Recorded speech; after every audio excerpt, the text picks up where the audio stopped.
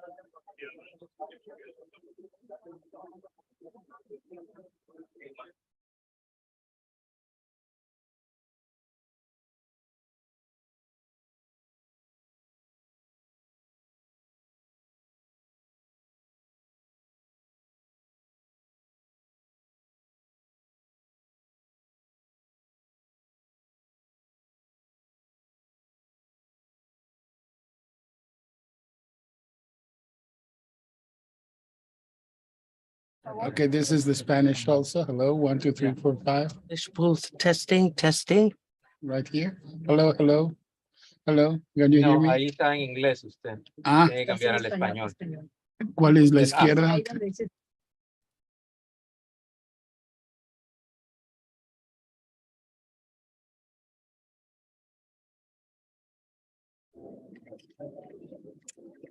Testing, testing, testing. Okay, thanks.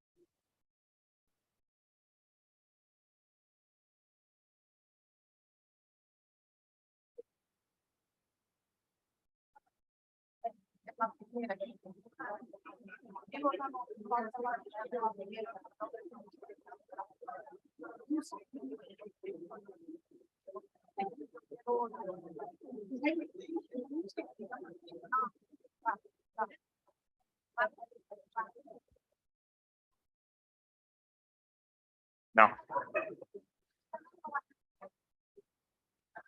Hello.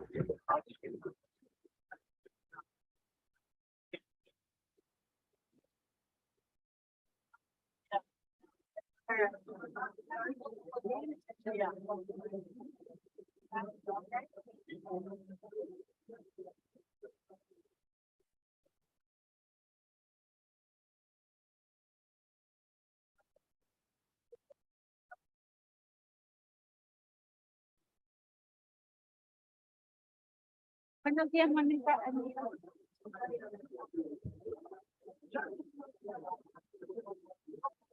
Estoy triste.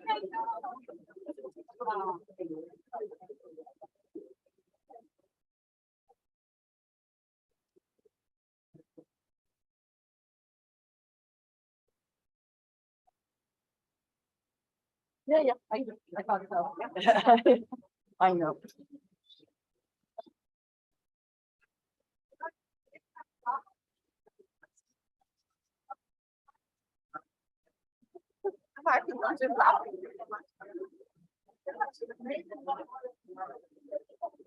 Morning.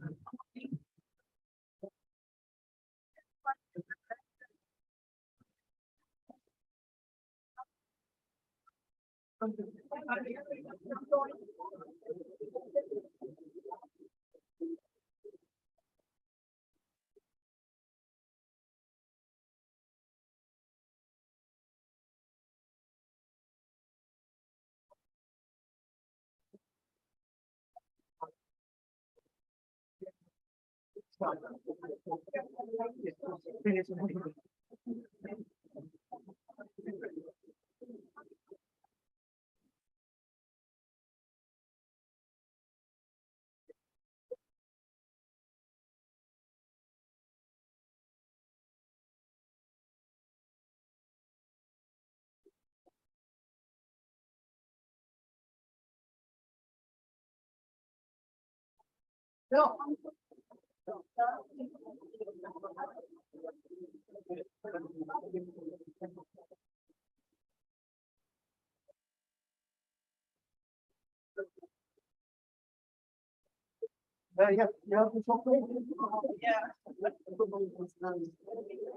I said in 5 years, I'm thinking of looking at these pictures, they want to know everything. I want you to take the very because I need to go to the see my friends. I want to be today.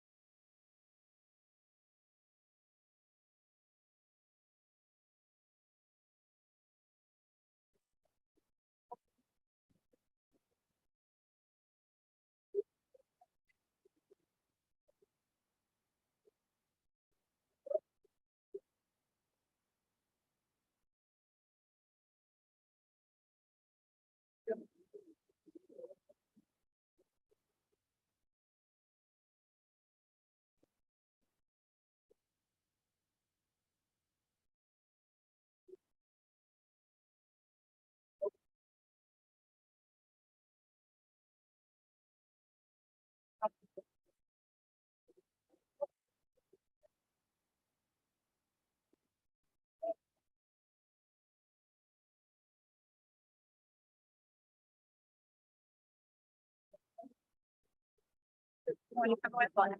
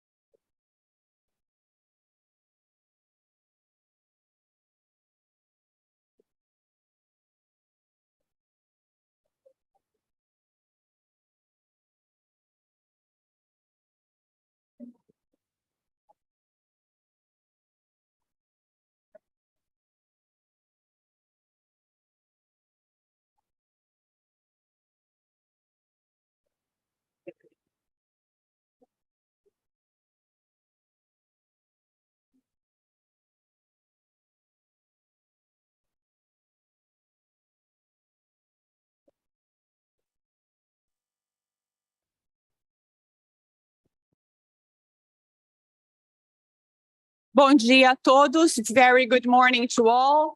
Muy buenos dias a todos. Bonjour.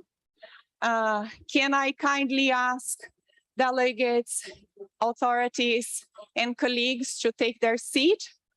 And if you can give us a couple of minutes to confirm quorum, it would be much appreciated. Thank you for your patience.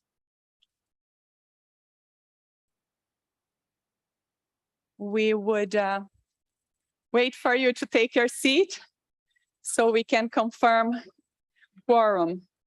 PAHO has 35 member states, 3 participating states, 4 associate members, and 2 observers. So we just have to ensure there is quorum to start the session. Thank you.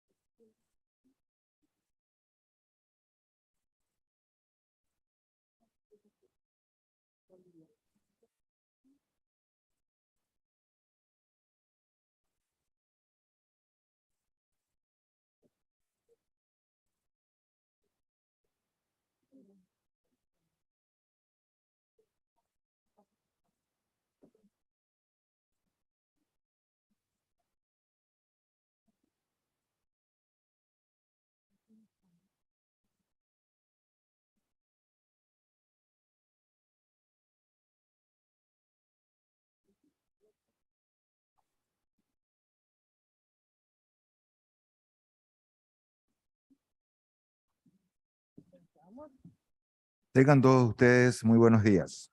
Es un gran placer darles A very good morning to all of you. It is a great pleasure to welcome you to this 30th conference, this 30th Pan American Sanitary Conference, and the 74th session of the Regional Committee of WHO for the Americas. It is a wonderful thing that we are able to meet here in person as governing bodies. Let me, without further ado, give the floor to the Deputy Director of PAHO, Marilu Valdez, so that she can inform us regarding the quorum.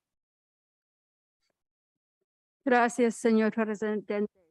Thank you very much, Mr. President. Rule 6 of the Rules of Procedure of the Pan American Sanitary Conference states, the presence of a majority of members and associate members shall constitute a quorum for the opening of the session of the conference.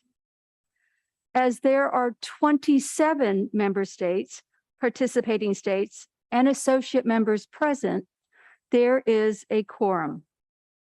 Gracias, señor Presidente. Thank you, Mr. President.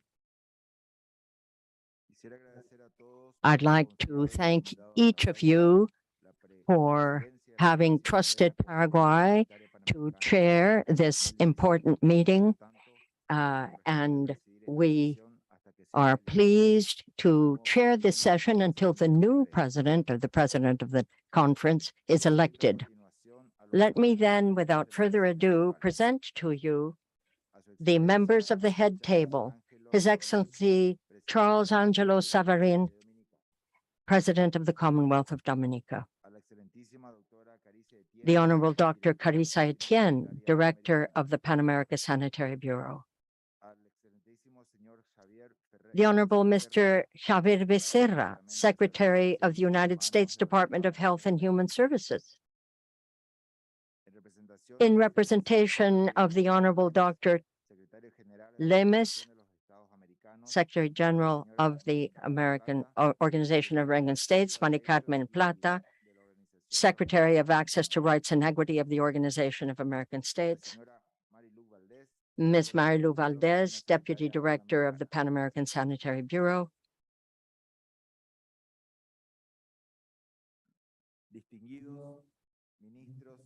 distinguished ministers of health, distinguished delegates and members of the diplomatic corps, representatives of the invited conferences, ladies and gentlemen, without any doubt, the present phase of the pandemic with the variants of the pandemic, as well as the monkey flu, is something that is continuing to be of great concern to the international community.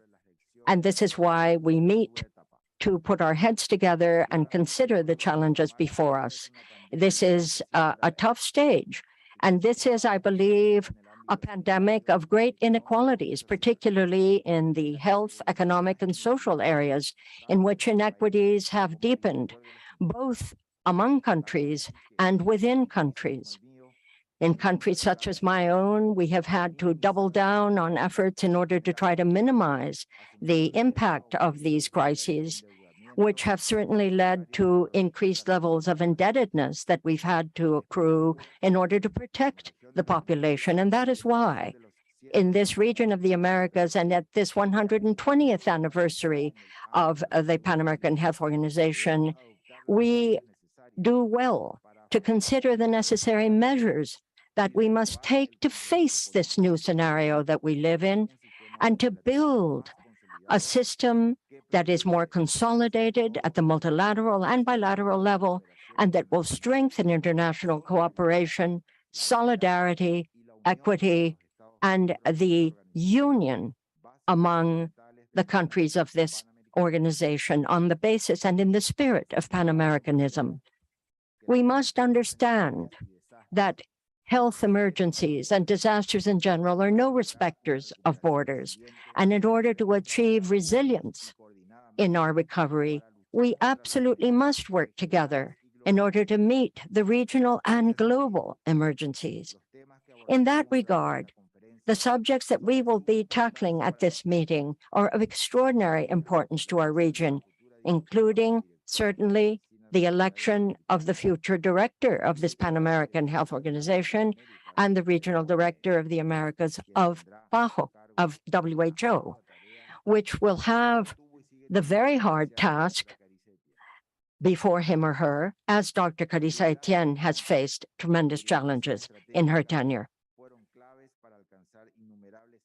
Important strategies were necessary to face these challenges and to meet the following, among other difficulties that we face. The region in the Americas was the first in the World Health Organization that had to tackle and indeed got rid of rubella, German measles, and congenital Rumen measles. Dengue, Zika, and chikungunya are other diseases, as well as cholera and yellow fever, that have been tackled successfully. And certainly the technical assistance of PAHO has been key in order for us to meet COVID-19 as best we could, and in order to find the best way forward to curb communicable diseases and others. I could go on because the list is long, but each one of you present here know very well what tremendous work Dr. Carissa Etienne, our very dear friend, has undertaken in order to achieve such tremendous success over your management. We're deeply grateful. But certainly we recognize that we still have a way to go.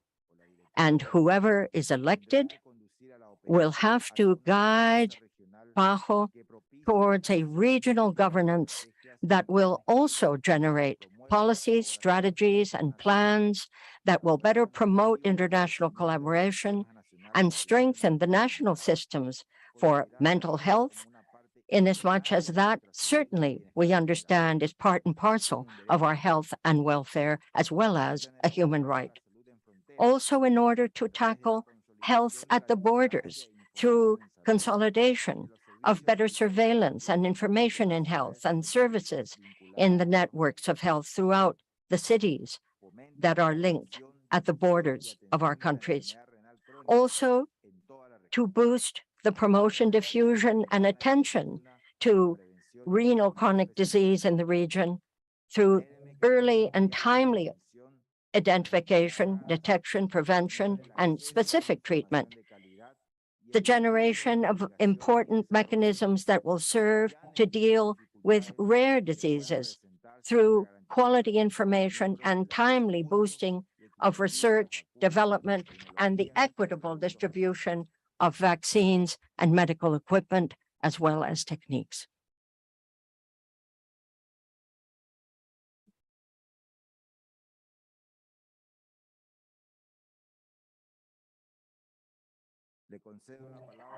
I am pleased to give the floor to the President of the Commonwealth of Dominica, His Excellency Charles Angelo Savarin.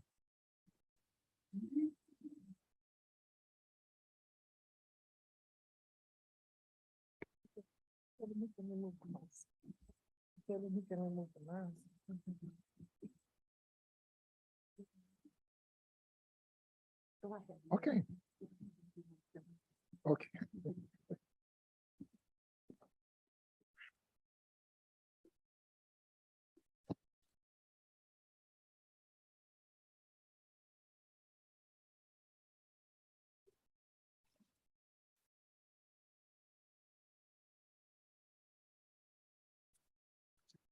Dr.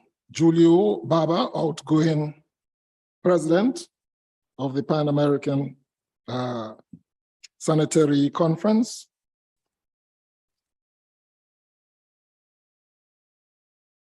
Her Excellency Alberto Fernandez, President of Argentina, who will be joining us through video conferencing.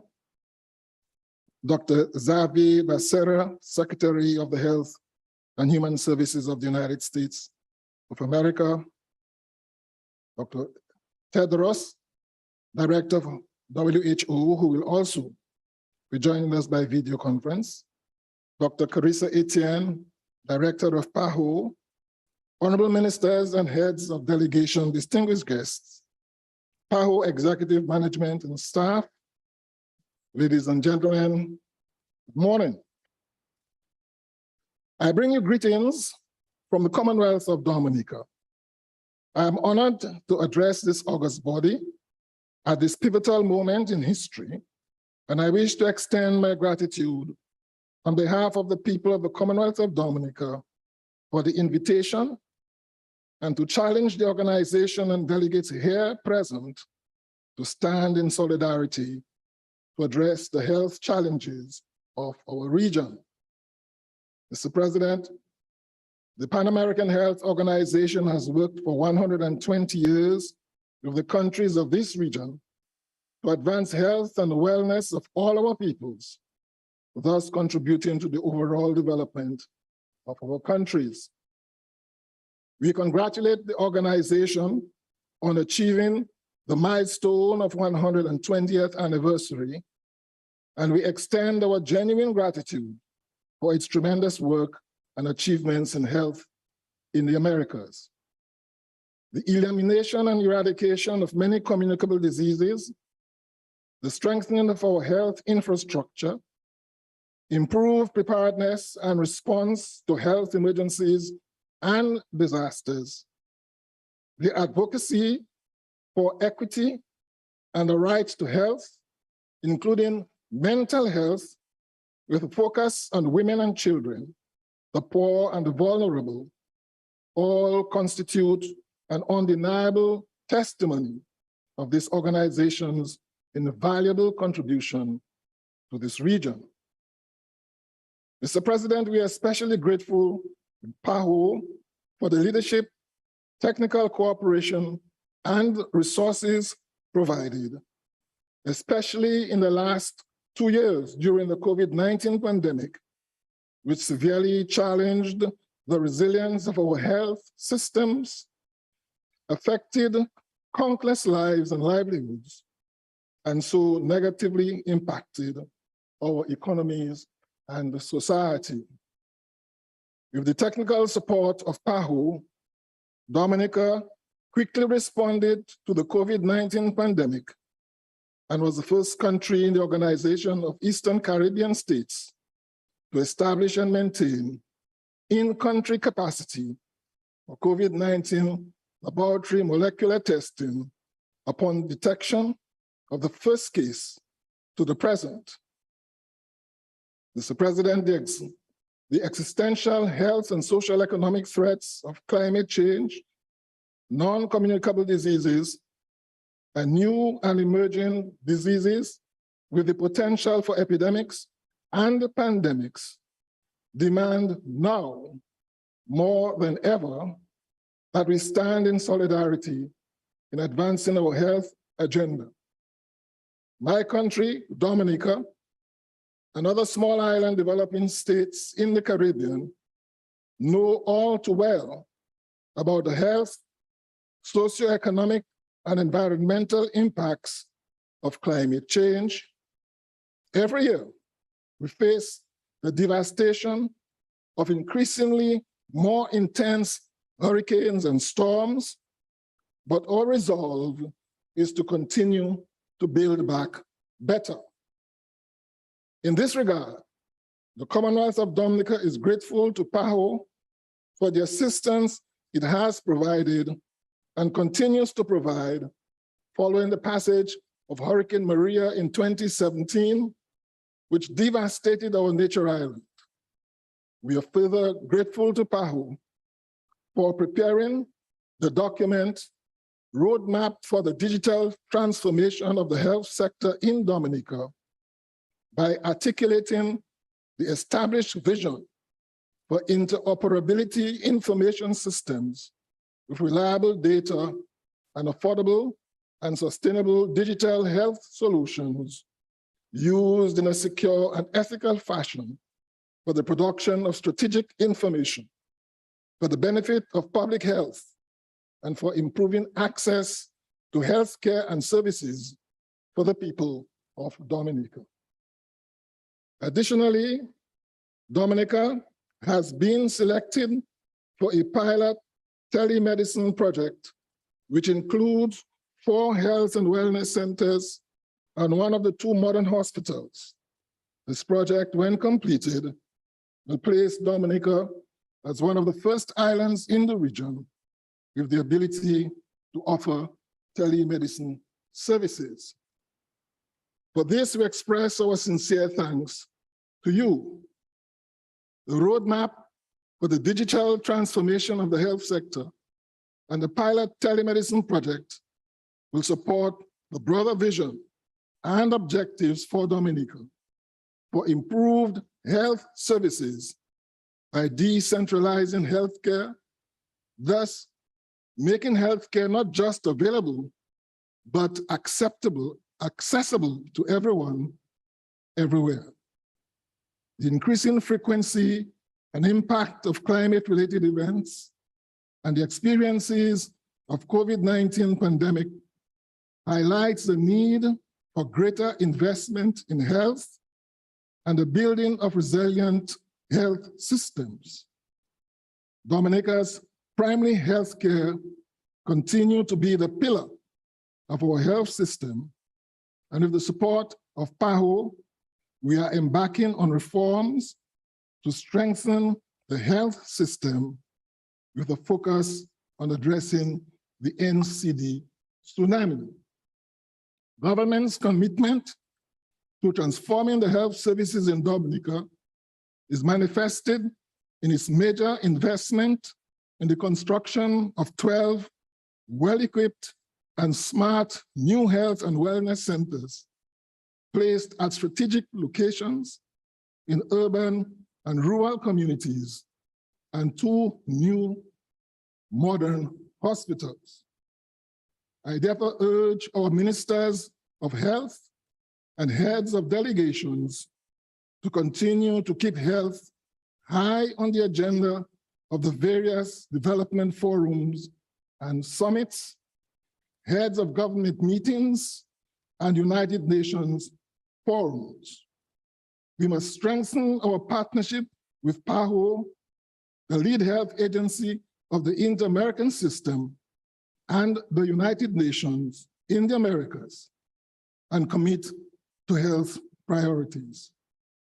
We need to develop and strengthen our sustainability frameworks to protect our health gains, train and retain our healthcare professionals while advancing the health agenda through successive government and administration changes. Mr. President, a new PAHO director will be elected during this Pan American Sanitary Conference. I therefore take this opportunity on behalf of the people of the Commonwealth of Dominica and the wider Caribbean to thank our outgoing PAHO director, Dr. Carissa Etienne, a daughter of the soil of Dominica, for her stellar and steadfast leadership of this organization and dedicated service to the region of the Americas, especially during the COVID-19 pandemic, which history will reference as one of the most challenging periods the world has witnessed. A strong advocate for universal health coverage, who never lost sight of her vision for the Americas being a society free from inequity, where everyone, particularly the most vulnerable and disadvantaged people, can lead healthy, meaningful, and productive lives. Dr. Etienne.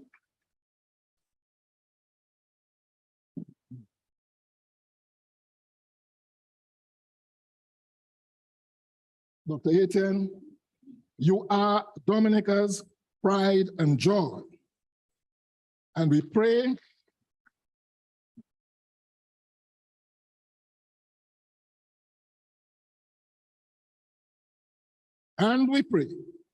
that as you continue on life's journey, that God Almighty will continue to make his face shine upon you and bestow upon you good health and wellness, peace, happiness, and joy. And as we welcome the new PAHO leadership and administration, I urge the countries of the region, especially our Caribbean sub-region, to enhance their participation in PAHO and WHO governing bodies for advancing the health agenda of our respective countries and the region.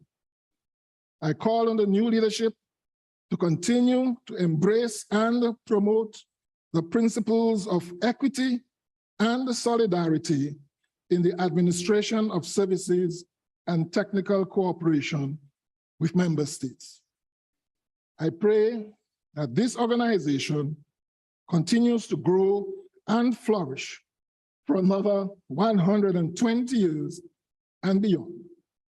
Mr. President, again, I am grateful for the opportunity to address this body, and I wish it a successful meeting.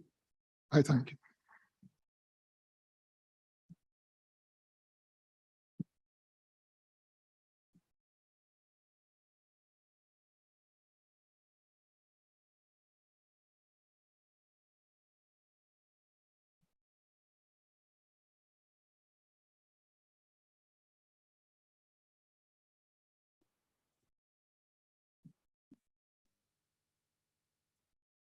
El presidente de Argentina, The President of Argentina, His Excellency Alberto Fernandez, has sent a video message to address the conference this morning. So please allow me to invite you to listen to His Excellency. We apologize, the interpreters apologize, but we're not getting the audio in the booth.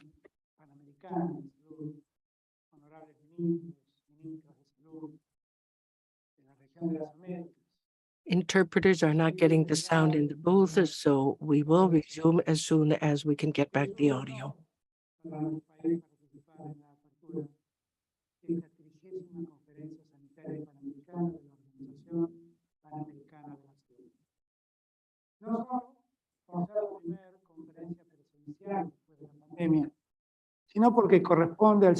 The audio is back. So it is a time in which Argentina headed the executive committee of the Pan American Health Organization through our minister. There are two things that I wish to stress and that were left by the pandemic. The first one is the importance of prioritizing health. And the second message that I'd like to leave with you is that out of the crisis, just like out of every emergency, no one is safe on its own. Our region undoubtedly is one of the most active in terms of cooperation and especially active on health cooperation.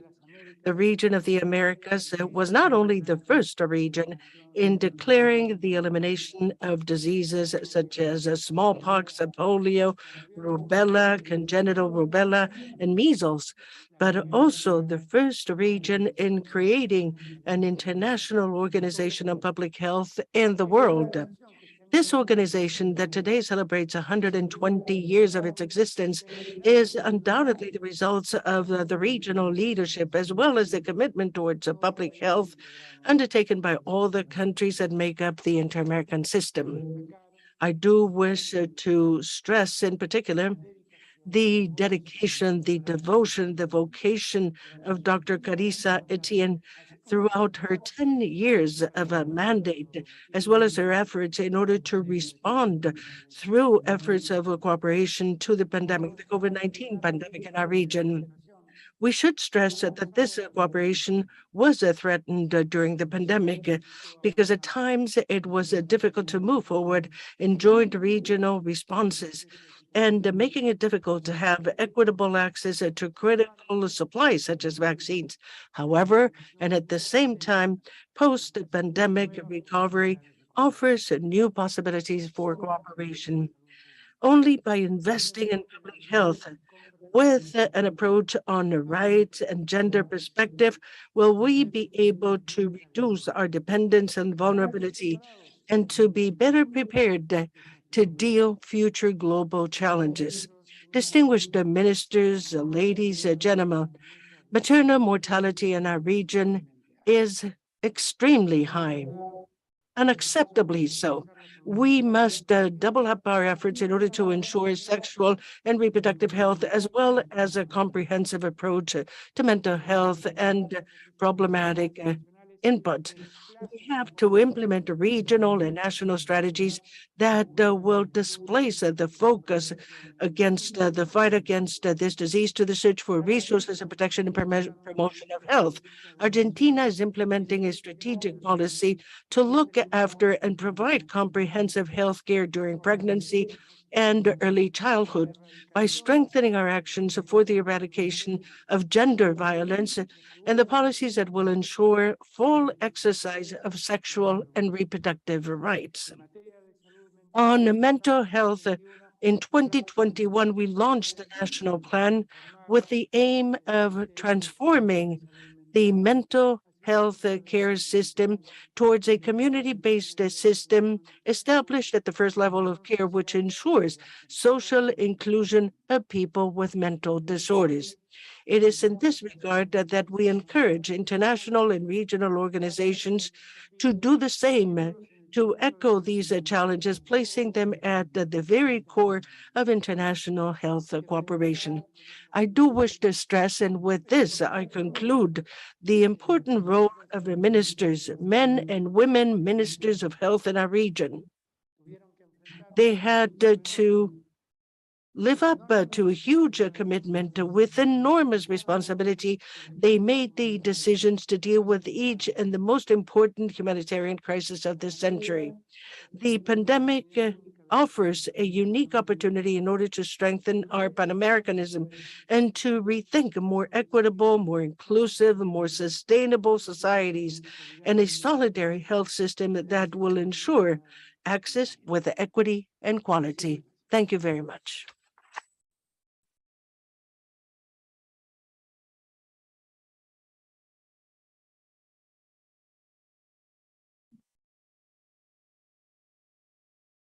Le concedo el uso de la palabra. I now would like to yield the floor to the Director of the Pan American Sanitary Bureau, Honorable Dr. Carissa Etienne. Please, Doctor, please address your welcoming remarks.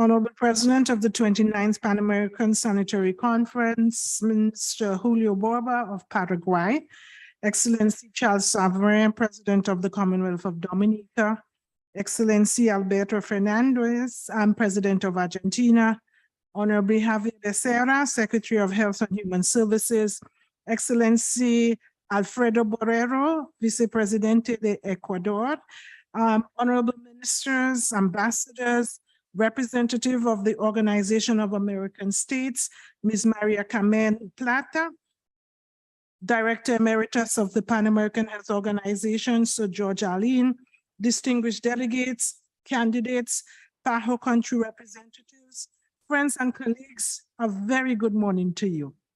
I am honored to address you this morning as we kick off the 30th Pan American Sanitary Conference. And I'm especially delighted to be welcoming many of you in person right here in Washington, DC, albeit that you have to wear masks and you have to take your tests. But over the course of the week, we'll be reviewing progress, discussing solutions to persistent problems, and confronting emerging challenges and exploring opportunities to advance universal health with equity in the Americas. Member states and territories will also be electing the 11th director of the Pan American Sanitary Bureau in 120 years, a person who will take the helm at the end of January 2023 and lead this venerable organization well into the future. And we'll be discussing the 2018-2021 quinquennial report that documents our collective accomplishments as well as setbacks over the last 5 years. As I prepare to step down as director and support this important leadership transfer after 2 terms as director, I've been both looking back and looking forward. Looking back over the momentous decade of championing universal health and working with member states to level the playing field for each person across the region to have a fair chance of being born healthy, living a long life, healthy and productive. And looking forward at all that remains to be done to achieve our common vision of health for all. So today, I would like to offer perspective. I put myself forward as a candidate for the director of PAHO in 2012 because of my enduring belief that everyone, no matter who they are or where they live, has the right to health. I felt that I was well prepared for this job based on my training and my lived experiences. Growing up in Dominica and serving in many roles in my country, including Chief Medical Officer, gave me a solid foundation for my role as Assistant Director of PAHO, Assistant Director General of WHO, before being elected to lead PAHO. I have been guided by the vision that universal health is possible and is absolutely necessary if countries are to achieve their broader national development goals.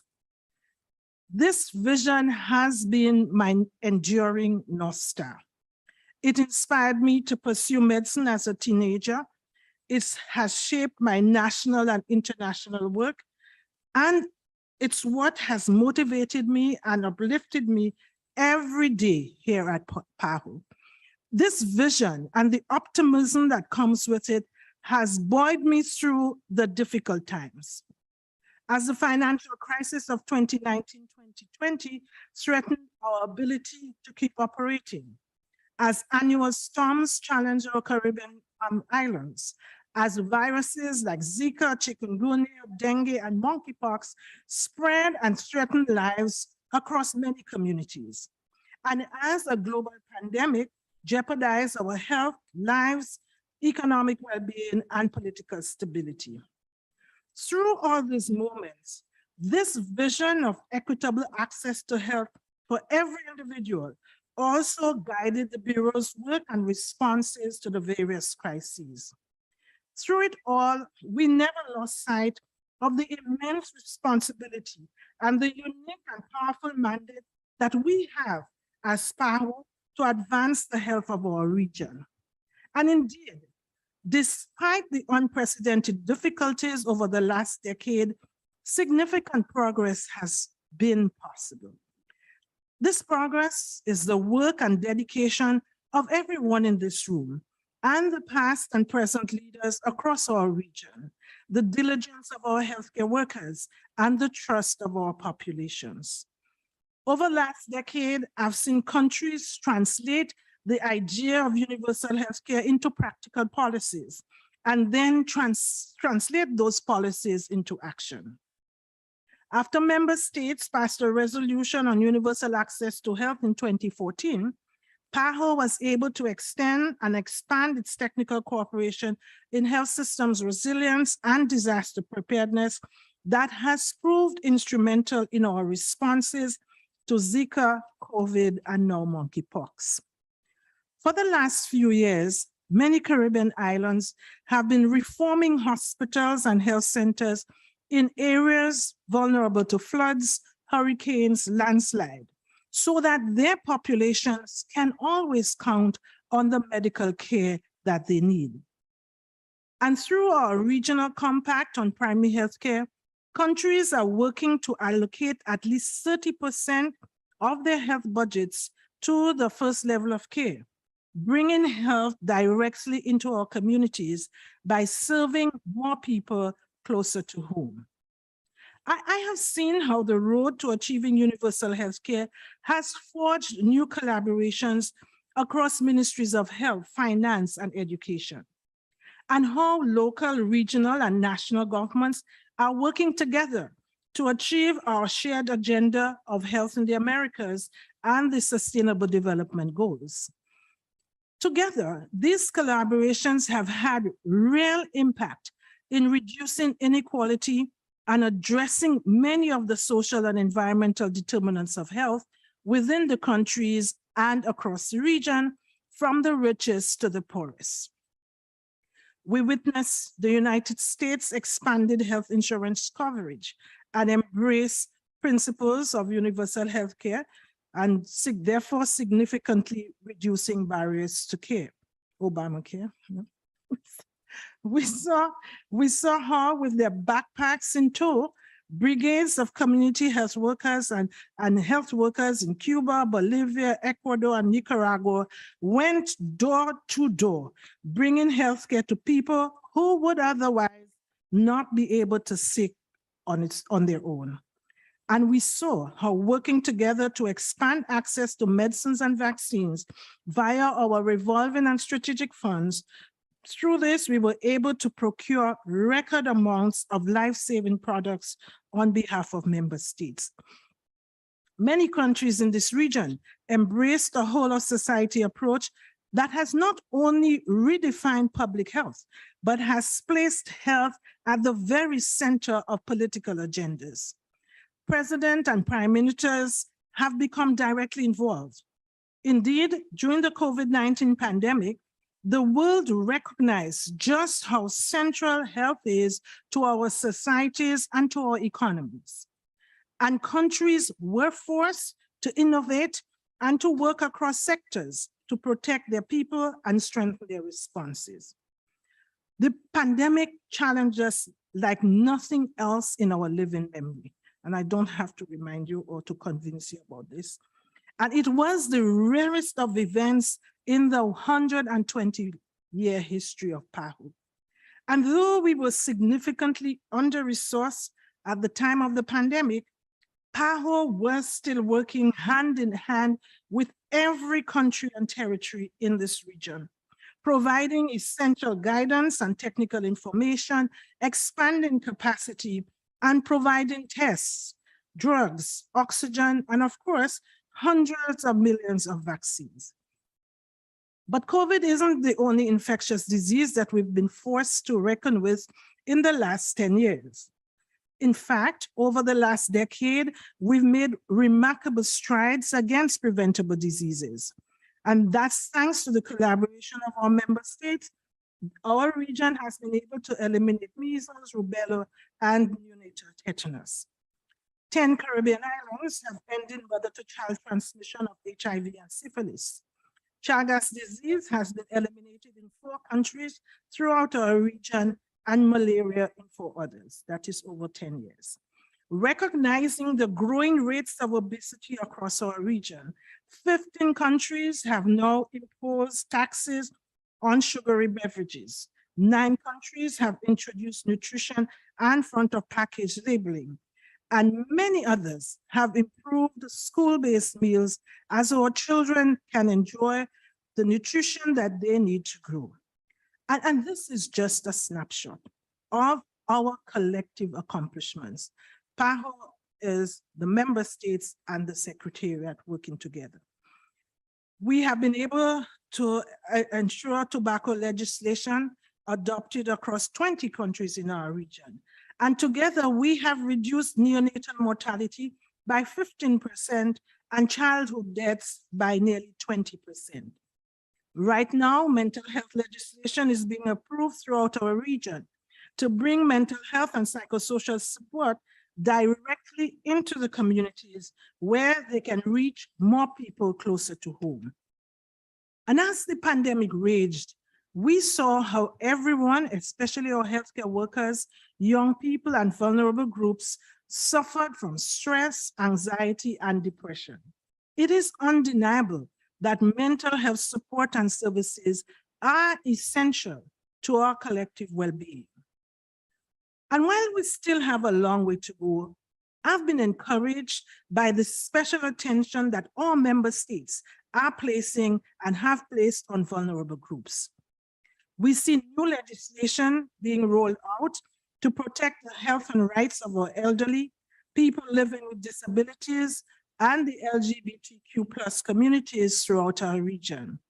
Countries are recognizing the importance of elevating women's voices. And across our region, countries are exploring new social safety nets to support households with struggling finances and childcare needs, and to compensate women's unseen work. None of these accomplishments happened without dedicated staff and health workers across the region in your countries. All of them required political will, dedication, collaboration, and investments to turn ambitious policies into reality. As we know all too well, good health is not guaranteed. When we take health for granted, investment shrinks, progress falters, and people pay the price. As I look back at my PAHO career, there are 3 pieces of unfinished business where the pace of progress has been slower than I had hoped. The first is immunization. Countries in the Americas have long been global leaders in immunization, and our revolving fund created a new model to collectively purchase vaccines at the lowest possible price for all of our member states. Yet, across the board, vaccination rates for preventable diseases have either stalled or moved backward. In just the past few years, we rolled back nearly 3 decades of progress on childhood vaccinations.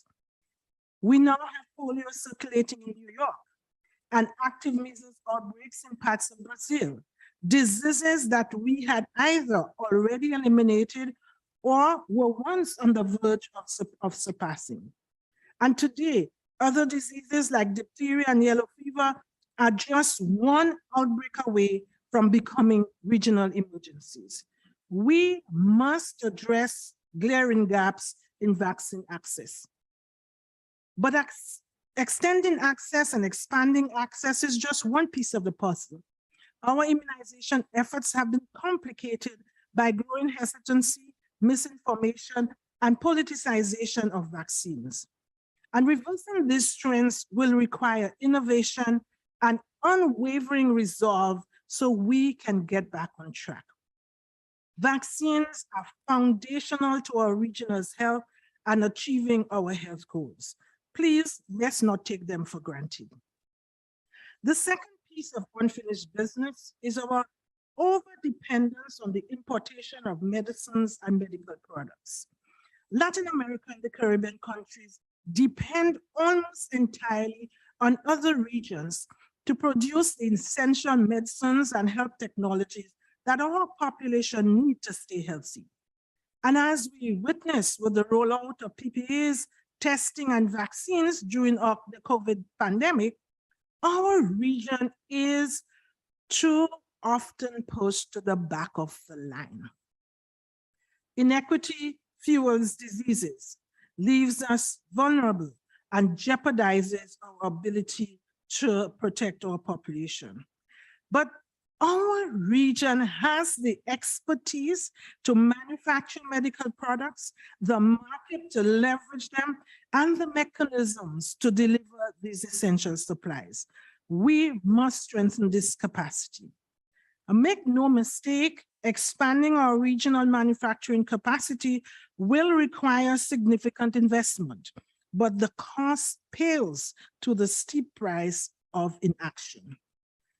I hope we can make this a collective priority, leveraging and combining the capacity that already exists within our countries to accelerate progress. And finally, the third piece of unfinished business is encouraging greater regional collaboration for health. The Pan American Health Organization was founded in 1902, in part to unite countries to address a yellow fever emergency that once ravaged our region. For 120 years, the Americas have relied on cooperation because we've understood that our health, our security, and our prosperity are interdependent. But too often, political differences and growing nationalism have stood in the way of partnership. Diseases know no borders, and that's why we need stronger epidemic surveillance and a commitment to sharing this data so we can all stay on top of emerging risk. Because, you know, it's not a matter of if we will have a new outbreak or pandemic, it is a matter of when.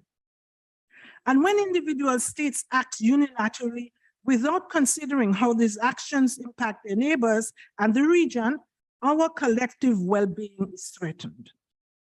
So as we turn to the task of rebuilding from this pandemic, we must do more to improve the health of our people by working in partnership, in solidarity.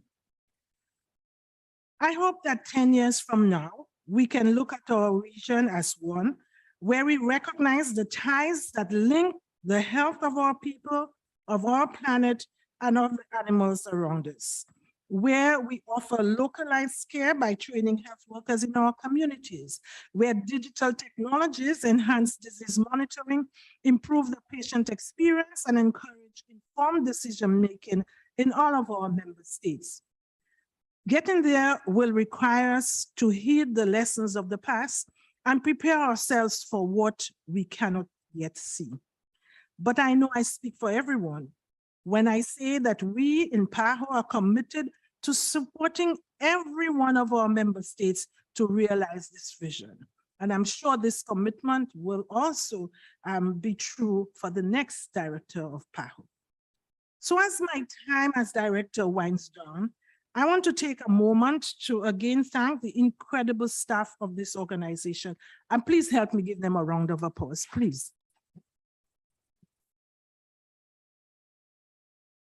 Thank you. It is thanks to the efforts that PAHO has continued to develop as a more impactful, transparent, and communicative body. And this director is extremely grateful for her staff. Over the last decade, I have been constantly humbled by the principles, the commitment, and the professionalism of our PAHO staff, even in the most challenging of circumstances. During the pandemic, much of our workforce was working nonstop to ensure that our region had the latest evidence, the latest guidance, and the latest tools to tackle this virus. Many PAHO representatives working in member states refused to go home, even amid lockdowns, so that they could continue to conduct their essential work and remain available to the ministries of health and the governments of our country. Their sacrifice, their courage, and their commitment have been extraordinary. So today and every day, I am incredibly grateful to lead this organization of people who inspire me to be a better leader and who set the bar of what it means to serve others. So finally, I want to thank all of you for the opportunity to serve as your PAHO director. My passion, my excitement, and my commitment for the job are the same today as it was when I started nearly 10 years ago. I tell my staff I'll be working until January 31st, 2023. As I move to the next chapter of my life, however, I want to leave with you 3 pieces of advice. The first one is to never lose sight of your goals. We are all here because we believe in the right to health, a right that we all share regardless of who we are, where we are from, or where we live. And as our world grows more complex and our jobs become more difficult, remember what inspired you to be here. And this will serve as your motivation, just as it has been mine. The second piece of advice that I want to leave with you is this: lean on each other. Throughout my tenure as PAHO director, I have had a chance to travel to every country and territory that PAHO serves. And during these trips, I have had the privilege of meeting heads of state, ministers, frontline health workers across our region.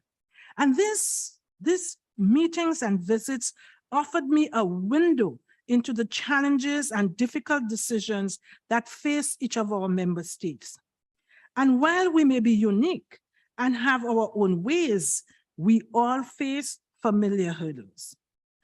So learn from each other, treat each other as real partners, and look for ways to work together. The third piece of advice is personal. Lean on God or a higher power. It is, for me, His wisdom, His strength, His guiding hand and direction that has made it possible for me to confront the challenges with faith and calmness, to be a servant leader, and to find immense joy and peace in service. Let us hold hands across the Americas, united in a common purpose, an unflinching resolve that says we are stronger together. It is with the spirit of Pan-Americanism that we have been able to accomplish so much. And it is with that same solidarity that we will fulfill our promise of health for all. Thank you for listening, but more than that, thank you for being great partners. Thank you.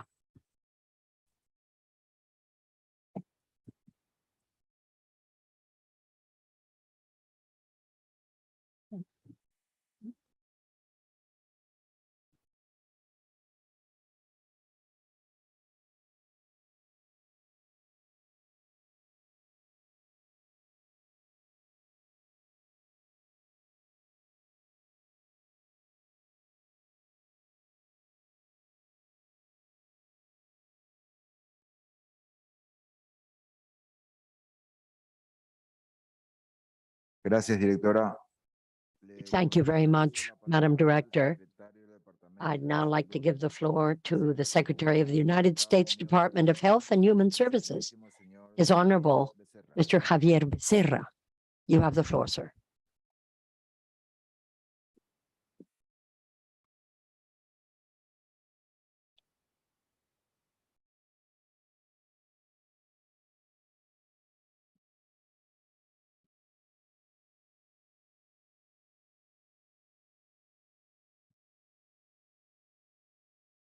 Presidente, Dr. Mr. President, Dr. Borba,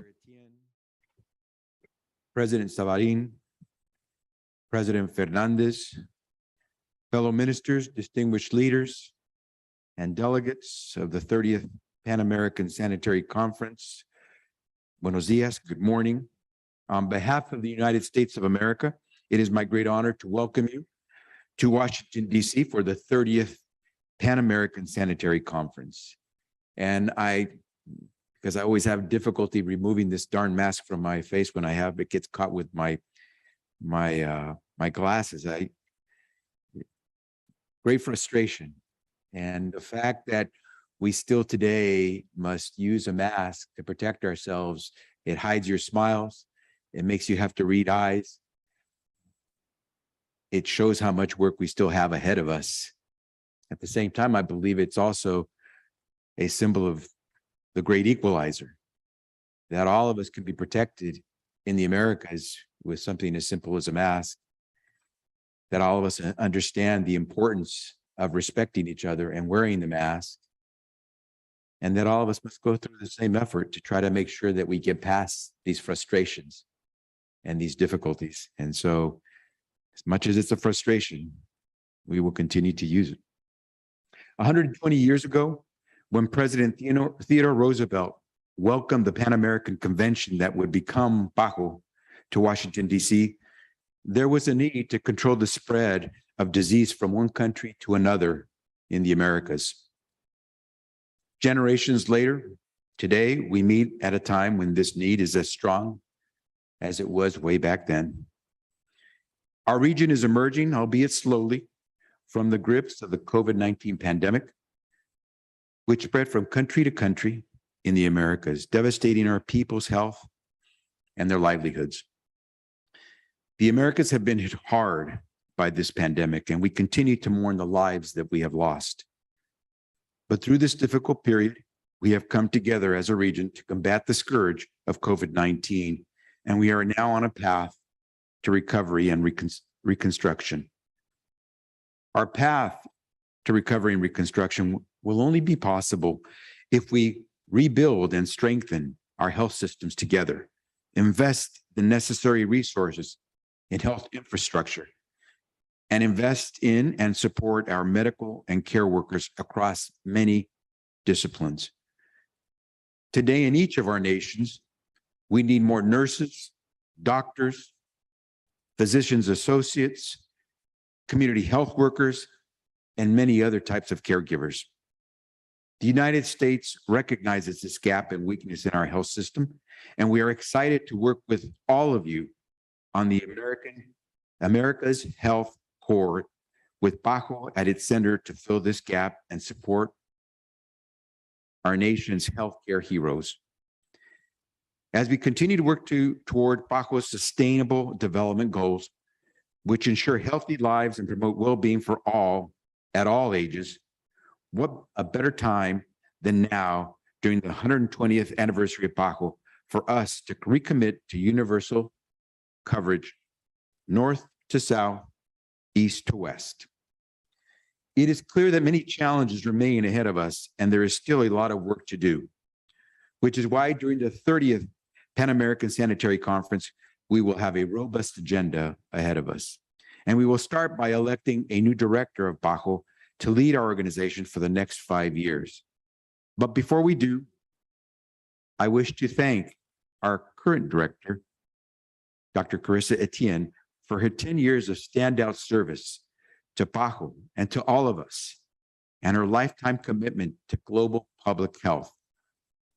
We have been well served by her leadership and dedication, and let us all take a moment, this moment, to thank her for her service.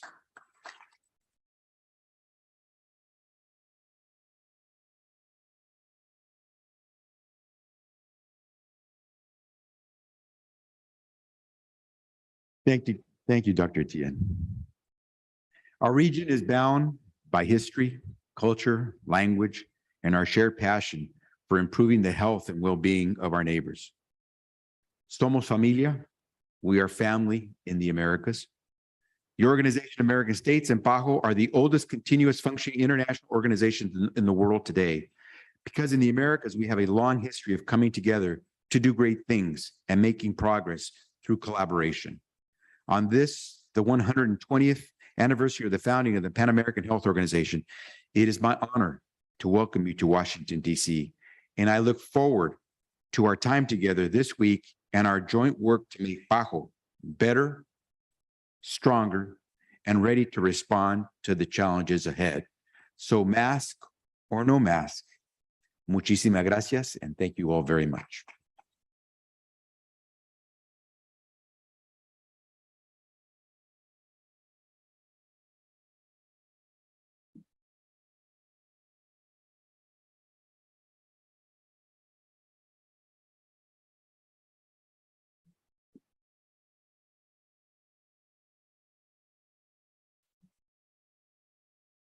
El excelentísimo doctor His Excellency Dr.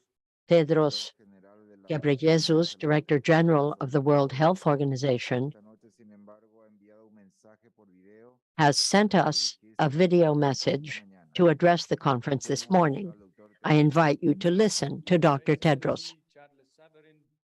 Your Excellency Alberto Fernandez, Your Excellency Julio Barbosa, Mr. Luis Lemes, my sister Carissa Etienne, Excellencies, dear colleagues and friends. Buenos dias, bonjour, and good morning. I apologize that I cannot be with you in person this morning, but I look forward to seeing you later this afternoon. The fact that you're once again able to meet in person is testament to how far you have come in the fight against COVID-19.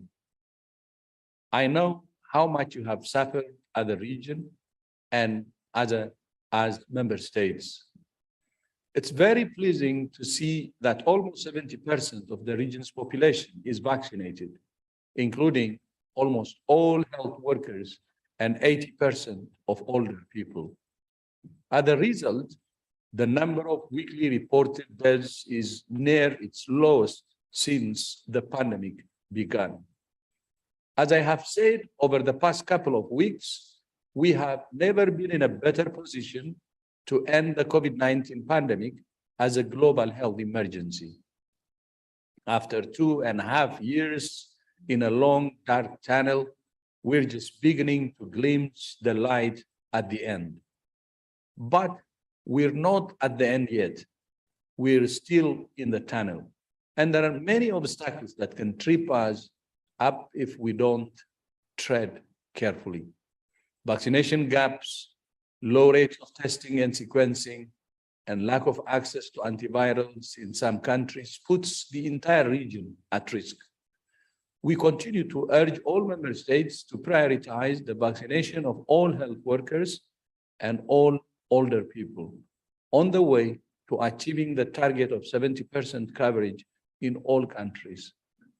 WHO has recently published a set of 6 short policy briefs which outline the essential actions all countries can take to reduce transmission and save lives. We urge you to use these briefs to reassess and readjust your policies to protect those most at risk, treat those who need it, and save lives. The pandemic is always evolving, and so must the response in every country. Excellencies, I thank you all for putting your trust in me to serve you as Director General for another 5 years. At the World Health Assembly in May, I outlined 5 priorities for the next 5 years as we work together to recover from the setbacks of the pandemic and drive progress towards the triple billion targets and the sustainable development goals.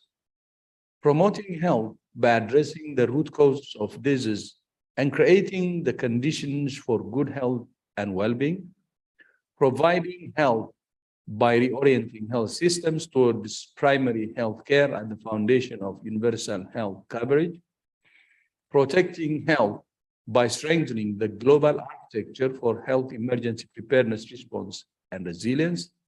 Powering health by harnessing science, research, innovation, data, and digital technologies, and performing for health by building a stronger WHO that delivers results and is empowered to play its leading role in global health. It's important to underline that these 5 priorities do not replace the 13th General Program of Work or the triple billion targets.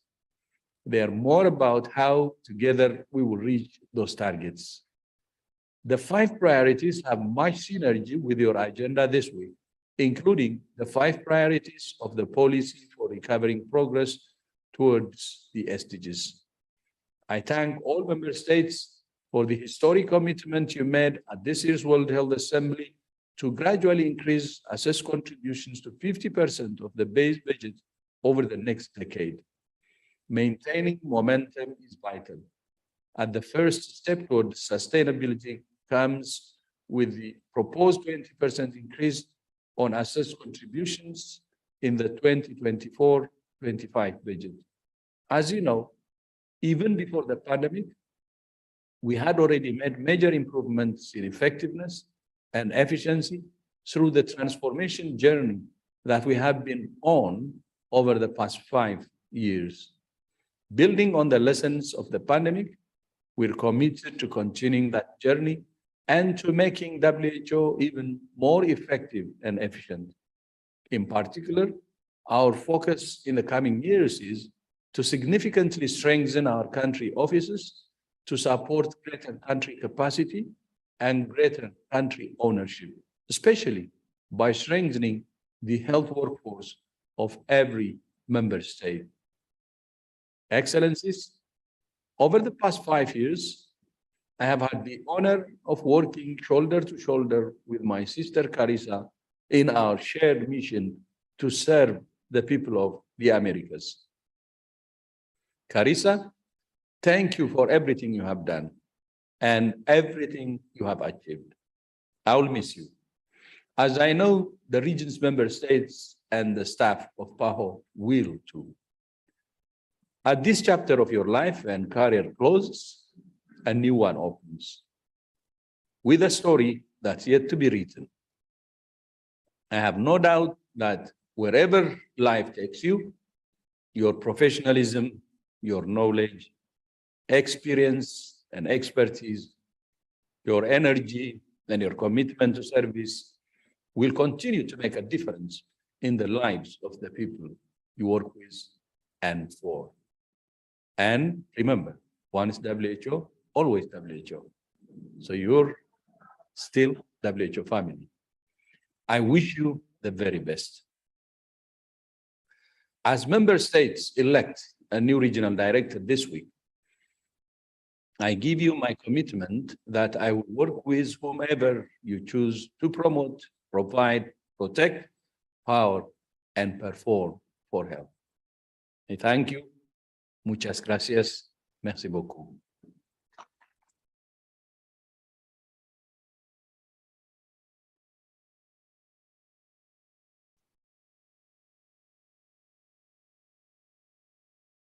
Agradezco a los distinguidos I thank the Honorable Tedros for his comments, and I hereby declare officially open the 30th Pan American Sanitary Conference and 74th session of the Regional Committee of the World Health Organization for the Americas.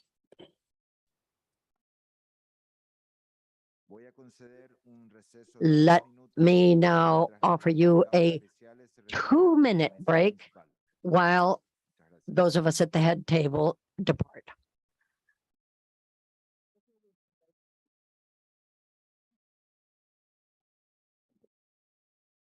President, thank you very much.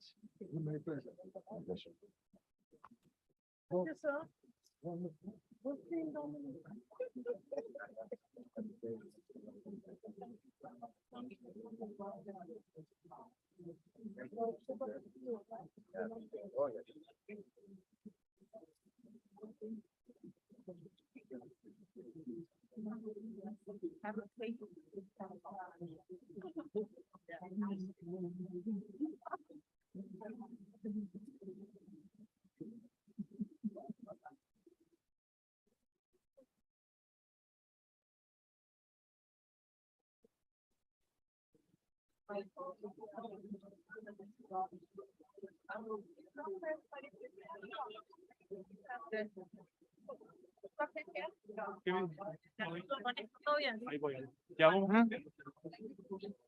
¿Qué? Que se retire. ¿Para que estoy solo? Bro? Not yet, not yet. So it's gonna be It became a break because it's an informal place. If it was a place, it would not happen. yes. What time is it? 25. We were going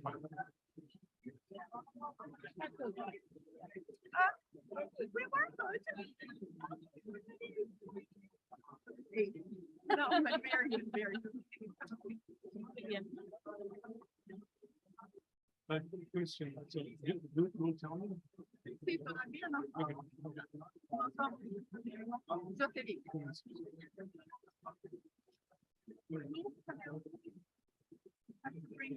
She's there. Then-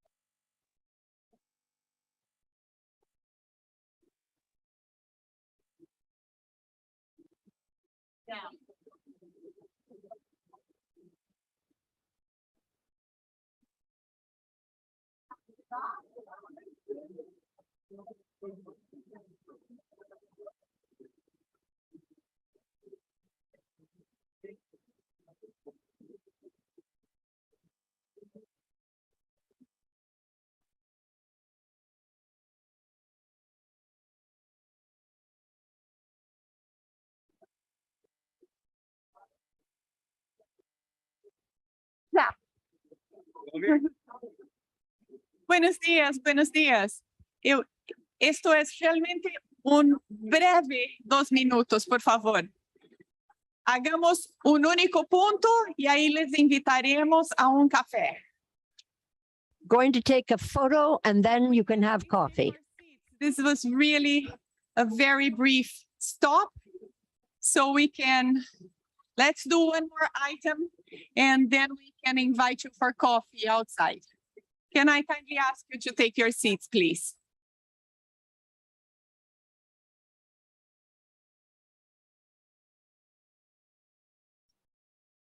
El martillo, señor presidente.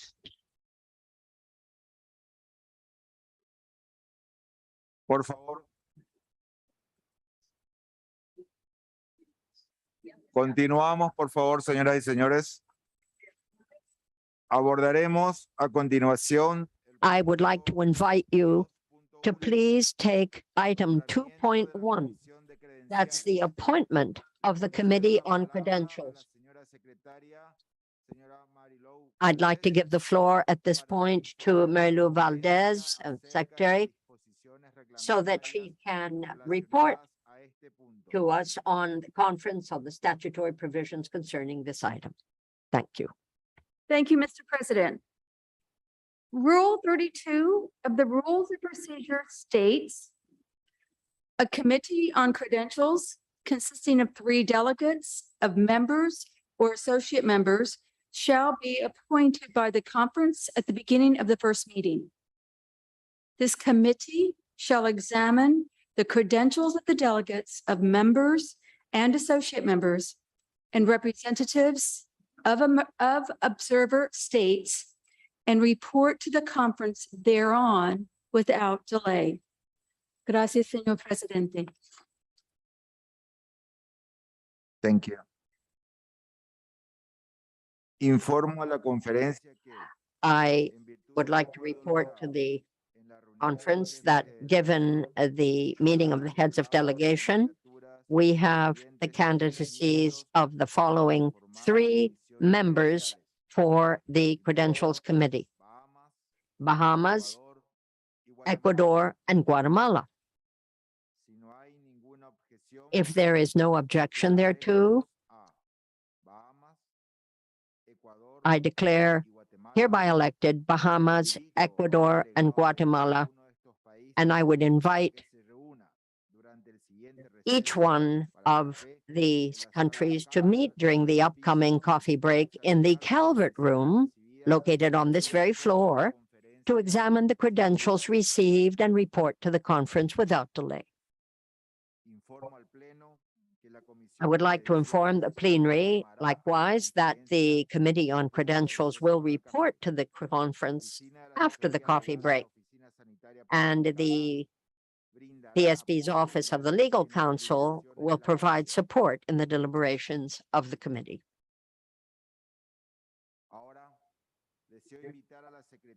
I would now like to invite the Secretary to offer some general remarks and tell us about the parallel activities that are going to take place over the week. Gracias, señor presidente. Bear with me. In accordance with Rule 60 of the Rules of Procedure, the working languages shall be English, French, Portuguese, and Spanish. Interpretation is being provided in these 4 languages. Please note that you can request the floor by placing your country tag vertically. Delegates are asked to give their name and country each time they take the floor. This will facilitate the official record keeping of the interventions.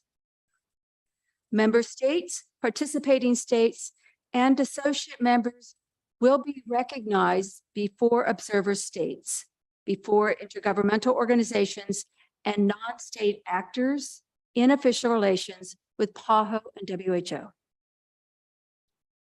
As usual, all members are asked to please limit their interventions to 3 minutes. A traffic light system will help delegates keep track of time during their interventions. At the start of the intervention, the traffic light in the room will be green and will remain green for 2 minutes. It will then change to yellow, indicating 1 minute remains in the allotted time for your intervention, and then red when the time is over. We would like to remind the delegates to please send their interventions to gbo@paho.org. This will help with the preparation of the final report of this session. Please ensure that each intervention includes the name of the country, of your country, and the item written in full, along with its corresponding agenda item number. All documents are published in the PAHO webpage and are also available at the PAHO governing bodies app. You may download the app using the QR code available at the registration desk next to the Blue Room entrance. The speeches of the special guests will be published on the website of the conference accordingly. Thus, while there will be no printed copies, the material will be available in electronic format. Please note that this room has 2 exit doors. In case of an emergency, proceed to evacuate through these doors and follow the instructions given by the hotel emergency personnel. Delegates are reminded that smoking is not allowed in the hotel facilities. Moving to COVID-19 prevention. We remind delegates that wearing a mask is required at all time while on premises, except when delivering a statement, making an intervention, or eating or drinking. Also, please kindly maintain physical distancing wherever possible and frequently wash or sanitize your hands. Antigen test kits have been provided to each delegation. Delegates are asked to perform a self-administered test daily before attending this meeting. Moving to side events. We will have several side events today and tomorrow. Today, in the morning coffee break, we will have the launch of the photo exhibition entitled PAHO 120 Years of Achievements. This event will be right outside in the Blue Room pre-function area.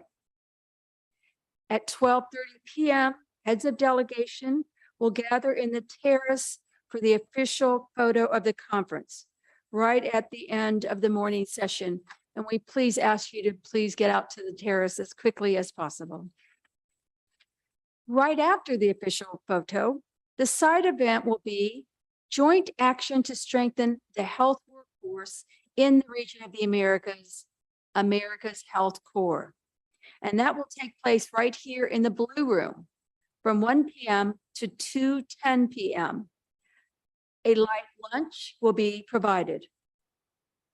At 7 p.m. this evening, a reception will be offered by Director Etienne and the United States Department of Health and Human Services, and it will too take place on the terrace.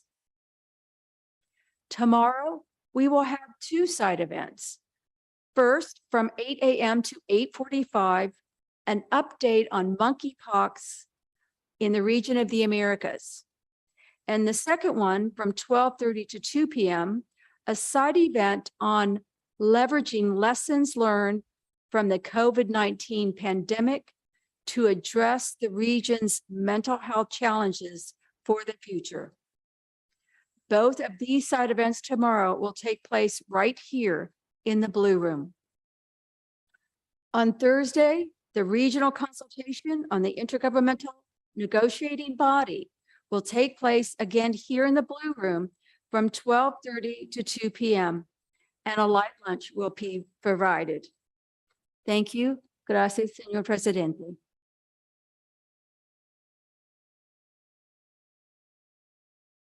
Gracias. Thank you. Before we break, I'd like to invite Dr. Carissa Etienne, Director of the Pan American Sanitary Bureau, to please proceed with the launch of the expo on the 120 years of achievements of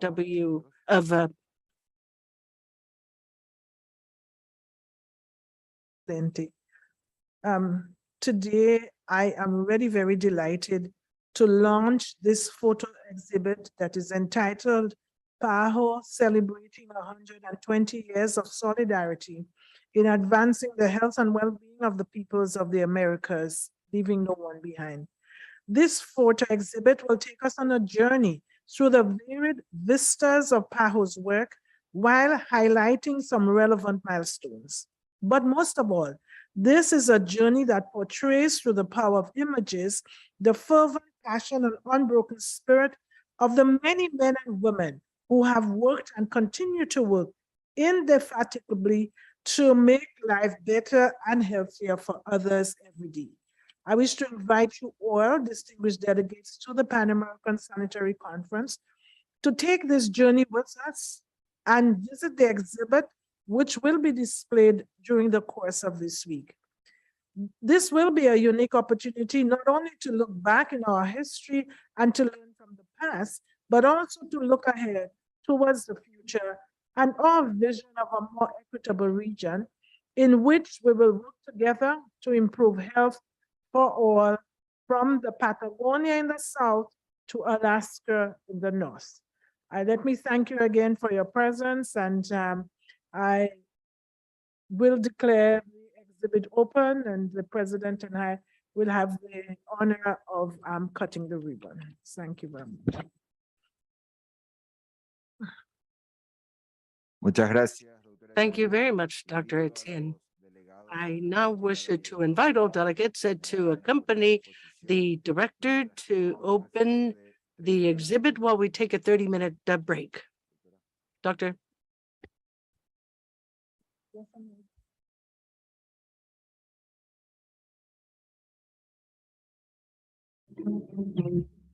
The region is facing an imminent crisis due to the significant decrease in the number of children who receive all vaccines.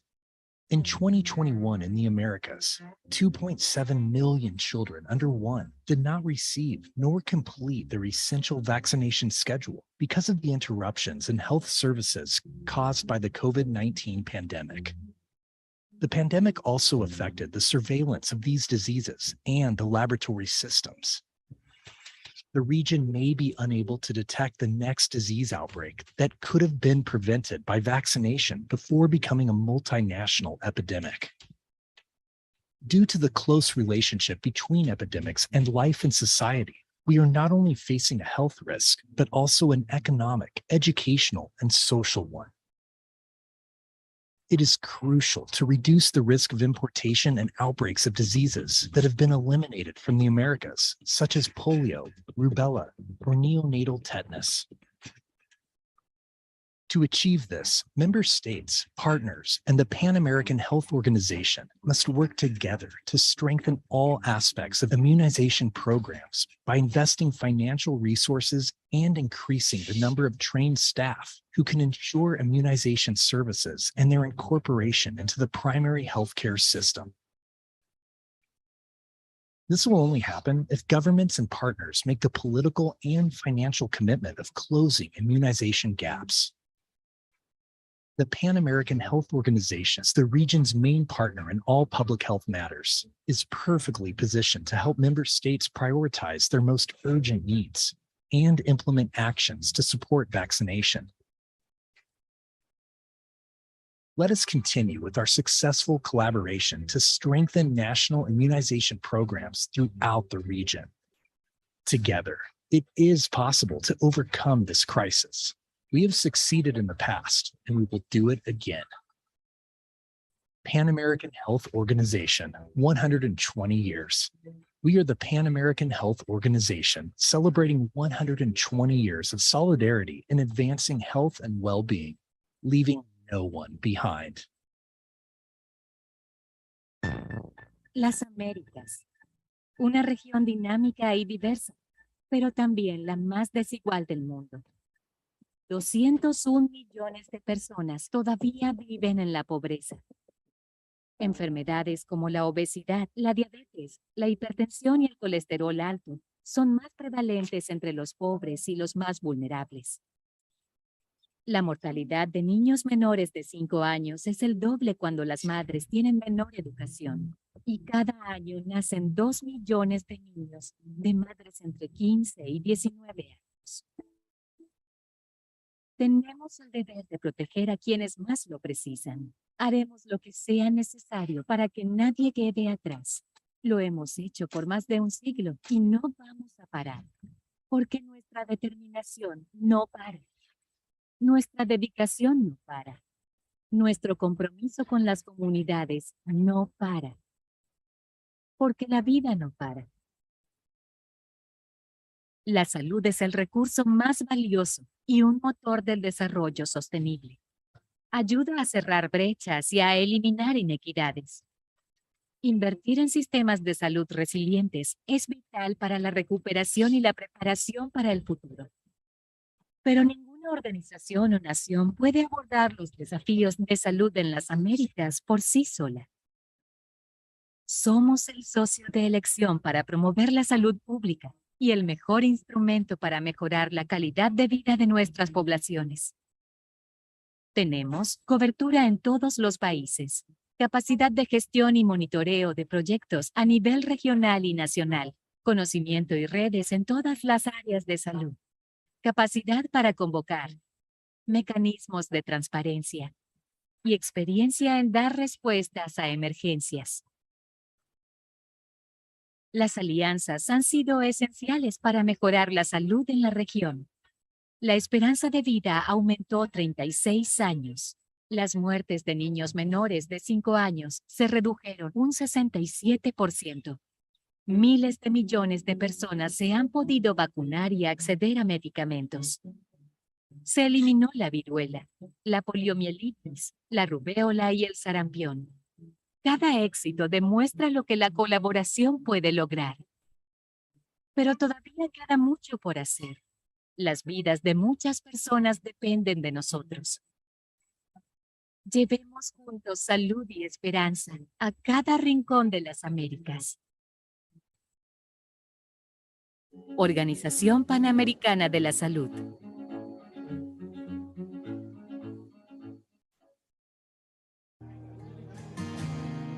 Vaccination Week in the Americas have been celebrated for 20 years. It's an annual celebration that aims to promote equity and access to vaccination for all people, no matter where they live or their socioeconomic situation.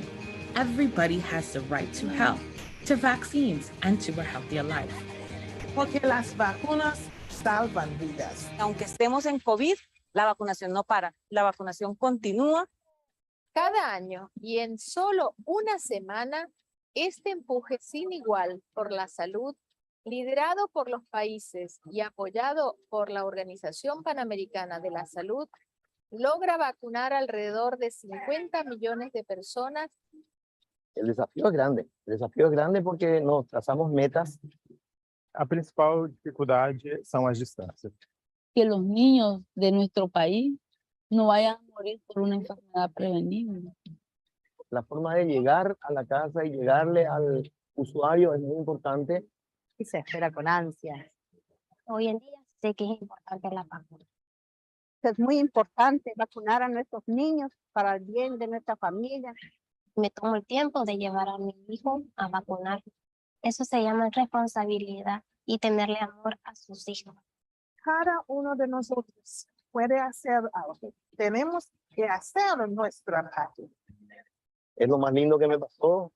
Hago con mucho cariño, con mucho empeño mi trabajo y me gusta mucho. Eu me sinto muito honrada de trabalhar, porque eu sei que é programa que você tem resultado.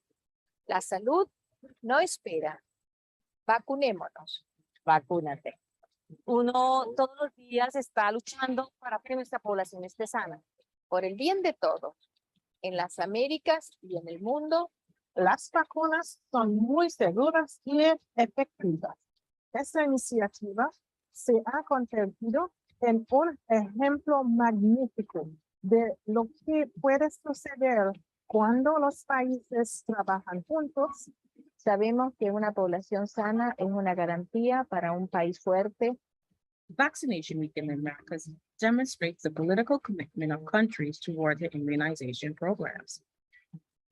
Thanks to the joint efforts of more than 40 countries and their partners. In the past 20 years, more than 1 billion people have been vaccinated during Vaccination Week in the Americas, and different diseases have been eradicated in our region. Thanks to health workers, people in every corner get vaccinated. Today, we celebrate 20 years of Vaccination Week in the Americas. Are you fully vaccinated? Get all your shots.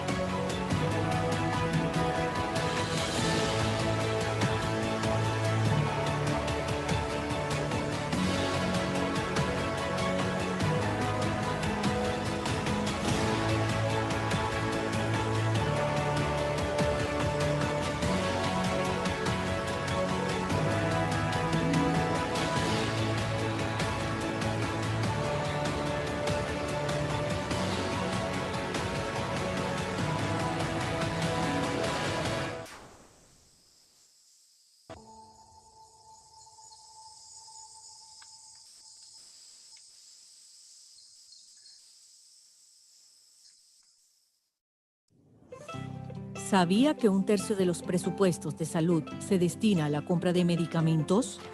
Altos costos, calidad insuficiente y productos poco disponibles en el mercado, además, pueden representar una carga extra para los presupuestos de salud y amenazar la sostenibilidad del sistema.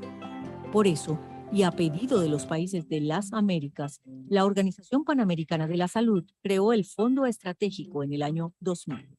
El fondo es un mecanismo solidario para la compra conjunta de medicamentos e insumos de salud pública de calidad. Consolida la demanda de múltiples países, convoca a licitaciones internacionales y obtiene precios reducidos al adquirir grandes volúmenes del mismo producto. También apoya a los países para mejorar la planificación de la demanda y evitar desabastecimientos. ¿Qué productos se pueden adquirir? Más de 250, desde tratamientos para diversas enfermedades, transmisibles, no transmisibles y desatendidas, hasta equipos médicos, insumos y kits de diagnóstico. El Fondo Estratégico ofrece líneas de créditos a los países que lo necesiten a través de su cuenta de capitalización. El uso del fondo genera ahorros en los presupuestos de salud. En solo un año, un país ahorró $13 millones en la compra de medicamentos para VIH-Sida y tuberculosis. Todos los productos adquiridos a través del fondo son seguros, eficaces y de calidad garantizada. Para utilizar el fondo, los países, a través de sus ministerios de salud, deben firmar un convenio con la OPS. ¿Por qué hacerlo? Porque más y mejor acceso a medicamentos e insumos es clave para garantizar la salud para todas las personas en todas partes. Para conocer más, ingrese a www.pajo.org/Fondo Estratégico.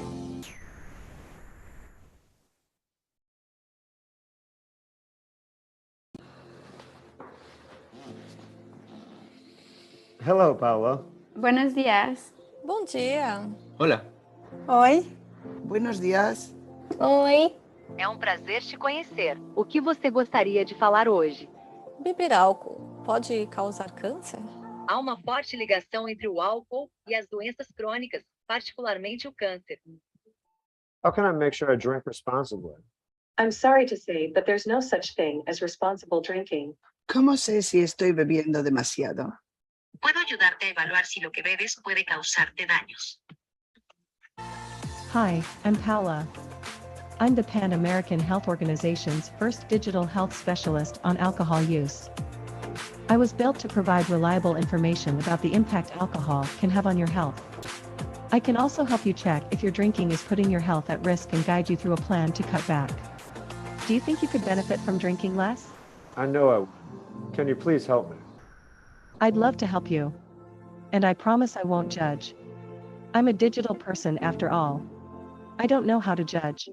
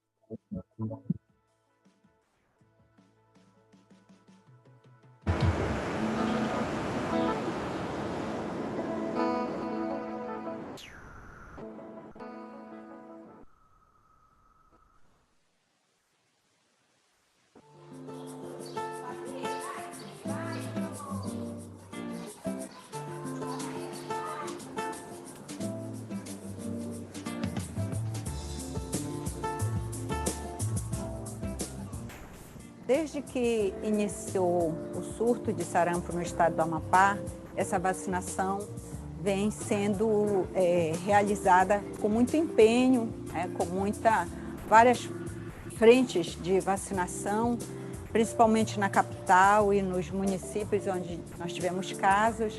Então, nós organizamos na forma de varredura, de vacinação casa a casa, estratégias em escolas, em creches. Teve o caso de sarampo de uma criança da creche, a gente veio oportunizar também, a gente veio verificar as cadernetas das crianças, encontramos muitas cadernetas desatualizadas, então o foco também foi esse, a gente fazer essas vacinas de rotina, atualizar e também priorizar a vacinação da tríplice viral, sarampo, né?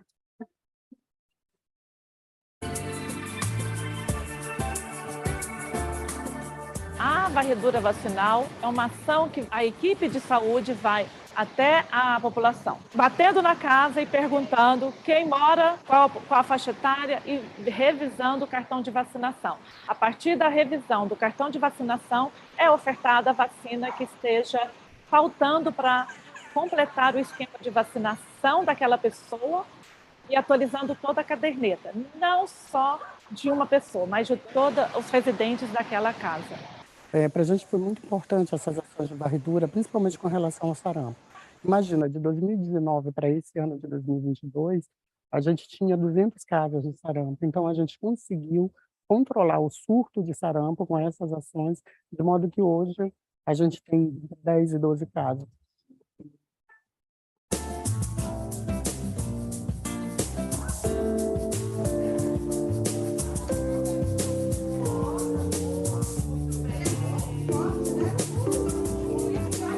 Você acha que é importante você tomar vacina? Por quê? Porque é ótima para nossa vida e nos livrar de todos os vermes e proteger as nossas famílias.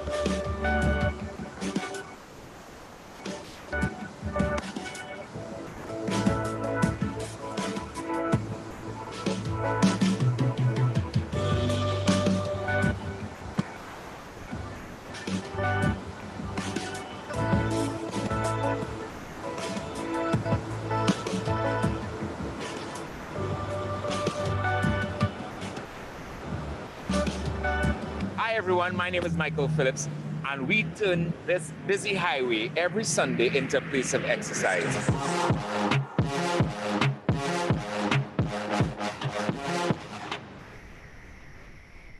So I got the concept for that program from my experiences in traveling as a national cyclist. Doing a training ride, I saw someone walking on the shoulder of the highway, and then I thought to myself, why is this person walking on the shoulder of the highway? And I realized in the area there were not many green spaces or areas dedicated to sport or recreational activity. Well, I've been coming here basically every Sunday for years. It's kind of my Sunday morning ritual. So very appreciative to have a good space without the traffic, without having to worry about cars. It was really important and interesting to see all of the activities taking place.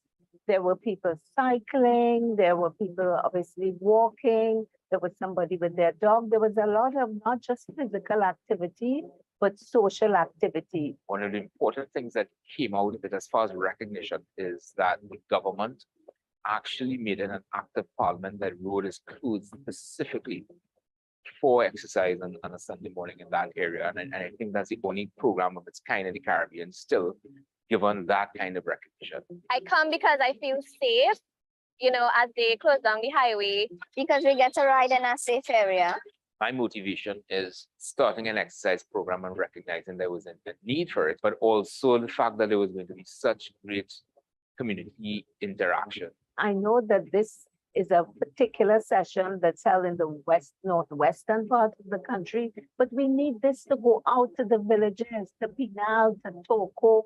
If we were going to scout for individuals to be able to duplicate this, is a strong sense of passion and understanding that you have to be devoted to this. I have been fortunate to be a part of this program since 2009, which is 13 years ago.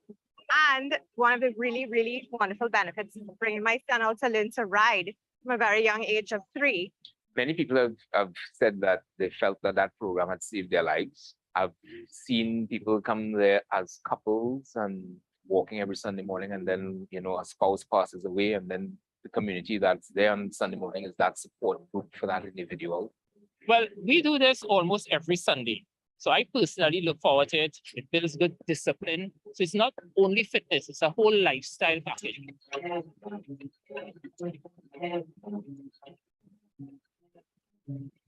During the course of the COVID-19 pandemic, one of the things that was very clear, that those persons who had non-communicable diseases like hypertension and diabetes and cancer, these kinds of things, they were the ones that succumbed the first to COVID-19. So it is really important that we focus on our health all year round. Well, let's start with the fact that focusing on your own personal health is part of being a good citizen. Michael Phillips would have approached the NWRHA to come and partner today for screening such as BMI, blood pressure testing. I went and do my cholesterol, blood test and so on, and everything is normal. So what it told me is to keep it up. It's really about balance, and it's ensuring that you're taking care of your mental, your physical, and your emotional health. I want to encourage people to go to PAHO website, go to the NWRHA website, including the Ministry of Health, to get more information about lifestyle and other diseases. This is our neighborhood. Our neighborhood. Our neighborhood. Our neighborhood. Our neighborhood. Our health. Keep moving and healthy now.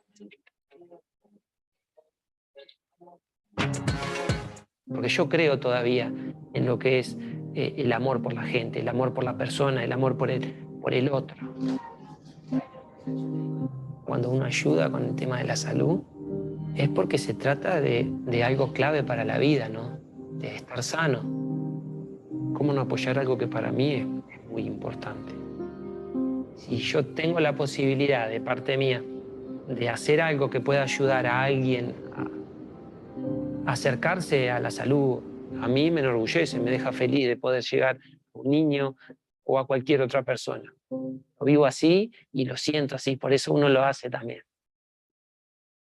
Ver la reacción de ellos, ¿no? Que muchas veces uno siente que también tiene muchas cosas para aportar y para dar, no solamente dentro de la cancha de fútbol. Son cosas realmente importantes. Son cosas que te quedan y que después te las recordás siempre. Son cosas lindas, la verdad. En el fútbol he dado siempre lo mejor de mí. ¿Y qué le puedo dejar a la gente? Eso, de que el fútbol es como la vida. Tenés que en las cosas que hacer, hacerlo con el corazón, dar todo.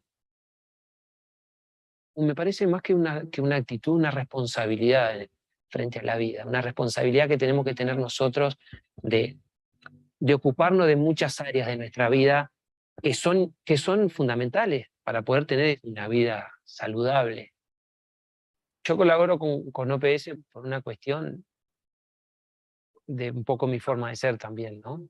Apostar a llegar a aquella parte de la población, de la sociedad un poco más necesitada. Hablar de salud es tratar de buscar la mejor forma de vivir. el tema de las vacunas, y creo que en esta época de pandemia se ha hablado mucho, ¿no? Hemos vivido siempre vacunándonos. Es algo que para mí es salud.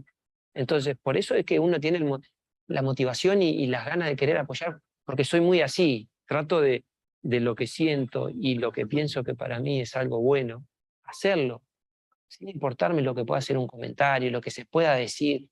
Estamos todo el tiempo peleando, ¿no? Si es blanco, para otros es negro, si la vacuna hace bien, para otros hace muy mal. Hay que confiar en la gente que ha salvado muchas vidas, y hay que confiar en la gente que trabaja y se prepara para protegernos y cuidarnos. Es así al final de cuentas, es confiar en el que sabe. A mí me pasó después de un partido de fútbol, ¿tá? Que fue clave, que fue importante en lo que fue un poco mi carrera, que me marcó mucho y me sobrecargué de responsabilidad en ese momento, lo que me tocó vivir a mí, que fue un poco un tema de ansiedad, mucha ansiedad que te desestabiliza mucho y no me dejaba dormir y era increíble. Y en ese momento uno se preguntaba, ¿pero por qué? ¿No? ¿Pero por qué? ¿Pero por qué? Bueno, te lo puede explicar alguien que realmente puede haber estudiado, que puede haberse preparado para poder explicártelo a veces por qué pasan ciertas cosas. Esa es la salud mental. Es saber que somos seres humanos como todo el mundo y que vamos a tener problemas y que podemos tener problemas y que podemos sentirnos mal y que podemos llorar y que podemos perder y que después vamos a ganar. El ser fuerte para afrontar ciertas situaciones está bien, pero no creerse a veces un superhéroe de que yo todo puedo aguantar y que yo todo puedo hacer y que yo todo puedo lograr. Para mí, el rol que juega la familia en lo que es la cabeza y la salud de una persona es fundamental. Y la familia es la que te acompaña y la familia es la que sufre. Es donde te cobijas muchas veces también cuando las cosas por ahí no funcionan. La familia y aquellos amigos es un poco la vida.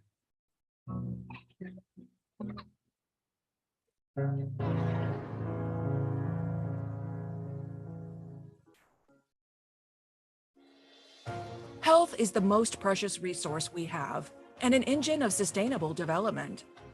It helps to close gaps and reduce inequalities. Investing in resilient healthcare systems is vital for their recovery and preparation for the future. However, no single nation or organization can tackle the health challenges facing the Americas alone. We are the partner of choice to promote public health and the best resource to improve the quality of life in our communities. We provide coverage in all countries, management and supervision of projects at the regional and national level, knowledge and networks in all areas of healthcare, capacity to convene people, mechanisms of transparency, and experience with responding to emergencies. Building partnerships has been essential to improving healthcare in the region. Life expectancy has increased by 36 years. The mortality rate for children under 5 has been reduced by 67%. Hundreds of millions of people have been able to get vaccinated and obtain access to medicines. Smallpox, polio, rubiola, and measles have been eradicated. Each of these achievements demonstrates what can be attained through collaboration. And yet, we still have much work to do. Many people's lives depend on us. Let us continue working together to bring health and hope to every corner of the Americas. The Pan American Health Organization.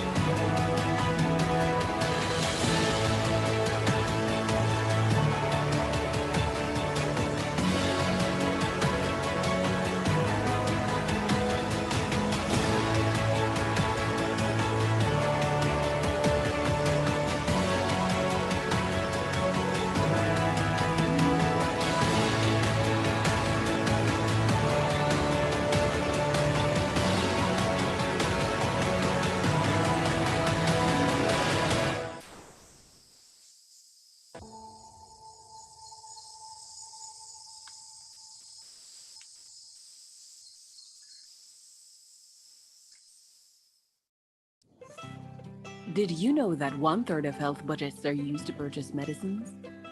High costs, insufficient quality, and hard-to-source products in the market are major barriers to access medicines and threaten the sustainability of the system.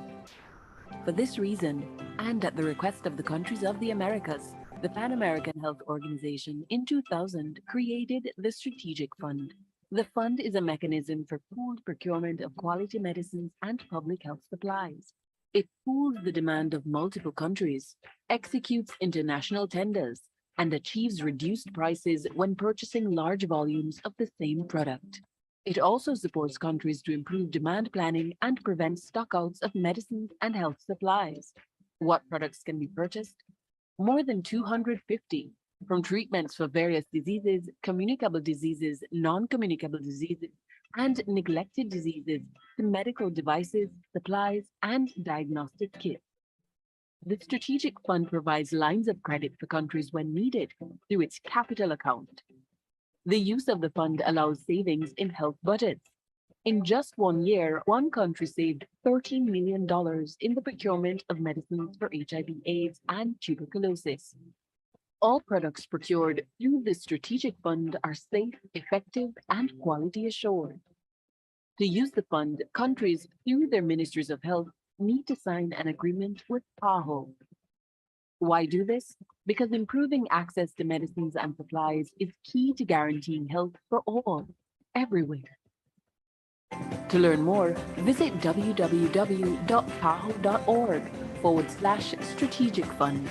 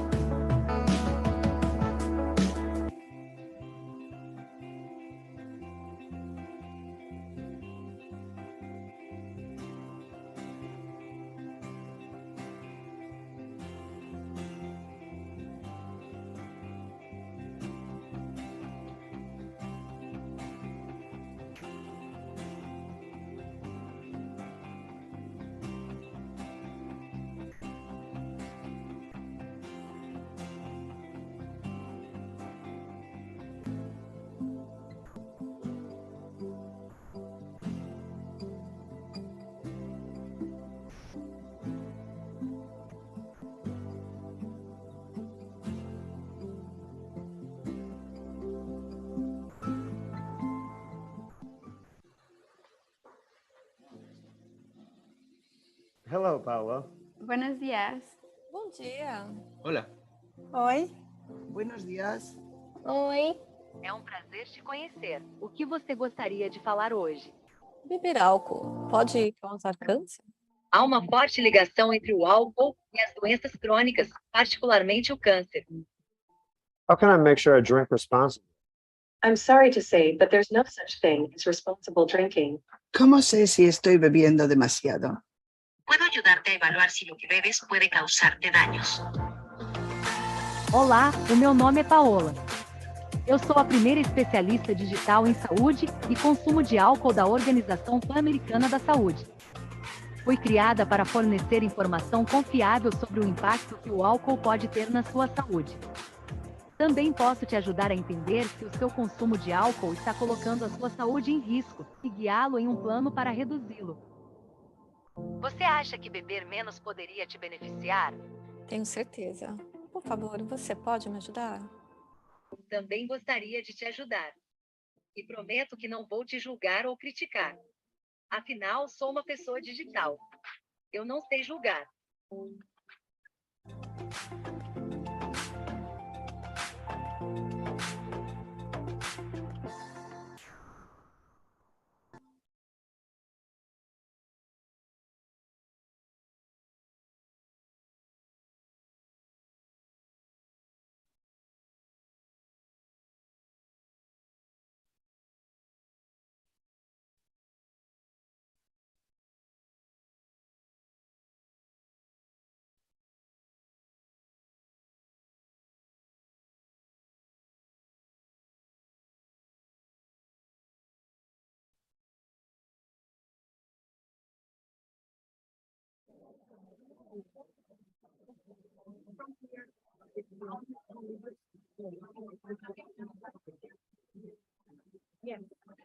Começamos? Estamos fora. Dá-me um segundo. Estamos filmando.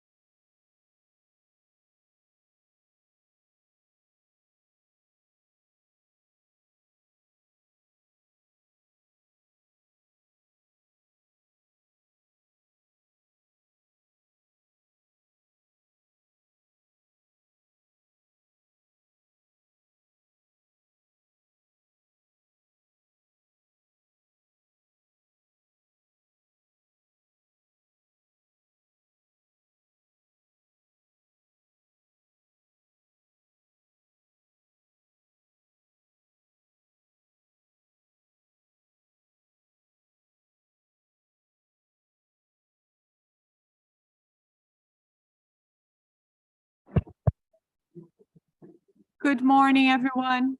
Muy buenos días a todos. Muy buenos días, bom dia. Bom dia a todos. Very good morning again to all. Can I kindly ask you to take your seats so we can confirm quorum, which will allow us to continue. Can I kindly ask you to take your seats, please?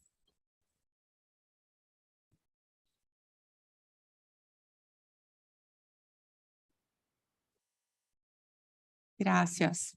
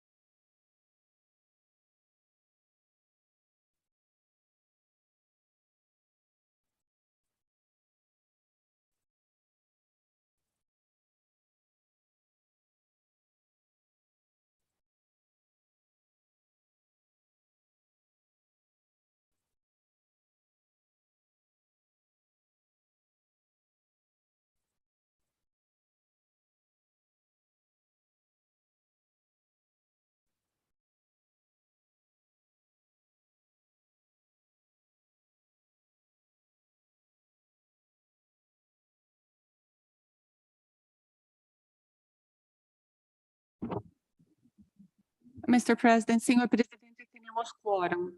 We have a quorum, Mr. President. Thank you. Thank you. I give the floor to the Secretariat so she can report about the regulations related to this item. Thank you very much, Mr. President. Rule 17 states, the conference shall elect a member or an associate member to the presidency, the 2 vice presidencies, and the office of the rapporteur respectively. They shall hold office until their successors are elected. Each elected member or associate member shall designate a person on its delegation to serve in that office for the duration of the session. Gracias, señor presidente, ¿no? Muchas gracias. Thank you. I informed the conference that in view of the agreement reached in the meeting of heads of delegation last week, the proposal for the presidency is Canada. If there is no objection, the outgoing president declares Canada elected by acclamation to the presidency and calls on Mr. Michael Person to the head table and to take over this office.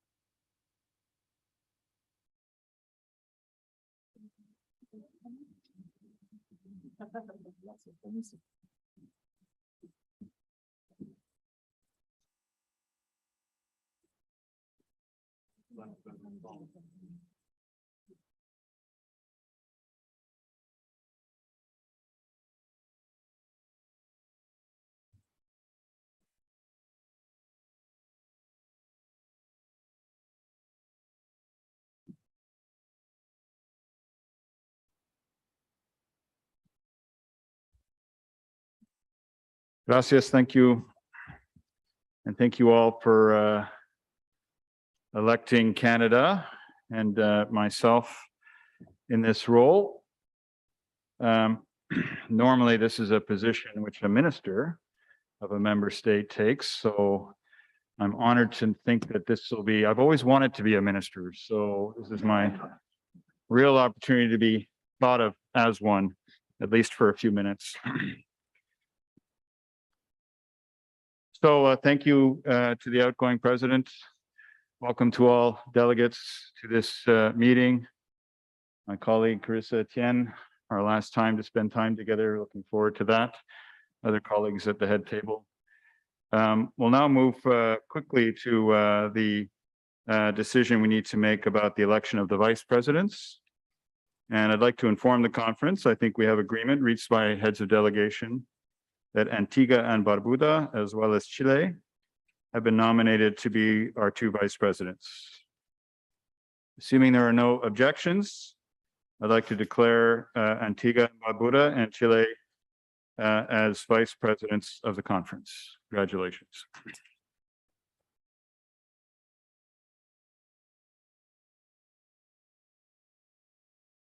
I'm going to take license here and slightly move down my mask because my glasses keep fogging up every time I. Now we have the election of the rapporteur. And again, as with the vice presidents and presidents, by agreement reached by heads of delegation, Uruguay has been nominated to serve as rapporteur. And if there are no objections, I'd like to invite the delegate of Uruguay to take his or her place at the head table.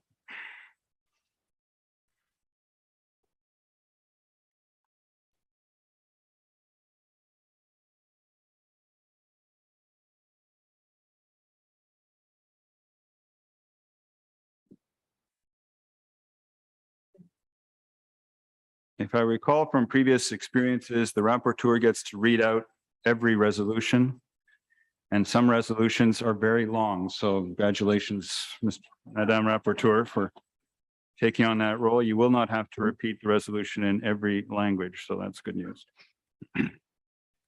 No need to adopt a resolution on this item. The appointments will appear as a decision in the final report. So we'd like to move now to item 2.3. Establishment of a working party to study the application of Article 6.b of the Constitution of the Pan American Health Organization. And I'd like to ask the Secretary to inform the conference on the statutory provisions related to this item. Lou, please. Thank you, Mr. President. Article 6B of the PAHO Constitution provides that if a government fails to meet its financial obligations to the organization by the date of the opening of the Pan American Sanitary Conference or a meeting of the Directing Council, by being in arrears in an amount exceeding the sum of its annual payments of contributions for 2 full years, the voting privileges of that government shall be suspended.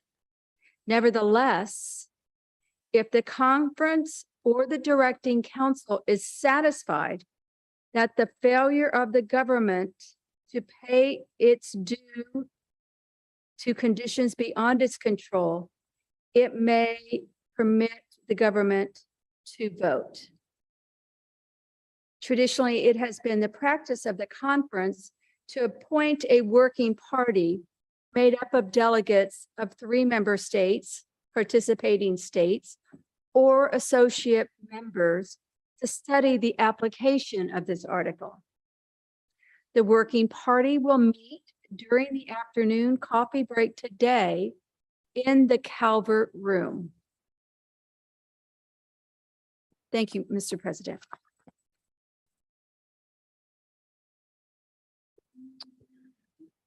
Thank you, Madam Secretary. Should I call you Madam Secretary? Isn't there a TV show called Madam Secretary?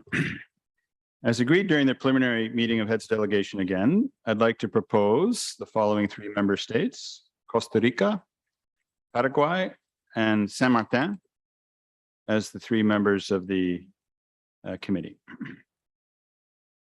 Any objections? If no objections, I declare that Costa Rica, the representatives of Costa Rica, Paraguay, and Saint Martin are the working party, and requests them to meet in the Calvert Room this afternoon during the coffee break.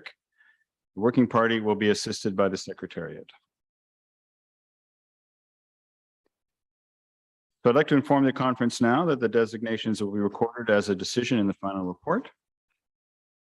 And we can move, we all agree, to item 2.4, the establishment of the General Committee. I'd like to ask the Secretary again to report on the statutory provisions concerning this item.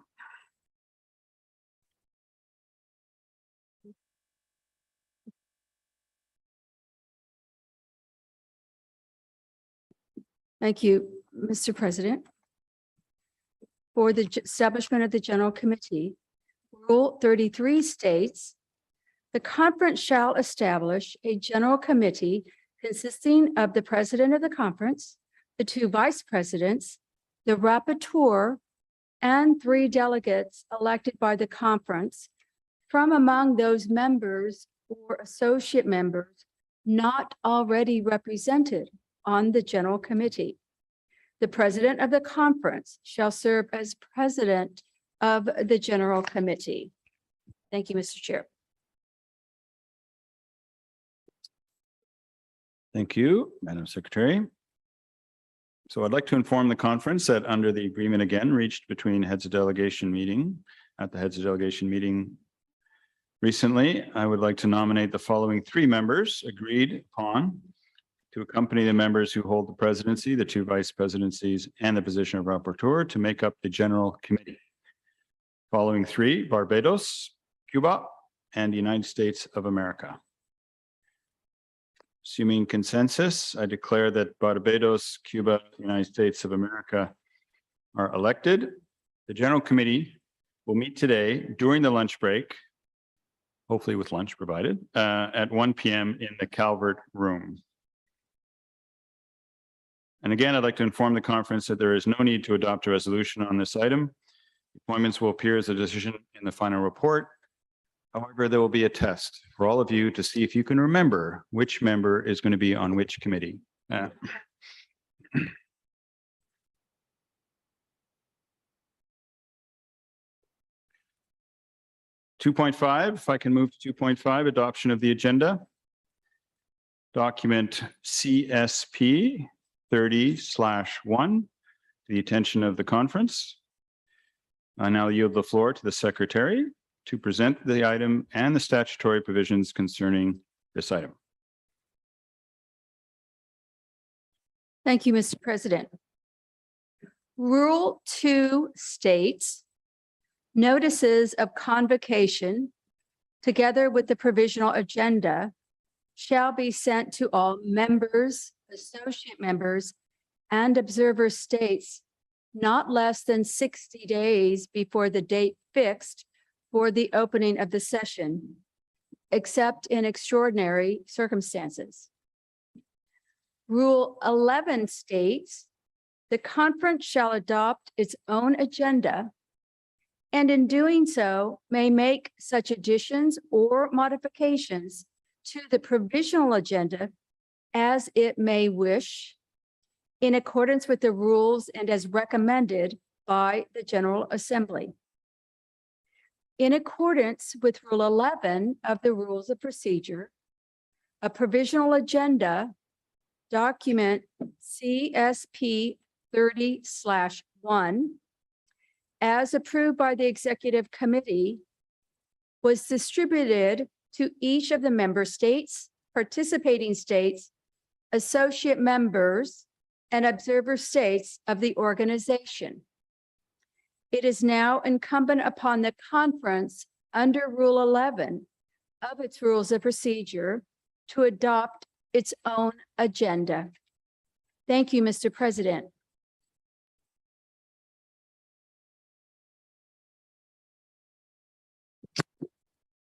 Thank you, Madam Secretary. So I'd like to open the floor to the plenary to begin any discussions on the adoption of the agenda.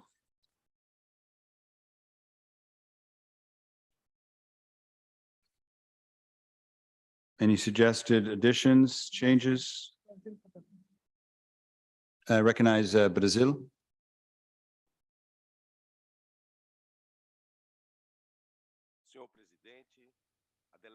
Mr. President, the delegation of Brazil would like to present a new agenda item on eradication of poliomyelitis in the region of the Americas, so with its proposed resolution. We know that thanks to vaccination, polio was eliminated from the Americas in 1994. We were the first region in the world to attain that outcome, which proves the result of our joint efforts. Therefore, Right now, we have a delicate circumstance with a threat of a return of polio in our region. In June 2020, PAHO alerted about vaccine-derived poliovirus reemergence and therefore asked the countries in the region to apport relevant measures. On 23 July and 3 September, PAHO WHO published an epidemiological alert with recommendations for professionals in the Americas. Based on information gathered by PAHO, the situation of vaccine coverage against polio in the region is critical. Some years we have seen a decrease in vaccination coverage, and this became even worse during the COVID-19 pandemic. Low vaccine coverage and deficient surveillance systems raise the risk for reintroduction of this disease that is immunopreventable. And this is something that the region does not want. We need to act now. We need to act together. Global experience to respond to outbreaks shows that it is imperative to mitigate risks in good time. And the inclusion of this item on the agenda will be crucial to leverage immediate solutions, to communicate about existing risks, as well as coordinate efforts to promote epidemiological surveillance that is sensible and sensitive to detect and identify all cases of acute flaccid paralysis, vaccine coverage, and development of a response plan to outbreaks that is up to date based on the pattern operational measures published by the World Health Organization in July of this year. The challenge is enormous, but we know that together we can overcome it. Thank you very much, Mr. President. Thank you, Brazil. If there are additions to an agenda, we have some provisions which I'll ask the Secretary to read in a minute. But before I do, any other delegations wish to consider or suggest any changes or additions to the agenda?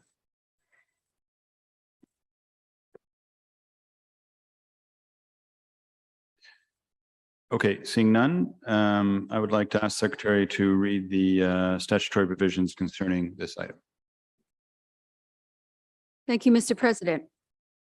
Rule 13 states, except in extraordinary circumstances, a proposal for the inclusion of an item in the provisional agenda or agenda shall be accompanied by a working document prepared by the proposer to serve as a basis for the discussion. Rule 14 states, the director shall report to the conference on the technical, administrative, and financial implications, if any, of all agenda items. Thank you, Mr. President.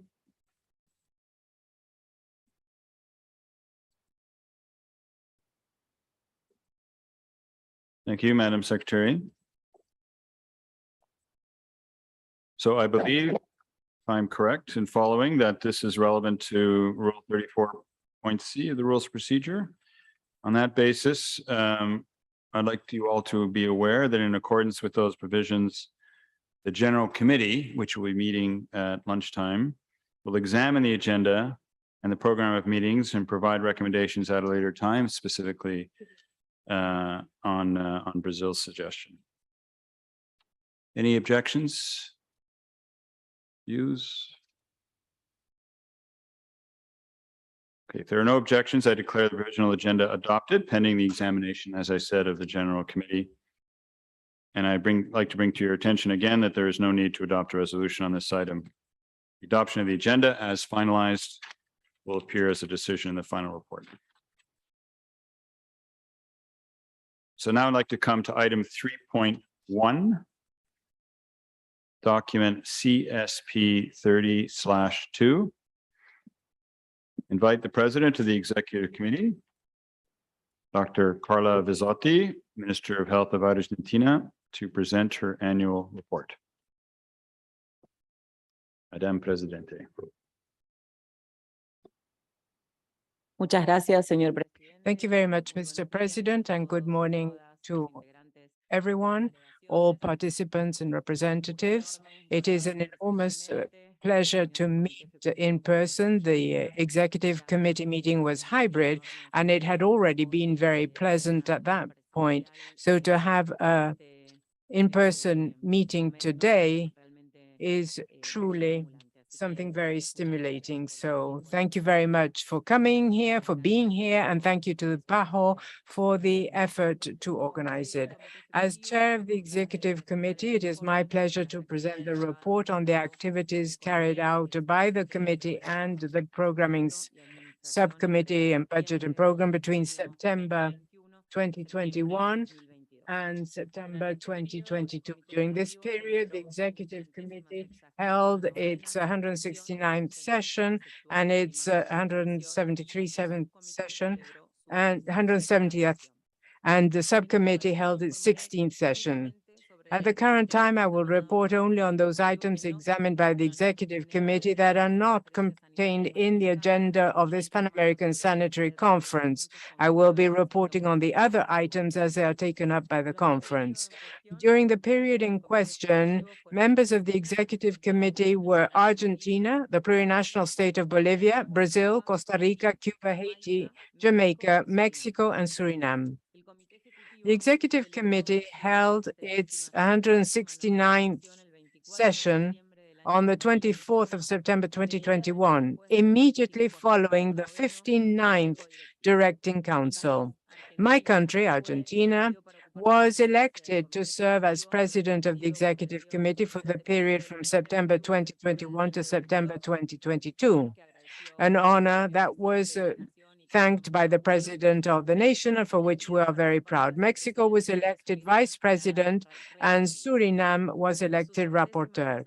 During the 169th session, the Executive Committee elected Brazil, Costa Rica, and Jamaica to serve on the Subcommittee on Program, Budget, and Administration, and appointed the members of the Award Committee for the PAHO Award for Health Services Management and Leadership 2022. The Executive Committee also set the dates for the sessions of the governing bodies in 2022 and agreed on topics to be discussed during the year. During the same session, the Executive Committee discussed a number of items that would normally have been discussed during its 168th session in June 2021. The committee had deferred those items at the time so as to focus solely on matters related to the COVID-19 pandemic and on matters requiring decisions in order to ensure that the organization could properly discharge its functions. The Executive Committee held its 170th session from 20 to 24 June this year. During the session, the committee heard a report on the 16th session of the Subcommittee on Program, Budget, and Administration held in March.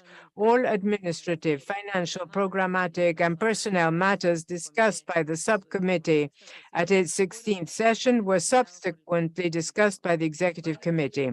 A number of them are also on the agenda of this conference. Details may be found in the final report of the Subcommittee's 16th session document SPBA 16/FR.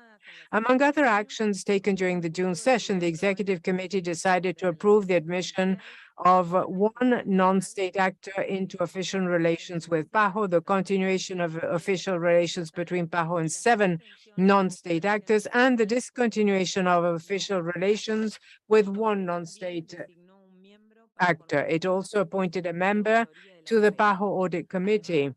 In addition, the Executive Committee examined the annual reports of the Ethics Office, the Investigations Office, the Audit Committee, and the Office of Internal Audit for 2021.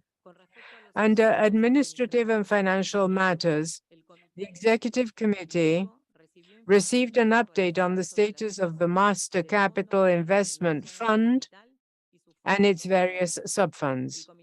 The Executive Committee also reviewed a report on the status of the emergency loan from the revolving fund for access to vaccines to the Regional Revolving Fund for Strategic Public Health Supplies. Under personnel matters, the Executive Committee reviewed and endorsed several amendments to the staff rules related to staff salaries and benefits. It also confirmed the salaries of the director, deputy director, and assistant director for 2020-22. The committee also received updates on the implementation of the Bureau's new human resources strategy known as the People Strategy 2.0, and on the Bureau's efforts to prevent and respond to sexual harassment, exploitation, and abuse. As is customary, the Executive Committee heard a statement by a representative of the PAHO WHO Staff Association, who highlighted the importance of continuing to monitor health and well-being of staff as the Bureau transitions from a mainly virtual work environment to in-person working. She also underlined the importance of promoting diversity, equity, and inclusion among the Bureau's staff and of identifying barriers to true gender equity. The staff representative paid tribute to Dr. Carissa Etienne, with whom the Staff Association has enjoyed a relationship of mutual respect and cooperation through her tenure as director. The Executive Committee thanked the staff for their commitment and dedication during the COVID-19 pandemic and encouraged the Bureau to give the due consideration to the recommendations of the Staff Association in relation to diversity, equity, and inclusion and other issues. At its 170th session, the Executive Committee adopted 14 resolutions and 2 decisions, which appear together with a summary of the presentations and discussions of each item in the final report of the session, document CE 170/FR. This concludes this part of my report, Mr. President. As I said earlier, I will be reporting on the other items considered by the Executive Committee as they are taken up by the Pan American Sanitary Conference.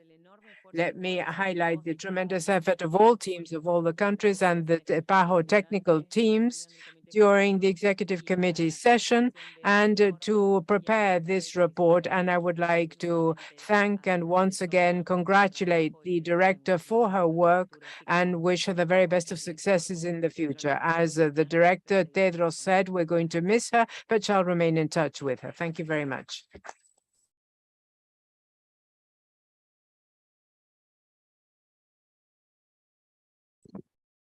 Gracias, Madam Presidente.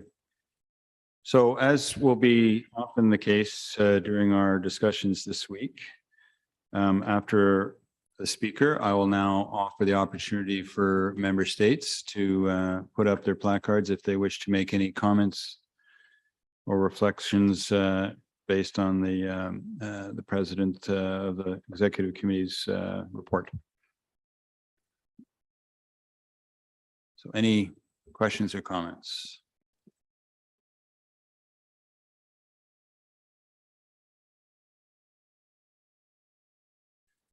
I don't think I see any. So again, the process that will follow is I'll ask Madam Director to see if she has any comments to make. Thank you, Mr. President. I would like to thank Minister Carla Visotti for her able management of the Executive Committee. This committee's work is important as it relates to the administration and processes in the organization. And I thank all of the members of the Executive Committee for really paying important attention to those matters that we work with. Thank you very much. Thank you, Madam Director. And let me just add my own personal thanks to the Minister from Argentina. I played the same role that you played 3 years ago as chair of the Executive Committee. And you had the extra pleasure of having to manage the campaign for director, the presentations as well. So congratulations for the excellent work you did, including in a hybrid manner. I was able to do it in person, which made it a bit easier. So thank you again for your work and for your availability the rest of the conference to answer questions on other elements of your report. Okay. Yeah, the conference discussions here and the report of the president will be in the final report. I'll say that every time, final report. Item 3.2, reports to the Pan American reports of the Pan American Sanitary Bureau. And the quinquennial, how does that get translated into Portuguese? The quinquennial report 2018-2022 of the Director of the Pan American Sanitary Bureau, official document 366. Please pay attention to that item, and I'll ask the Director, Carissa Etienne, to present her report. Dr. Etienne. Thank you, Mr. President, and Excellencies, staff, colleagues, ladies and gentlemen. I need to warn you, this is a long report. It's a report of the 5 years of our work. And so I beg your indulgence and we shall begin. Buckle up. So today I have the distinct honor, a priceless privilege, an immense pleasure to present to you the 2020 quinquennial report of the Director of the Pan American Health Organization, which covers the period of August 2017 through June 2022. This is my second quinquennial report and my last to this august body, and its theme is Championing Health Equity for Sustainable Development, which encapsulates the frameworks under which PAHO has functioned during my 10 years as a director of this organization. This theme represents the work that we have undertaken to enable and support countries in their progress towards reaching the goals of the 2030 Agenda for Sustainable Development, recognizing that health is essential for the achievement of all of the targets of the 17 SDGs. Equity is not only one of PAHO's core values, but it also mirrors and reinforces the principle of the 1978 Declaration of Alma Ata, especially the importance of the primary healthcare strategy and of the 2030 Agenda, which asserts that no one should be left behind in the quest for national sustainable development. While the terminologies may have changed over the years, the underlying tenet has, however, remained constant, namely that equity and human rights-based whole of government, whole of society, health in all policies, and people-centered approaches and strategies are critical for health and for national development, in which all people participate and are enabled to realize their full potential and to live their best lives. The COVID-19 pandemic, ongoing since March 2020, has both unmasked and magnified the inequities that exist in and among countries globally and in the region of the Americas. The more optimistic among us were no doubt hoping that COVID-19 would have retreated significantly as time passed, but here we are today, more than 2.5 years into the pandemic, in a situation where cases wax and wane and viral variants of concern continue to emerge. The inequities and inequalities exacerbated by the pandemic have underscored the complex and challenging journey that we will face in building back better and fairer, and in building societies that do not trample upon or disregard those individuals or population groups in situations of vulnerability, but rather seek to help them attain optimal physical, mental, and spiritual health and well-being. We have seen a greater appreciation of the fact that people with lived experiences of all types, those living in poverty with HIV, non-communicable diseases, mental health conditions, COVID-19, or any other condition, are experts regarding their own experience and perspectives, much as scientists, technocrats, and other professionals are experts in their own fields of specialization. No one else has lived the unique experiences of those who are affected. They have valuable inputs to make into policies and programs that affect them, and they must be included and involved in the planning, implementation, monitoring, and evaluation of such interventions. This organization, with its embedded values of equity, excellence, solidarity, respect, integrity, and Pan-Americanism, will be 120 years old on the 2nd of December, 2022. The well-known Caribbean calypsonian, Mighty Sparrow, Francisco Slinger, sings that age is just a number. And in this case, he is certainly right.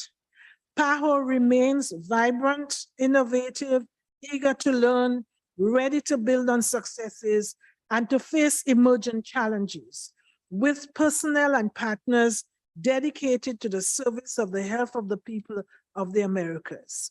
Here I must highlight the superb efforts of the personnel of the Pan American Sanitary Bureau, along with those of PAHO member states and increasingly its diverse partners, not only in mounting a response to the pandemic, but also in continuing to work on other public health areas, lest we lose many of the gains that we have made over the years. Let me now touch on some of the areas that I wish to highlight from the 2022 quinquennial report. The Bureau maintained a diligent focus on supporting countries to make progress on universal health coverage and universal access to health. That is, we refer to it as universal health. In April 2019, I launched the Regional Compact on Primary Health Care for Universal Health, PHC 30-30-30 in Mexico City, calling on PAHO member states to advance health sector reforms based on the primary healthcare approach. PHC 30-30-30 established goals to eliminate barriers to access health by at least 30%, to increase public spending on health to at least 6% of GDP, with 30% of these resources being invested in the first level of care, and transform health systems to provide equitable, inclusive, comprehensive, quality services based on the primary health care approach. Timely and affordable access to essential medicines, supplies, and health technologies is also an essential component of universal health. And the PAHO Revolving Fund for Strategic Public Health Supplies, the PAHO Strategic Fund, continued to play a major cooperative role in facilitating member states, even more important, in mitigating stockouts due to the COVID-19 related disruptions in global supply chains, as countries struggled not only to respond to the pandemic, but also to maintain essential health services. The Secretariat's collaboration with the World Health Organization to produce the first global benchmarking tool to evaluate national drug regulatory capacity based on the all-regional tool represented a significant milestone. This tool enabled countries to identify and prioritize areas for institutional development to ensure effective action to procure and distribute quality, safe, and effective medicines and health technologies. The PAHO campus for public health markedly increased its reach because of the prevailing travel and other restrictions implemented during the pandemic, and demonstrated its immense value, given the extraordinary demand for capacity building in support of the COVID-19 response. The virtual campus of public health has been instrumental in providing COVID-19 technical guidance to more than 2 million national counterparts and partners, as well as advice for the public. As you can well imagine, this aspect of the Bureau's technical cooperation, which was conducted within the framework of the 10 pillars of the PAHO COVID response strategy, constituted a substantial proportion of our overall activities. The Bureau provided strategic risk communication, capacity building, technical guidance in many formats, including written documents in multiple languages, logistical support to address all of these pillars, in addition to mobilizing financial and human resources at the national, sub-regional, and regional levels to assist with the response.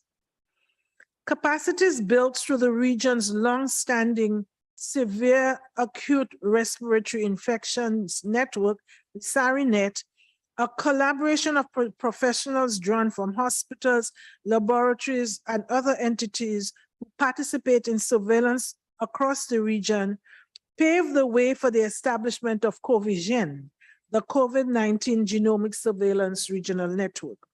In March 2020, genomic sequencing of SARS-CoV-2, the causative agent of COVID-19, allowed for characterization of the virus involved in this outbreak, as well for the subsequent monitoring of its evolution, with the identification of variants of concern and the development of diagnostic protocols and guidance.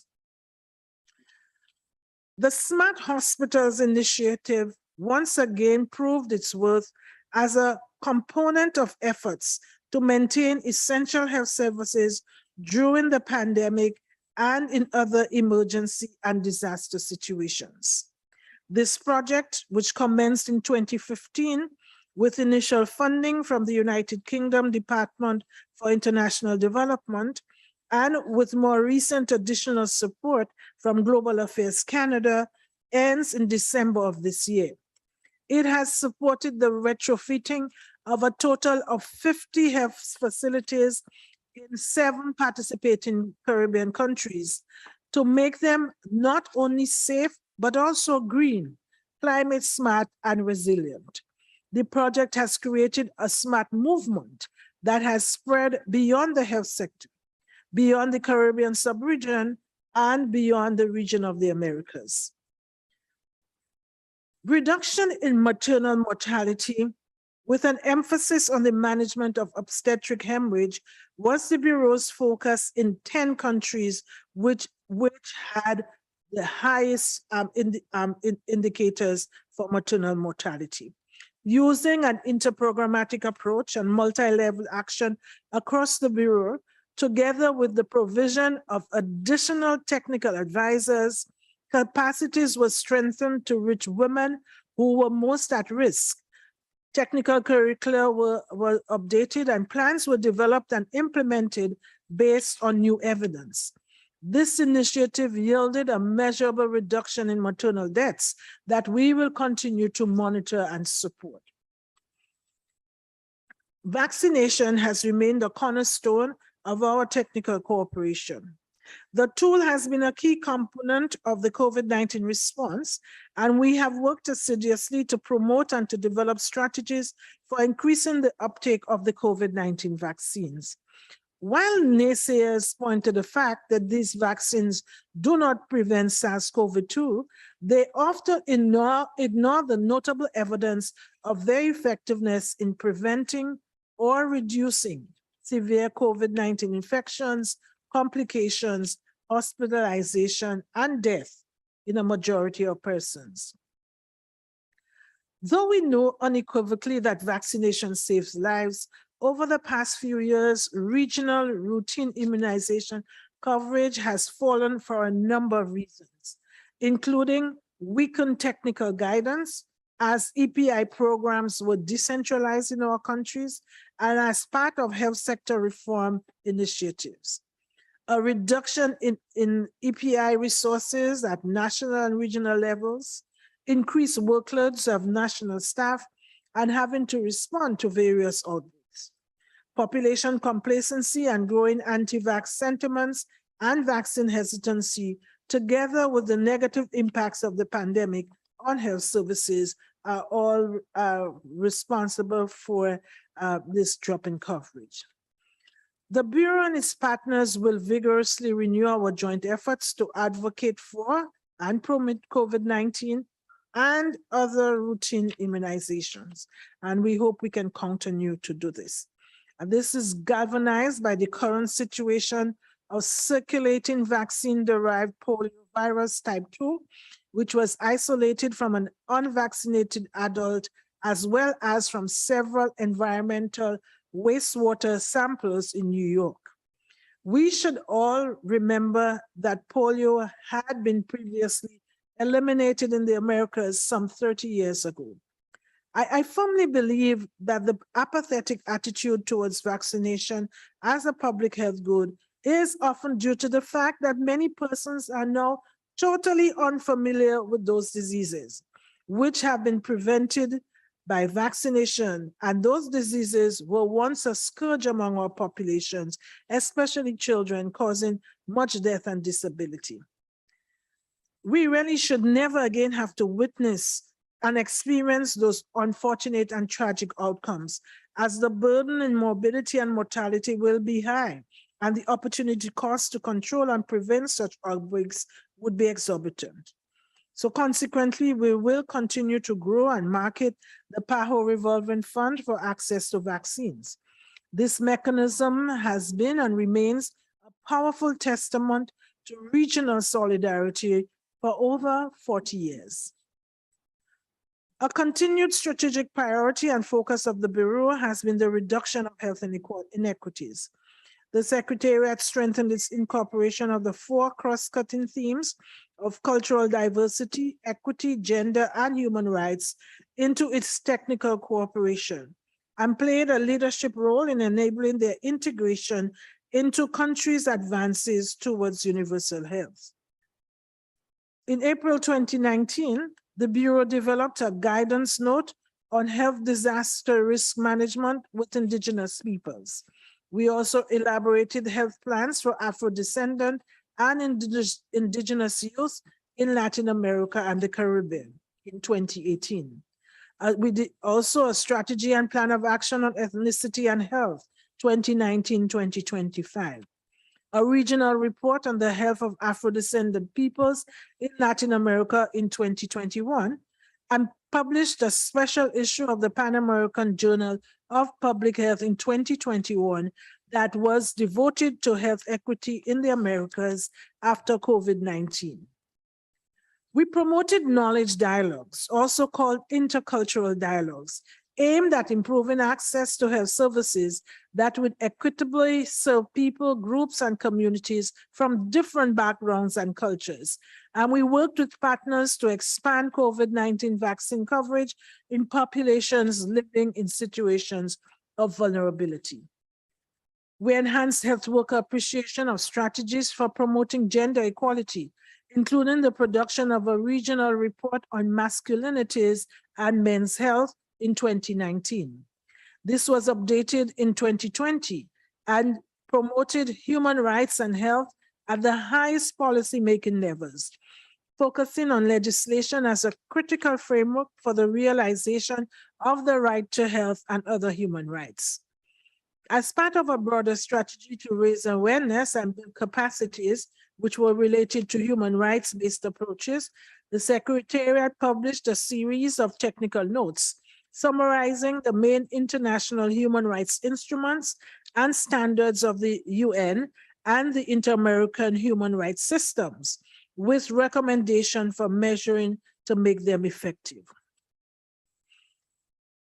We continued the drive towards disease elimination in the region, and we have made measurable progress with malaria, trachoma, lymphatic filariasis, dog-transmitted rabies, Chagas disease, and foot and mouth disease in selected countries. The Bureau's technical cooperation has resulted in considerable advances towards the elimination of mother-to-child transmission of HIV and syphilis, especially in several Caribbean countries and territories. Measures to address antimicrobial resistance, AMR, using the One Health approach were advanced, including through a cooperation among countries for health development, a project which involved Argentina and member states of the Caribbean community. A significant achievement in the region was the development of national antimicrobial resistance action plans in all 35 PAHO member states, steered by One Health intersectoral committees. A key contribution to the success of the elimination of vaccine-preventable diseases has been the PAHO Revolving Fund for Vaccines. And this is a critical component of the program to prevent and control vaccine-preventable diseases.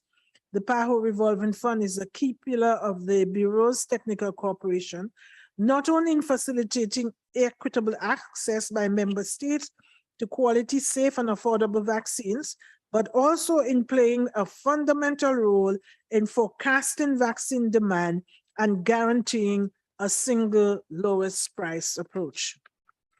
It has also enabled the rapid expansion of vaccine portfolios of participating member states, including the COVID-19 vaccine.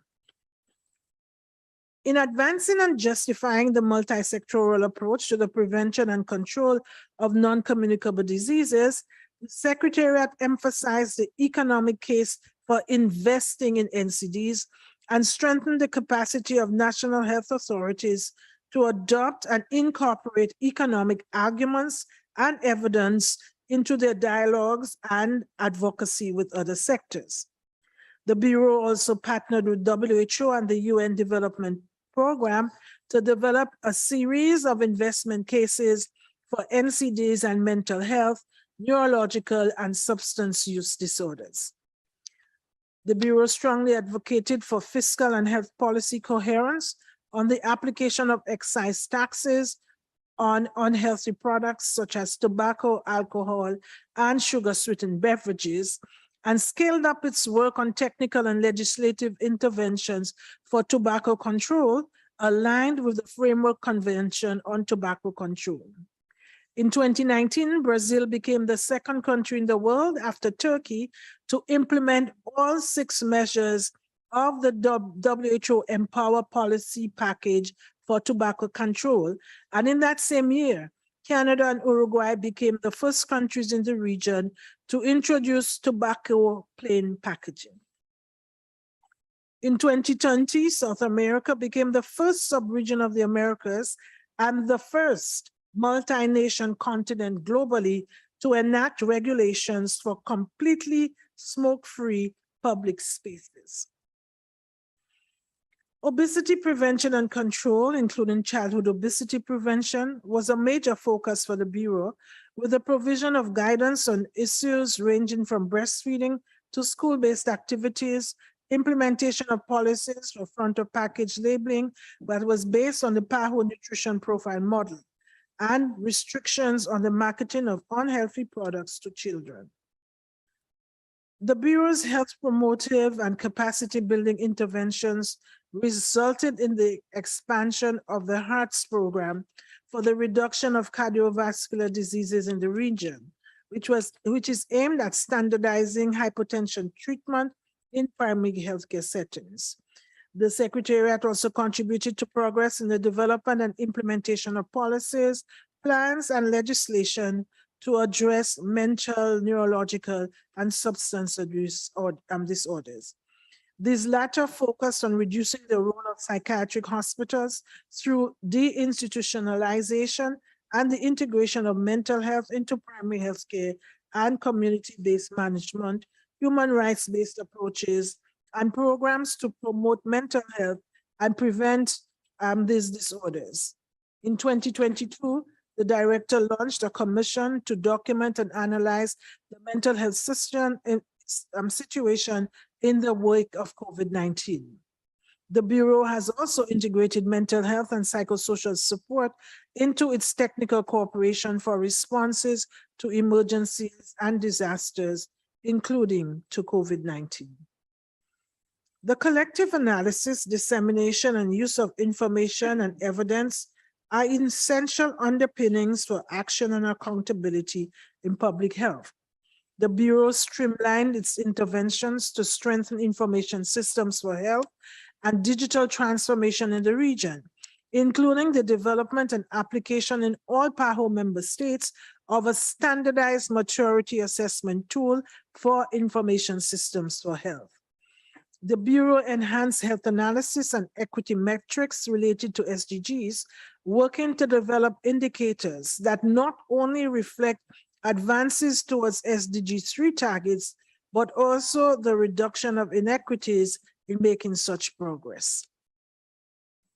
With the approval of the Strategy and Plan of Action on Health Promotion in the context of the SDGs 2019-2030, the Bureau obtained an operational framework for the region's commitment to address the social, economic, political, commercial, environmental, and other determinants of health. The framework facilitated the strengthening of skills and competencies for multi-sectoral, multi-stakeholder action in the region, which I dare say is essential to effectively address the social and other determinants of health, to ensure healthy and safe environments, and to reduce inequities. In addition to the Bureau's overall technical cooperation in this area, 5 countries in the region have committed to participate in the WHO Multi-Country Special Initiative for Action on the Social Determinants of Health, which aims to demonstrate the effectiveness of strategies, policies, models, and practices that address the social determinants of health. The Secretariat also contributed to the enhancement of workers' health by determining and documenting the impact of occupations on workers' health, including those in the informal sectors, and building capacities in occupational health and safety for health institutions.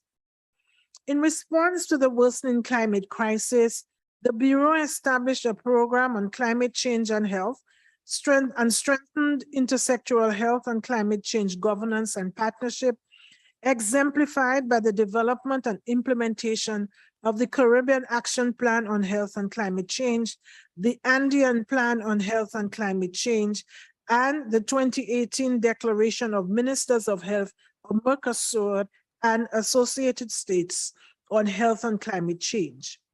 The Secretariat gave priority to technical cooperation for the finalization of Health National Adaptation Plans, the HNAPs, for climate change. The Bureau's agility in adapting its technical cooperation programs and interventions to incorporate and prioritize the COVID-19 response while continuing its support for and contributing to other important health programs was anchored by its enabling functions. The Bureau ensured that effective governance of the organization was maintained using technological advances and redesigning work processes to convene meetings of PAHO's governing bodies, making institutional strengthening more systematic through the organization development initiatives, which were established in June 2020 to make adjustments as needed to maintain a PAHO fit for purpose. We're soon done. Transparency and ethics were bolstered through the establishment of an independent investigation office in 2018, separating the ethics and investigative functions of the Bureau. The Secretariat issued new ethics-related policies on sexual exploitation and abuse and the use of social media by its personnel, and revised and updated policies related to conflicts of interest, accountability for assets, and protection against retaliation for persons who speak up or whistleblowers when policies are breached.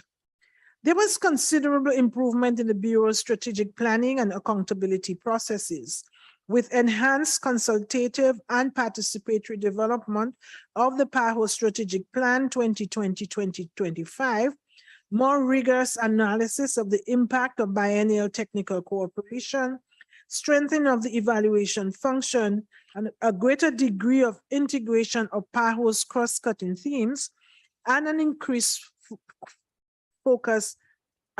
country focus. The country focus is a hallmark of the Bureau's technical cooperation and was strengthened through the incorporation of national success stories into technical cooperation reports.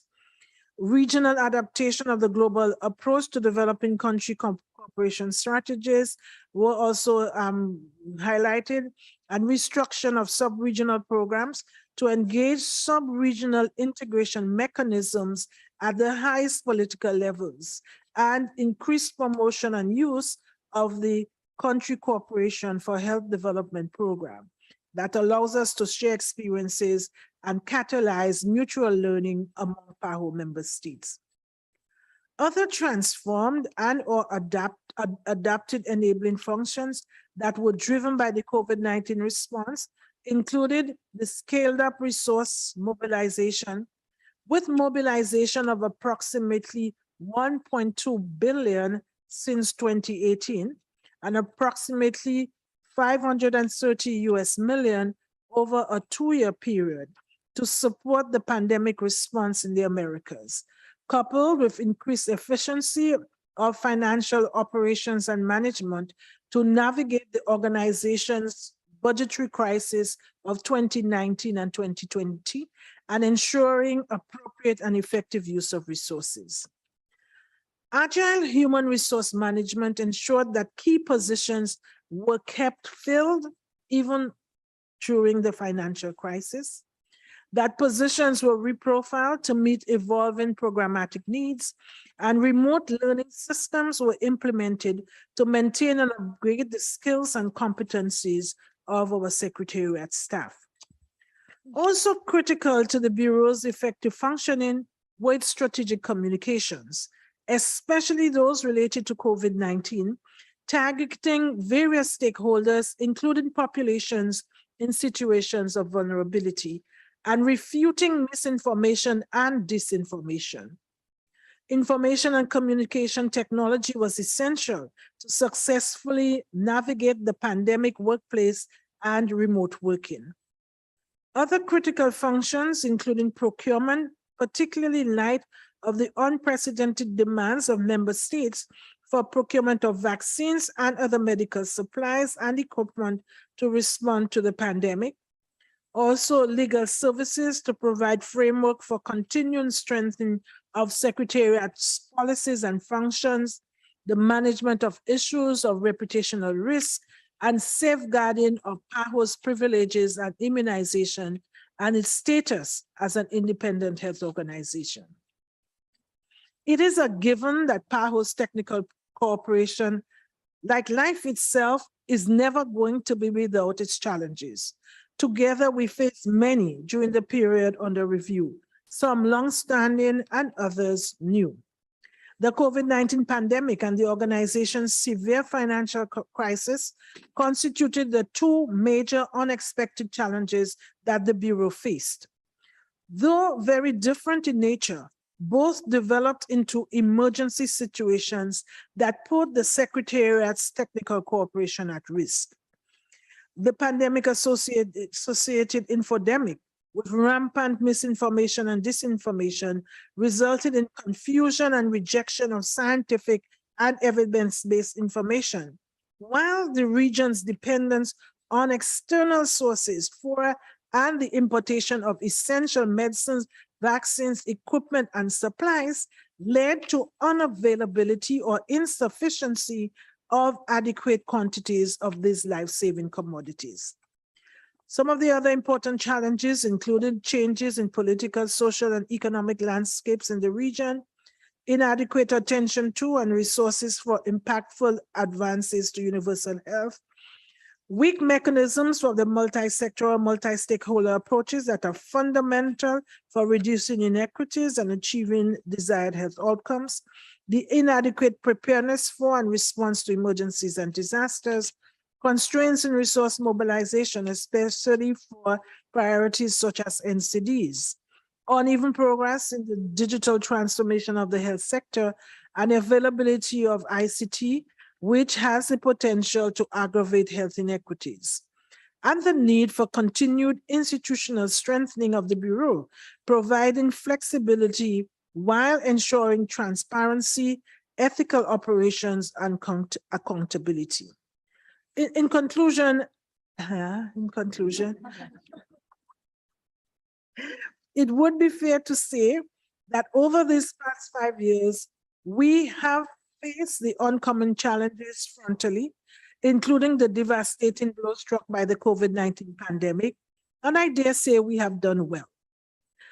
While COVID-19 slowed the region's progress towards its health goals, it did not paralyze us, but rather has provided many lessons and experiences that we can use to redouble our efforts and make up for the reversals in some areas.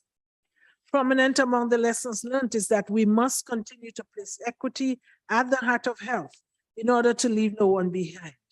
There must be concerted, multi-sectoral, multi-stakeholder actions to address the social, economic, political, environment, commercial, and other determinants of health, with strong social protection systems in place to ensure that the plight of persons in situations of vulnerability is not aggravated by situations over which they have no control.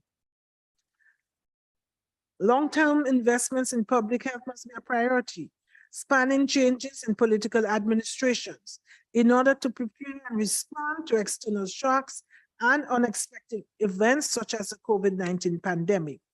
Our leaders must make increased and strategic investments in health to boost actions at the first level of care and in specific areas such as NCD prevention and control.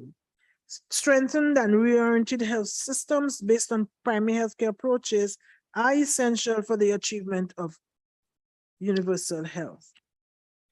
Regional solidarity and regional public goods, such as self-sufficiency in access to essential medicines, vaccines, and health technologies, are needed to ensure that the health of the peoples of the America is not put at serious risk by disruptions in international supply chains. Solidarity and collaboration in building sustainable manufacture and distribution capacity in the region must be pursued to reduce our dependence on the importation on these and other essential products. PAHO has already begun by establishing the platform, and two of our countries are beginning work on the mRNA vaccine production. We have also identified 2 countries that will strengthen and give regional regulatory authorities for science. We have also seen the importance of strong disease surveillance systems, efficient lab diagnostics and clinical management capacities, well-trained and equitable distributed human resources for health, and strategic communication that targets key stakeholders, including the public, to counter and manage misinformation and disinformation. Even as I demit office and look forward to towards 2030, I am hopeful of the Bureau's accelerated action in addressing current and emerging challenges, guided by our governing bodies, national, regional, and global frameworks for health, and in close collaboration with strategic partners. Let me state unequivocally that though many may see equity, human rights, sustainability, social inclusion, and participation as simply buzzwords to be used at a meeting and in documents to demonstrate good intentions and political correctness, these are key principles, and I say it again, on which our work is steadfastly anchored. So it is said that a journey of 1,000 miles begins with a single step. And though we have taken many steps along this journey to sustainable and equitable health for all, there are many more steps to tread, and no doubt many more challenges to encounter before we arrive at 2030. However, we must keep our eyes fixed on the destination, focused on leaving no one behind in our quest for health for all and a better world. Let me say again, it has been an immense pleasure, a profound honor, and my greatest professional achievement to have served as the director of the Pan American Health Organization for the past 10 years. The successes have far outweighed the challenges, and I have had the exceptional good fortune, as I said, to work with a team of consummate hardworking professionals who are dedicated to the cause of public health. And I again express my gratitude to all personnel, irrespective of their contract types. Without the tireless efforts of PAHO member states and the sub-regional integration entities and the health workers in our countries, there would be no advances in public health. So I want to thank them for their unstinting cooperation, their invaluable contributions, and for their tangible demonstration of solidarity and Pan-Americanism for health in the region. To all our partners, WHO and our sister UN agencies, non-governmental organizations, philanthropic foundations, the media, international financing institutions, the public, the so-called man on the street or de los barrios, the health supporting private sector, and all the others that are really too numerous to mention. I simply wish to convey my sincerest appreciation for your support, your advice, your contribution, and your camaraderie. I pass the baton in this marathon relay for another 120 years of uninterrupted PAHO service with excellence and value added to the region. And I wish the next director and the secretariat team every success in their stewardship of and contribution to the health and well-being of the peoples of the Americas and the region's sustainable development. Mr. President, trying to encapsulate 5 years of intense delivery is difficult, hence the length of the presentation. I thank all of you. Thank you.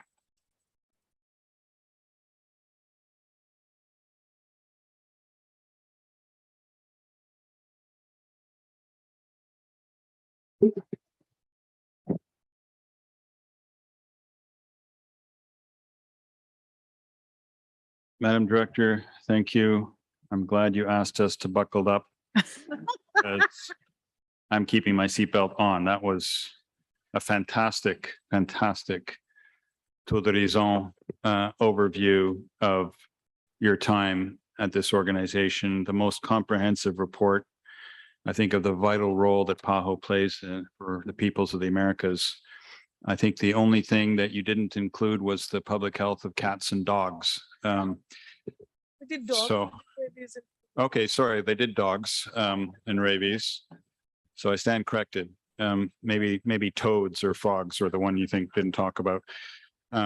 It's really, I'll say a few more words about the Madam Director in this afternoon. In fact, we are at the lunch hour moment, so I'm going to recommend that we adjourn now, and we will return after the lunch break at 2:30 sharp, I want to add, emphasize, with items 2.4 and 2.1, two quick items, and then we'll revert back to this item to allow delegations to offer their remarks, main interventions in response to Madam Director's report.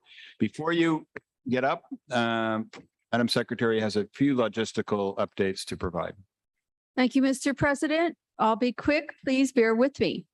The heads of delegation are invited to the terrace, please, for the official photo. The side event at 1 p.m. will be in this room. Light lunch will be served. Other delegates are invited to enjoy lunch in the hotel facilities and surroundings. A list of restaurants is available in the PAHO app for this conference. The General Committee will meet at 1 p.m. in the Calvert Room. The delegates of Canada, Antigua and Barbuda, Chile, Uruguay, Barbados, Cuba, and the United States are invited to attend. A light lunch will be served. Thank you, Mr. President.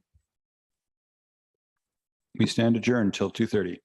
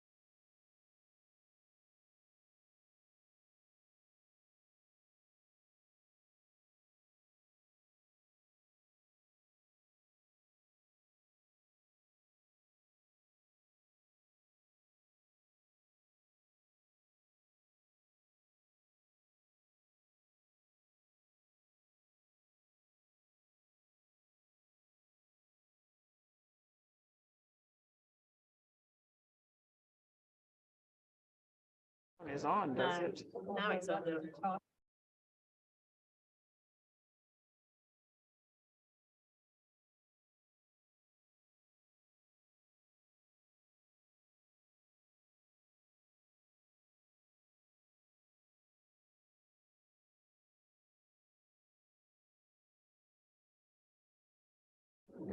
Yeah.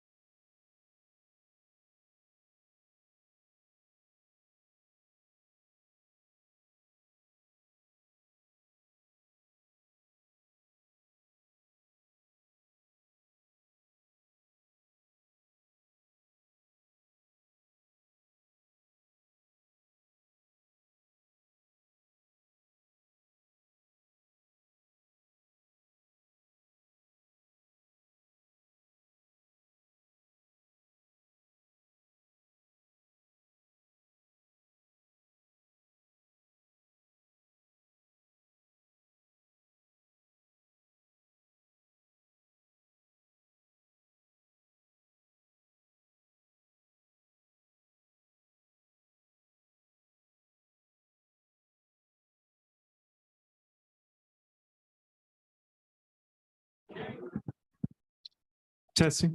Yeah. Ladies and gentlemen, if you'd like to take your seats, we'll commence.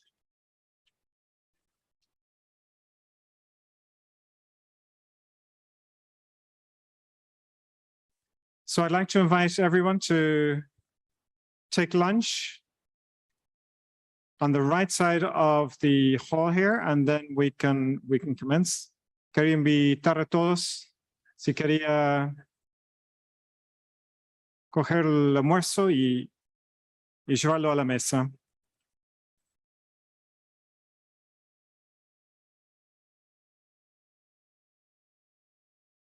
Igualmente quería invitar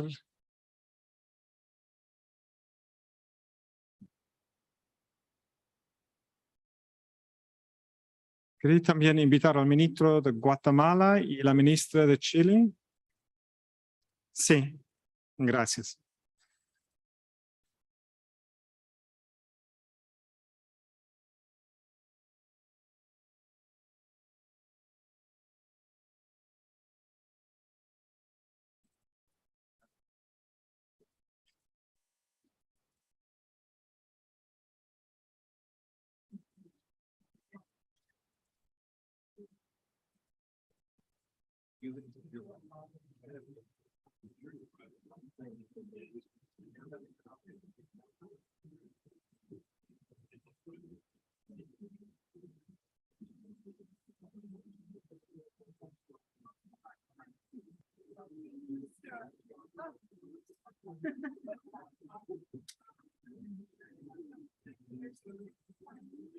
Okay, very good.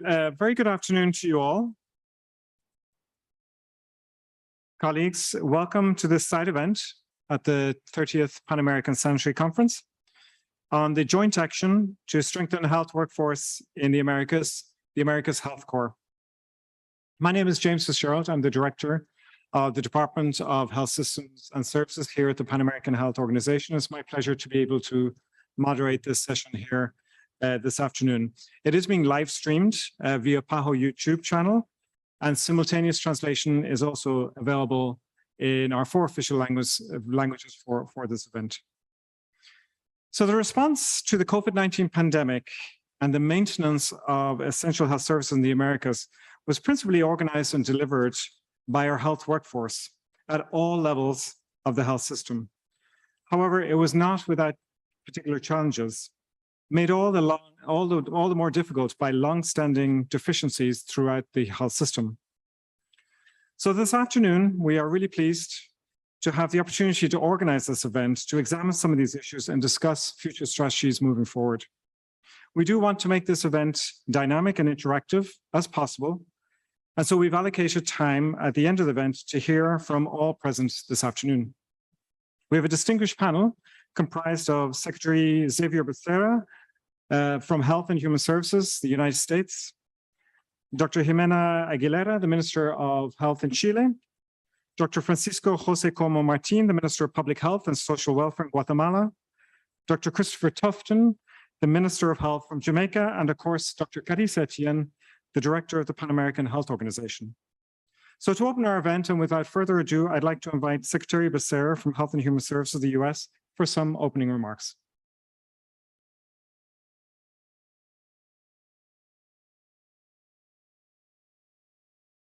Dr. Fitzgerald, thank you very much. Director Etienne, Deputy Director Valdez, thank you for making this event possible today. As we in the Americas begin to emerge from the COVID-19 pandemic, I'm sure we can all agree that our healthcare professionals, our nurses, doctors, technicians, and caregivers, they are the true heroes of this pandemic. Day after day, night after night, these heroes answered the call against an unknown virus that upended and put at risk their lives. But now these heroes and the rest of us are facing a growing crisis, a significant shortage of healthcare workers across the Americas, especially nurses. This past June in Los Angeles, in my home state of California, I was honored to announce that the United States is launching the Americas Health Corps, a health corps for our entire region. The Americas Health Corps will help each country to strengthen its own healthcare system and train its own healthcare workforce.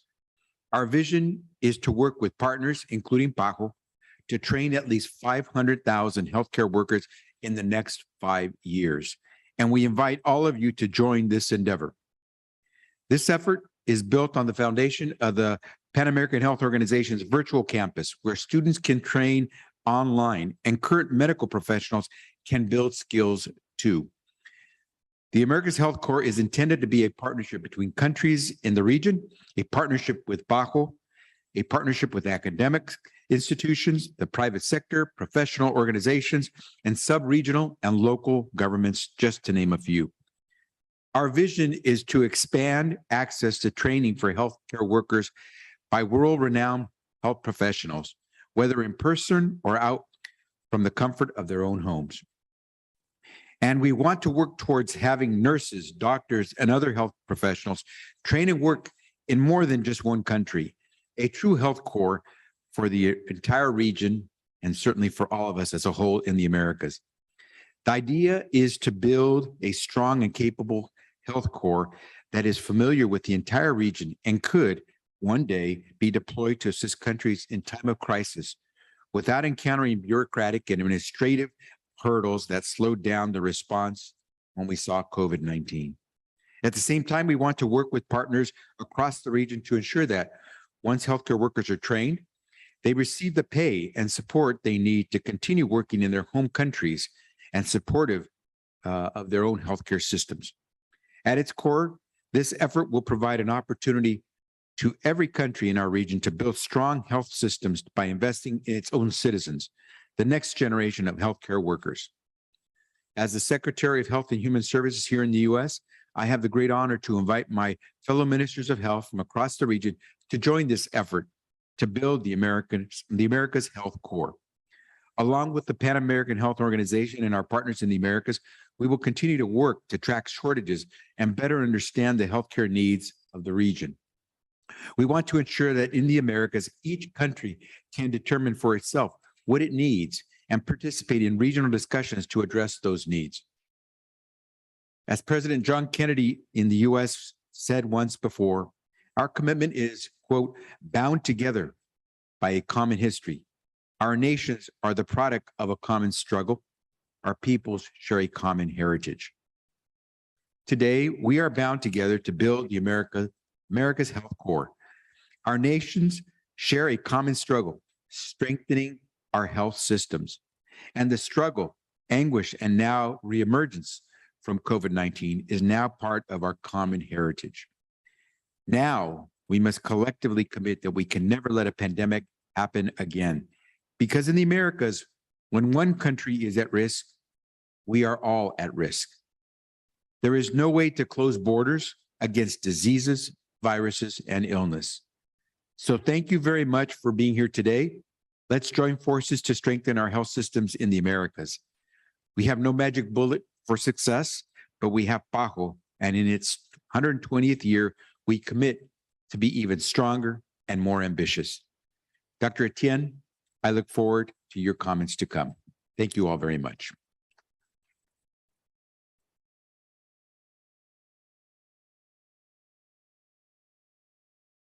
Thank you very much, Secretary Becerra. And now I'd like to hand the floor over to our director, Dr. Carissa Etienne, who will talk on some of the challenges and opportunities to strengthen the health workforce in the Americas in this post-COVID-19 era. Dr. Etienne?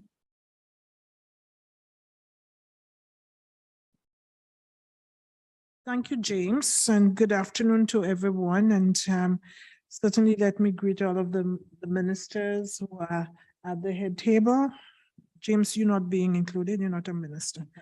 Let me also say a special note of thanks to Honorable Javier Becerra for his remarks and for providing some background to the America's Health Corps. But you know, the rationale is really very clear.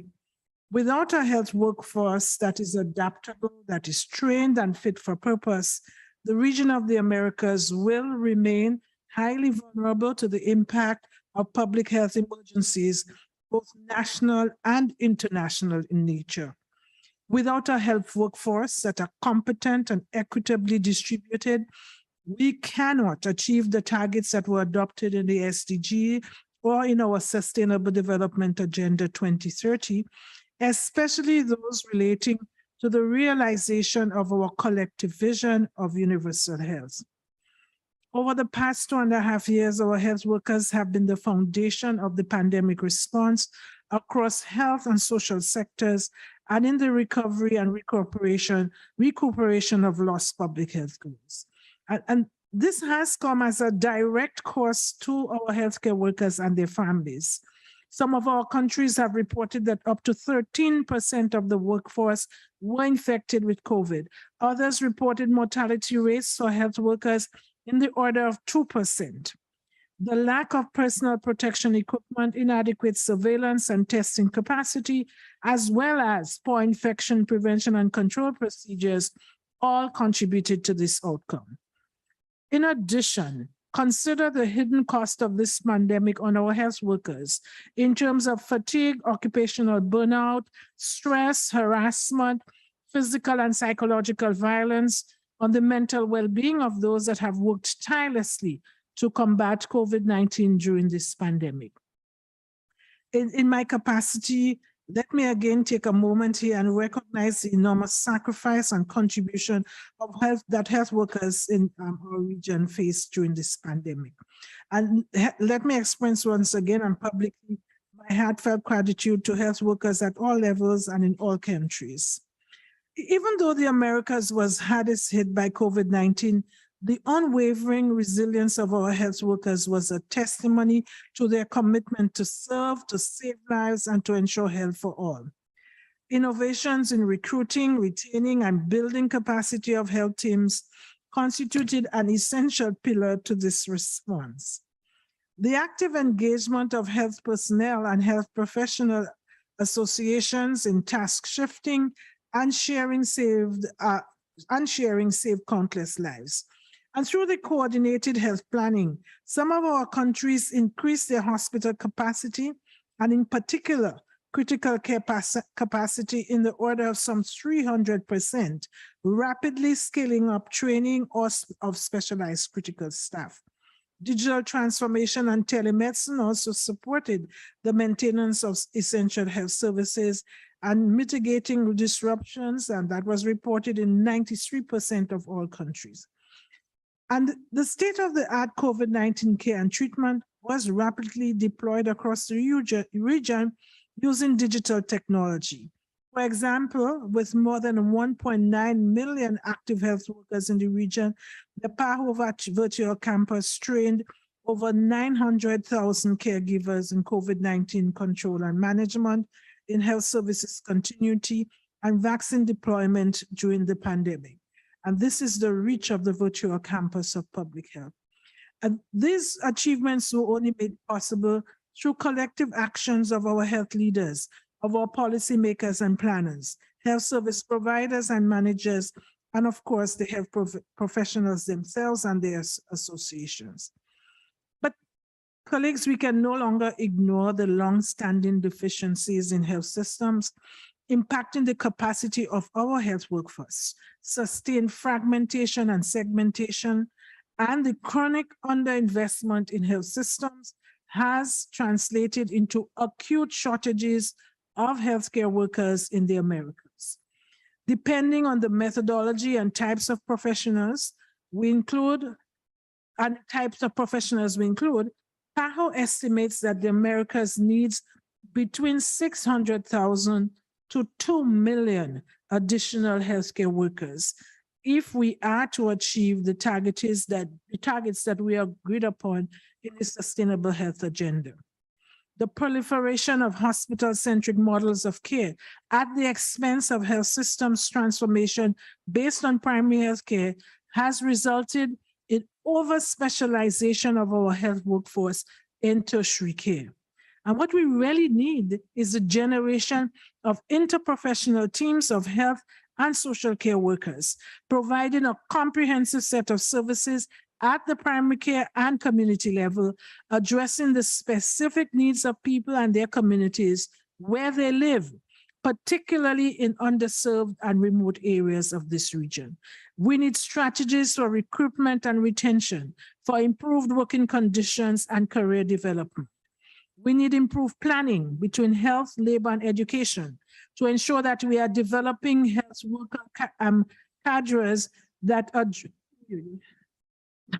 address the full range of population health needs in healthcare delivery, in strengthening the essential public health functions, and addressing the social determinants of health.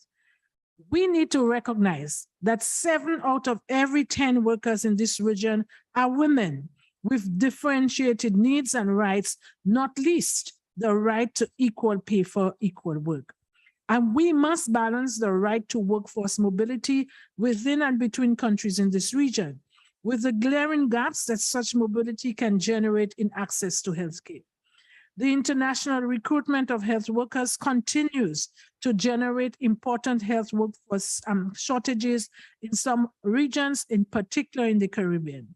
The scramble for health workers between countries in this region and globally is a zero-sum game.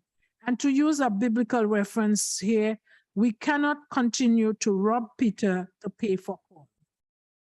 So the Action Plan on Health and Resilience in the Americas and the Americas Health Core initiative provides us, I do think, with an opportunity to collectively address these issues.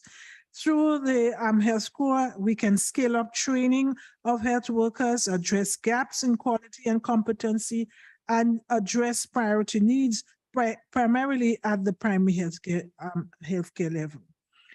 We can improve national planning processes. We can leverage digital tools. We can build the leadership in health for this region. And we can bring to bear the knowledge, experience, and capacity of our partners, academic centers, and university networks in the Americas, and of course, our health professionals. So commencing with this event today, we will be embarking on a process with all PAHO member states to build this initiative, seeking to strengthen the health workforce of the Americas through the Americas Health Core, working with the Secretariat to further develop the core pillars of this initiative to respond to country needs. And so I'm very happy that I see so many member states here. No one country can do it alone.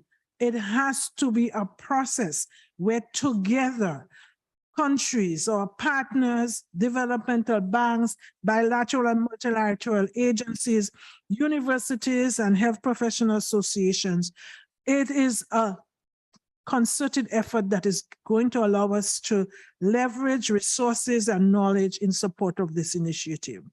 And for us to work intensify the work on technical cooperation in the upcoming years in human resources for health.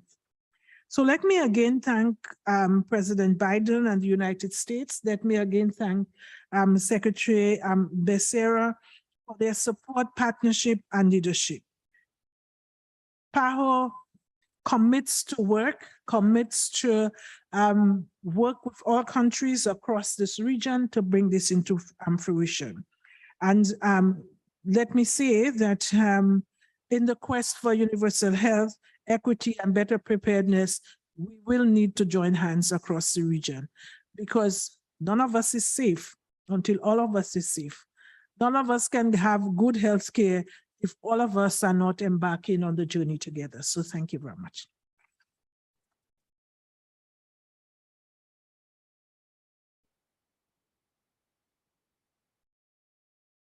Thank you very much, Dr. Etienne, for those remarks that really frame some of the challenges, but also some of the opportunities that we have moving forward in developing this initiative for the Americas.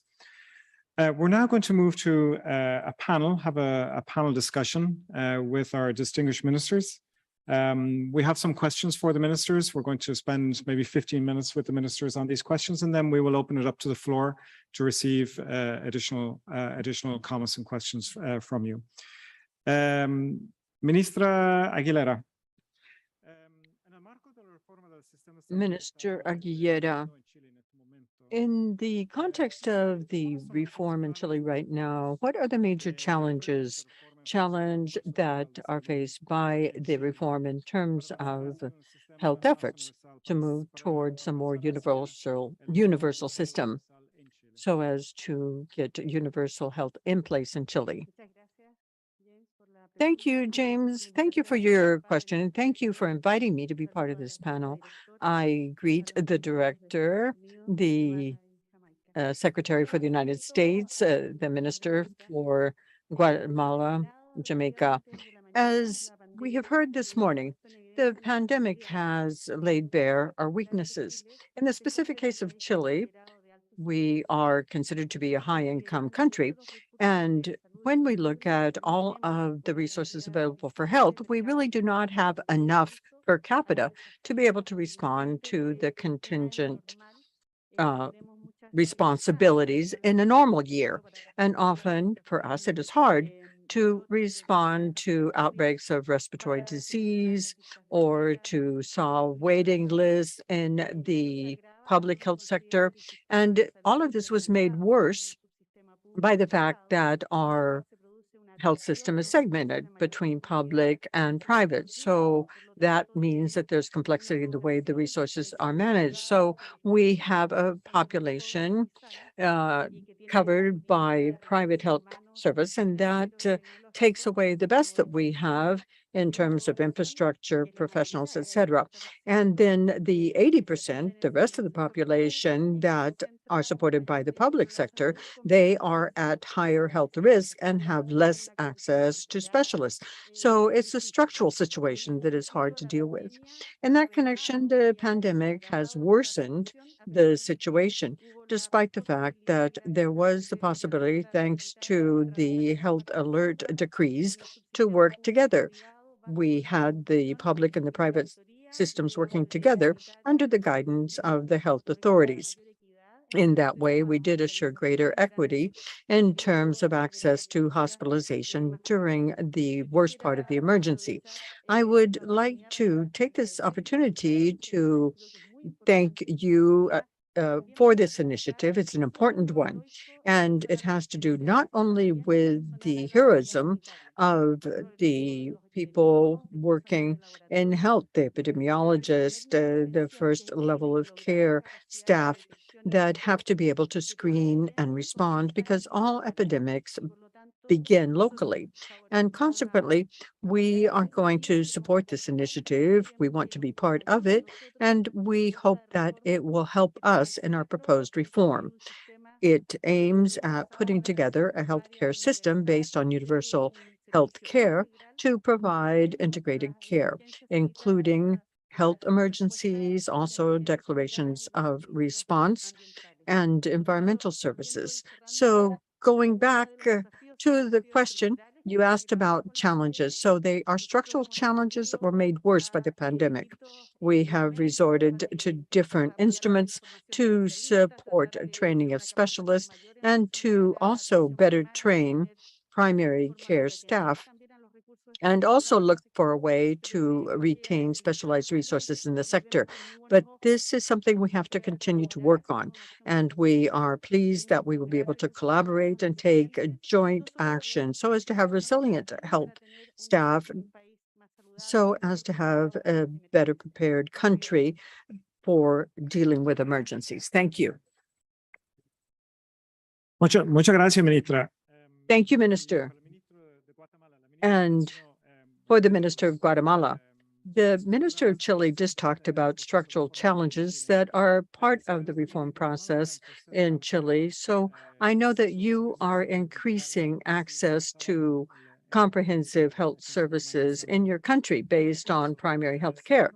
In this case, and following up on the efforts being made in your country, what are the major challenges that you're facing in terms of strengthening human resources in health specifically, and to move towards the implementation of a healthcare model based on primary health care? Thank you. As others have said, it's an honor to be part of this panel. In speaking of my country, and Guatemala is a country that had a health system that was neglected in the last 20 or 30 years. That has to be recognized. And the pandemic showed us that we needed an integrated primary care system. If we would have had it, I'm sure our response would have been more effective. We also learned that the lack of human resources, not only from the standpoint of training, but from the standpoint of interest in serving the most remote communities, is so important so as to be able to grapple with health problems in our country. Guatemala, in its process of implementing an integrated primary healthcare system, has made major efforts to find human resources that can reach the most remote communities. And that is why I reiterate our appreciation for the labor force in the Americas. Now, we want to thank sister countries that have provided access to physicians that have helped give us support, but we have learned that that has to do not only with human resources and health. There is a lot of responsibility on the shoulders of those of us who are in charge of managing the healthcare systems in our countries. And we have learned that until we incorporate community leaders so they can be co-responsible for some of the problems in their own communities, we're really not going to be able to affect a major change. Our community in Guatemala means that decision-making is complex and the vision of health isn't always shared. Consequently, it is important that that capability, that the assistance capability, be community in its approach. And I say that because it has to do with our training efforts and our efforts to train these people. Also, we need to review the level of our systems, the structure of investing in health, because we say, and it is true, that devoting resources or the percentage of GDP, what goes to our healthcare system, has often been insufficient. And we have to see how that money is used. Not always do we focus the money on developing human resources. Often we favor technology more. So perhaps it was a good view if you're in a country where their health system allows for that. And in that way, technology can serve everyone. But in countries like Guatemala, access to health, even the most basic health systems, is essential. So in our countries, what we need to do is to strengthen our analysis of how we're investing our health resources, our monies that go to health. Also, we need to review leadership. And of course, we want to thank the Pan American Health Organization and the United States Secretary of the Department of Health and Human Services. And also, they have stood with us. They have supported us, making sure that access to health services is as effective as possible. Now, it's important for us to have access to the new tools. We talk about telemedicine. We talk of technology for training by using remote systems. All of this, one way or another, strengthens knowledge and strengthens our response capabilities. Also, we learned that no country had the human resources, no country had knowledge to be able to approach these problems on an individual basis. No country had all of the answers, and hence the need for this effort so as to be able to deal with the problems connected to human resources. Also, I feel that strengthening capacities in analytical capacity in specialized areas like anesthesia, that's important. And we had a critical situation because we didn't have the necessary resources. Also, we need to acknowledge that we have to be able to improve the way that we communicate, the way that we foster our leadership and how we deal with the people that devote their lives to caring for our patients. Many of these people felt that they had been abandoned, they weren't backed up. They felt that they were in a difficult situation without the support of their employers, their families. So I think that all ministries need to fully realize that we need to stand by these people that deliver first line health care. Of course, Guatemala is eager to participate in this effort. We will make every effort to participate fully, and also we look forward to being recipients. So Guatemala is a beautiful country, but our population is very diverse, and so reaching all of the population is very complicated. Thank you. Minister Tufton from Jamaica. So we heard from Minister Martin about the complex determinants that really define a strategy to address the health workforce needs around the model of care in Guatemala, from the governance and leadership right down to addressing community needs. But there's one determinant in particular that the Caribbean faces, was mentioned by Dr. Etienne, and it's the issue of mobility and migration. And so a question for you, Minister. Jamaica continues to face challenges with regard to the outflow of health workers, and in particular nurses, to other countries. How are these shortages in the labor market impacting healthcare delivery in the Caribbean, and particularly in Jamaica? And what strategies have you as minister developed to try and mitigate against this constant challenge that the country faces? Thank you very much, Chairman, and I want to salute the members at the head table who have participated in this and colleagues in the audience. Thank you. This is a very important topic. Firstly, I want to commend the US who have sponsored this very important initiative, America Health Corps. I think it is timely, it is important, it's necessary, not just obviously for the US, but also for the Americas. And so the focus on the Americas, I think, is appropriate. And Secretary of Health, you should be commended, you and your team and your government, for that. Of course, the support of power, we appreciate.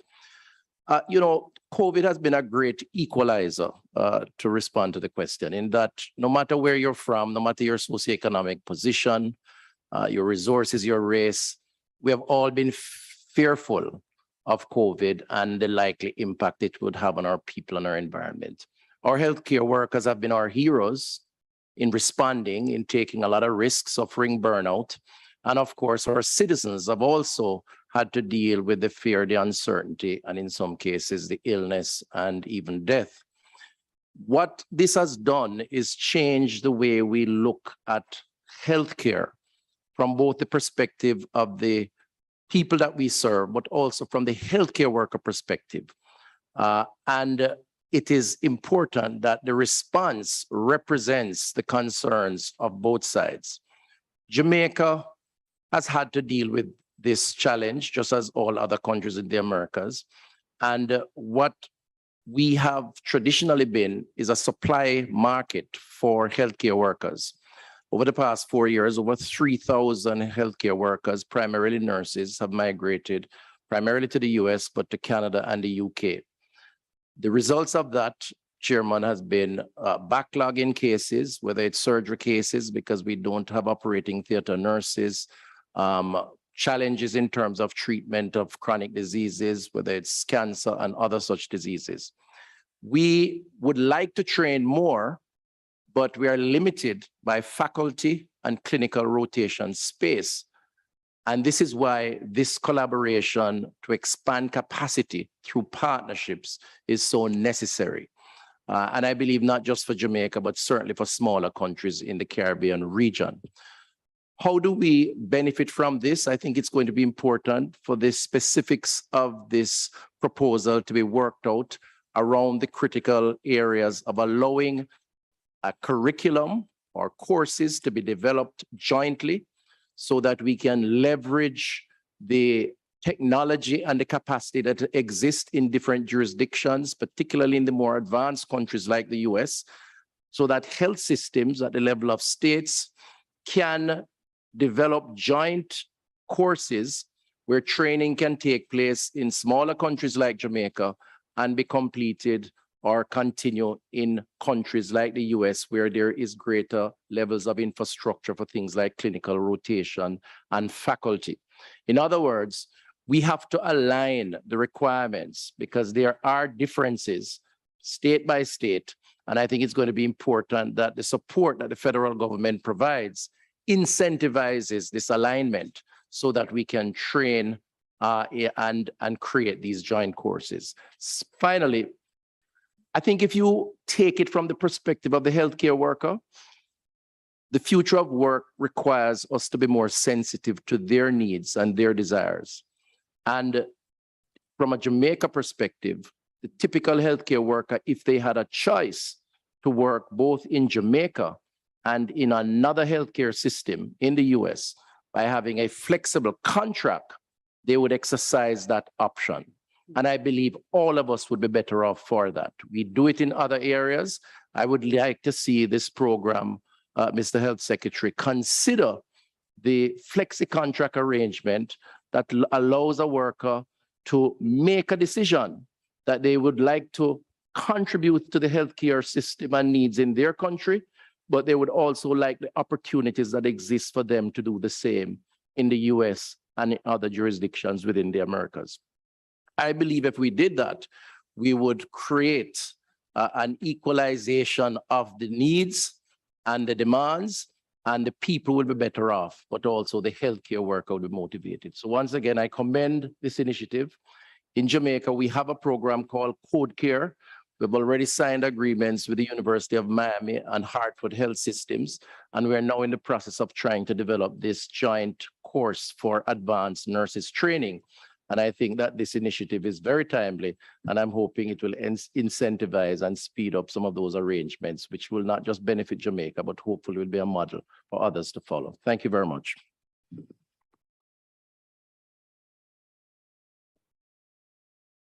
Thank you very much, Minister Tufton. So now I'd like to open it to the floor, to you participants this afternoon, to see if you have any comments or questions that you'd like to present for the panel. Minister Frank from Guyana.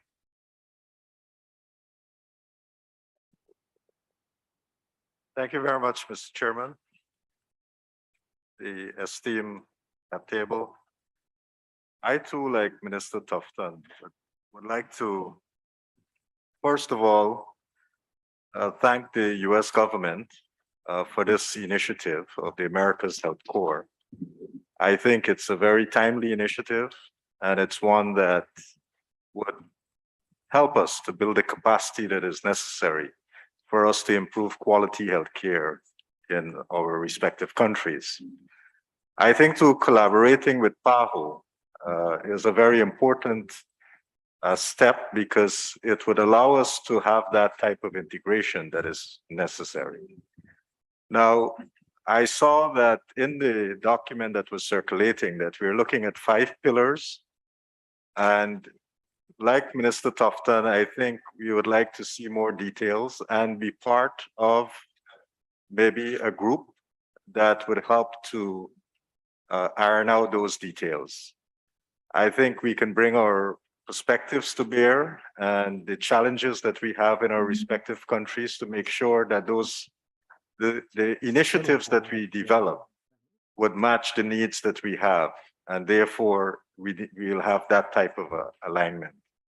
We have, for many years now in the Caribbean, been discussing the possibility of having a hub where we can do training for everyone in the Caribbean. And that is while that has been an idea that has been around for quite a while, we have not really made significant progress of having such a hub materialize. And I think this gives us that opportunity. And perhaps we have some very specific ideas of how we can develop this.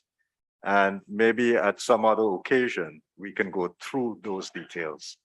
And there are many, I would say, tertiary institutions in the US that are willing to also participate in helping us both from academia and from the practical side to make this idea work. So I look forward to the discussion and perhaps a working group that would allow us to make sure we have all the details together.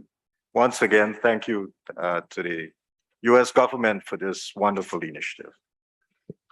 Thank you very much. Perhaps what I would do is take a round of comments and questions, and we'll come back to the table. So I have Dr. Paulo Bus from Brazil. Thank you very much.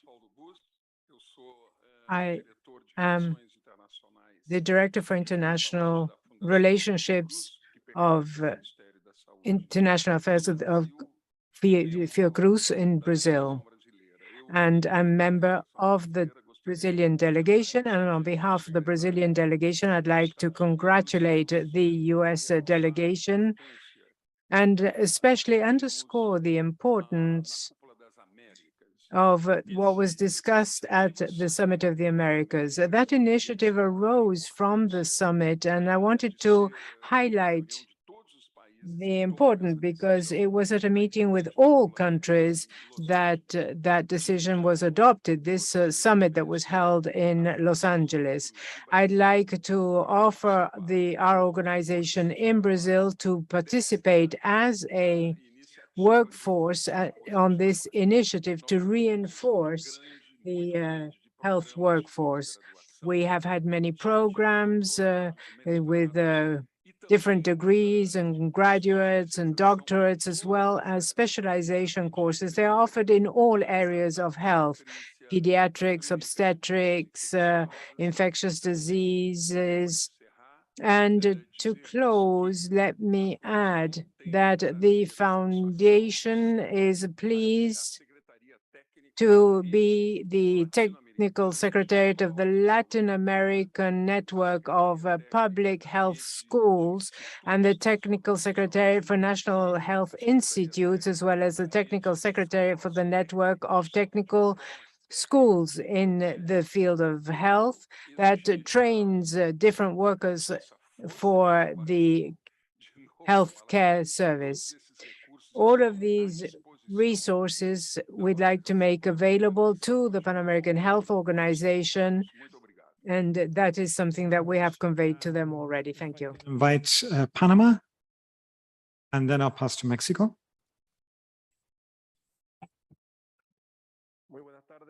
Good afternoon, participants at the head table, colleagues, ministers of health. First of all, I'd like to congratulate the United States for this initiative. Second, let me posit that it is obvious that human resources in the health sector is fundamental throughout the world.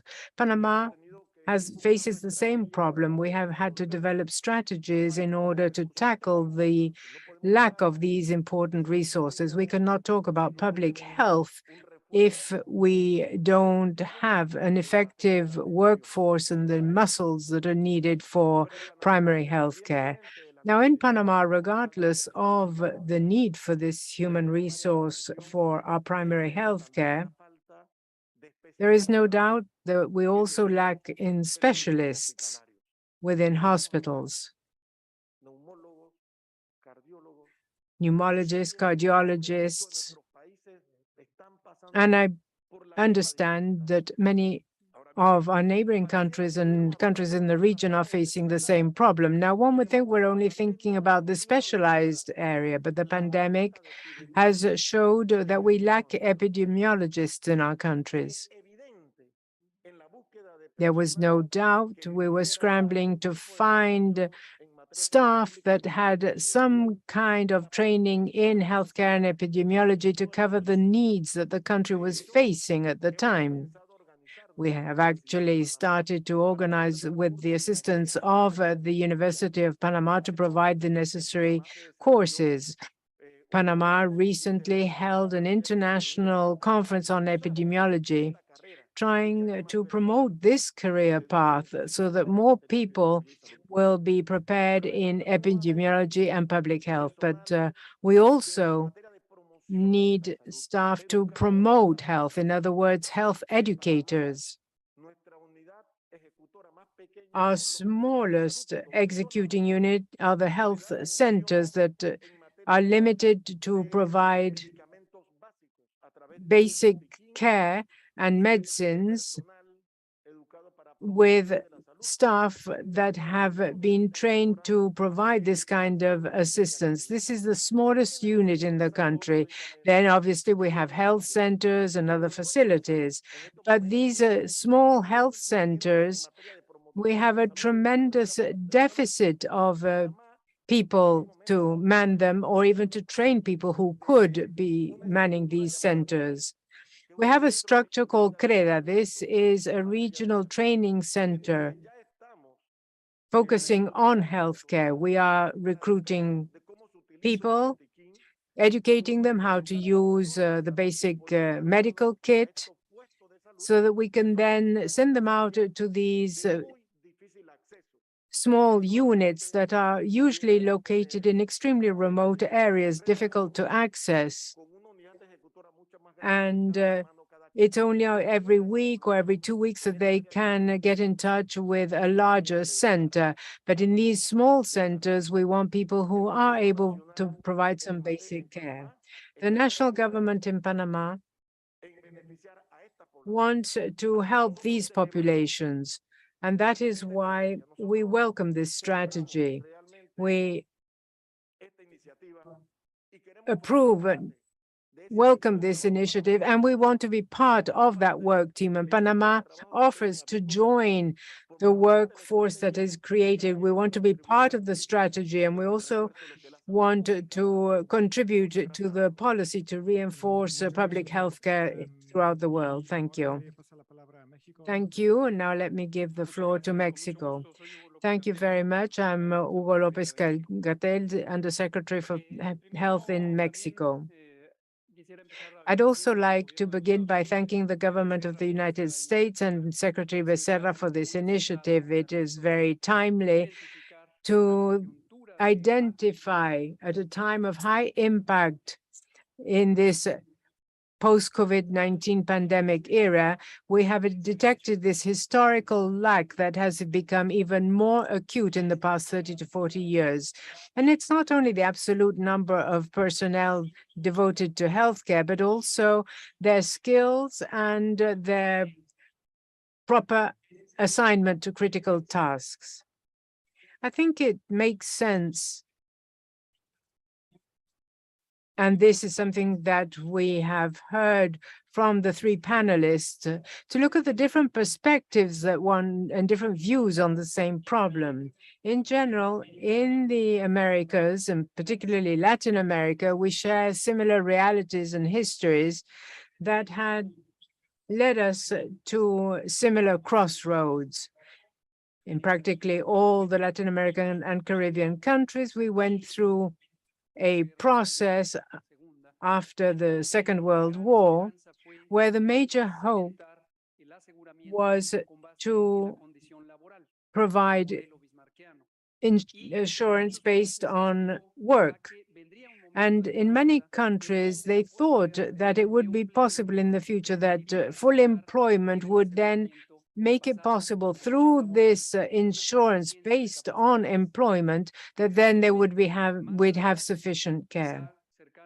But then later on in the 70s and even more so in the 80s, we realized that full employment was a notion that was slipping through our fingers. So we had to consider other models that could replace the impossibility of public systems to ensure social security as well as healthcare coverage, including public health, for the population that had no insurance whatsoever. So social protection in health was offered as an alternative, as well as the expectation that accelerated growth in skills and the willingness for the private sector to fill the vacuum would perhaps provide what hadn't been yet achieved. I think it's through this initiative, it's worth reflecting on that history and that reality that is evidenced that the social protection regimes for health are actually exhausted. This is not the right path to move forward in the hopes of one day perhaps achieving sufficiency and in the care provided. Now, as the Guatemalan minister pointed out, historically and growingly, we are seeing that coverage is decreasing. The financing and the incentives, or even the geographic location, as well as demographics in the supply of services, is a major obstacle. And on different national agendas, as well as those of many international organizations such as PAHO, we have the expectation of having a healthcare workforce that uncomfortably remains in looking at vertical programs. And then we realize when we have crises like epidemics and pandemics, then we've realized the shortfall. I think it would be important, therefore, to give this perspective, this general agenda, a comprehensive analysis and mapping, not only of the needs and capacities, but also the incentives both for supply and demand. I think that there are major opportunities to align the different models, the different social, economic realities, as well as the different political ideas in our region to move more as a unit to close this tremendous gap between supply and demand. As Minister Tufton pointed out, there are some models that can appeal to today's technology with the joint curricula to be developed in order to close the gap between countries and also within the region.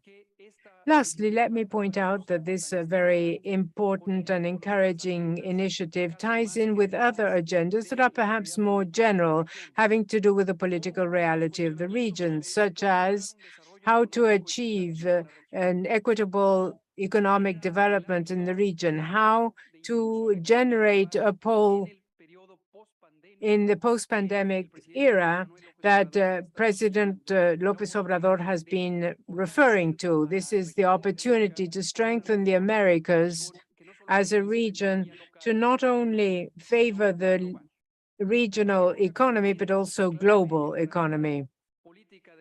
In the political reality of our time, we're also facing migration today with a specialized group of migrants. But lastly, as always, we have to see joint threats such as COVID-19 means that we need joint responses. We cannot, yet again, each one seek out its capacities, its abilities, and satisfy them when what we actually need is a joint response. Once again, thank you for the initiative, and I make available the capacities that Mexico can share, in particular our public health school and its institute, as well as the different possibilities for training in medical fields that in the past 50 or 60 years have contributed to develop specialists, both men and women, for the region of the Americas and the Caribbean. Thank you very much. Thank you. Trinidad Tobago, and then I have one, I believe, from a CSO. So, and then we'll pass it back to the panel for a quick response, if I can. Yes, Trinidad Tobago. Thank you very much, Chair.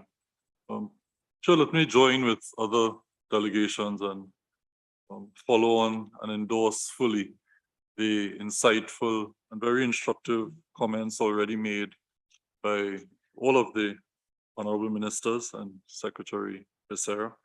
And particularly for our delegation, we find that the comments made by the honorable ministers of health from Jamaica and Guyana are particularly important for us. Trinidad and Tobago welcomes this initiative.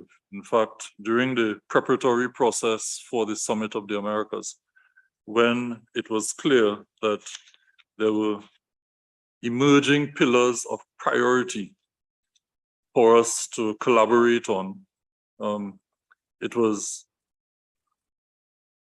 deeply appreciated when the AHC was launched at the summit. The private sector engagement, of course, has continued to be one of the areas that we have noted is a yet sufficiently explored and untapped opportunity for us to meet several of the needs and to resolve the demand supply pressures that from time to time have created problems in our respective health sectors, both on the research side and the supply chain side. We believe that when it comes to research and development in particular, the involvement of the private sector can help in advancing several of those areas that will advance the provision of equitable healthcare. So without spending too much more time and looking forward to the responses from the panel, this delegation would wish to express its interest in the collaborative process that clearly is necessary now as we go forward in developing the details. And we look forward to working with other delegations, other countries to advance this important initiative. Very welcome, and we look forward to being a part of the process. Thank you. Thank you. Thank you very much. Thank you very much for that. So yes, I'd like to invite Dr. Rupa Dutt from Women in Global Health for a short comment. Thank you, James. Thank you again to the esteemed ministers, and also thank you to the leadership of the U.S. government and really investing in health workforce and all the other countries coming behind this. There's a point that I really want to emphasize. It was said by Dr. Carissa Etienne, the 7 out of 10 health workers are women, and it is really the gender inequities which keep the health workforce under-supported, under-invested in. Women in Global Health released a report earlier this year showing that 6 million health workers are currently unpaid supporting health systems globally. These are often the most poorest women of society. So I'm asking and encouraging all of us in the room thinking about how this initiative will make sure that gender equity is not an afterthought, but hardwired right up front to ensure that the health workforce is truly supported and protected and compensated the way it needs to be. Thank you. So thank you very much for that. Thank you. So let me go back to the panel now. We've heard an awful lot, and I'm not going to ask specific questions as such, but perhaps I'll go in the reverse order and ask for Mr. Tufton. Was there anything that, you know, from the discussion you heard, any particular issues that you think we really need to address as we move forward with this initiative? Thank you, Chair. Well, I'm very happy to hear the overwhelming support for this program, and I think we are all grateful again to the US and to Secretary Becerra for leading this charge. The devil is in the details. And I think the suggestions are all welcome because hopefully that will inform how the details are worked out.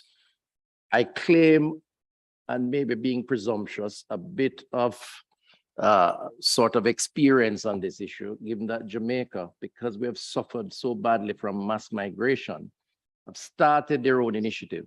Last 2 months ago, I toured 8 health systems in 4 states in the US in an attempt to forge joint arrangements for expanded training and to attract some of the very diaspora Jamaicans who live here back to Jamaica to assist us with over 6,000 backlog of surgery cases that we have, largely due to COVID, and have no operating theater nurses. And what stood out to me, which I will offer as unsolicited advice, is that all the health systems are suffering in the US. It's not just about small country, large country, rich country, poor country, which makes it even more relevant. Secondly, the joint training approach is going to be the quickest way to ramp up capacity.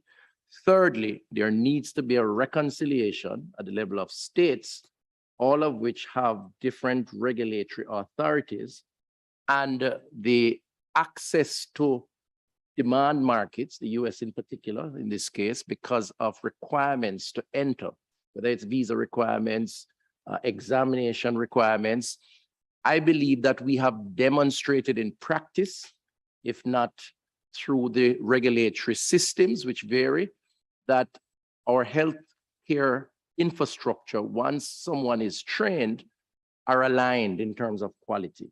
So we must do the practical things to ensure that this gets implemented by aligning some of these standards so it becomes a lot easier around mobility of labor, which I support, flexibility of training, clinical faculty exchange, simulators and the use of simulators, clinical rotation, which then will, I believe, create a much more fertile environment for this to work. So I commend that to you, Mr. Secretary. I'm being a little presumptuous, but I think it's important that we place the specifics on the table as suggestions to move this process forward as quickly as possible. Thank you very much. Thank you very much, Minister.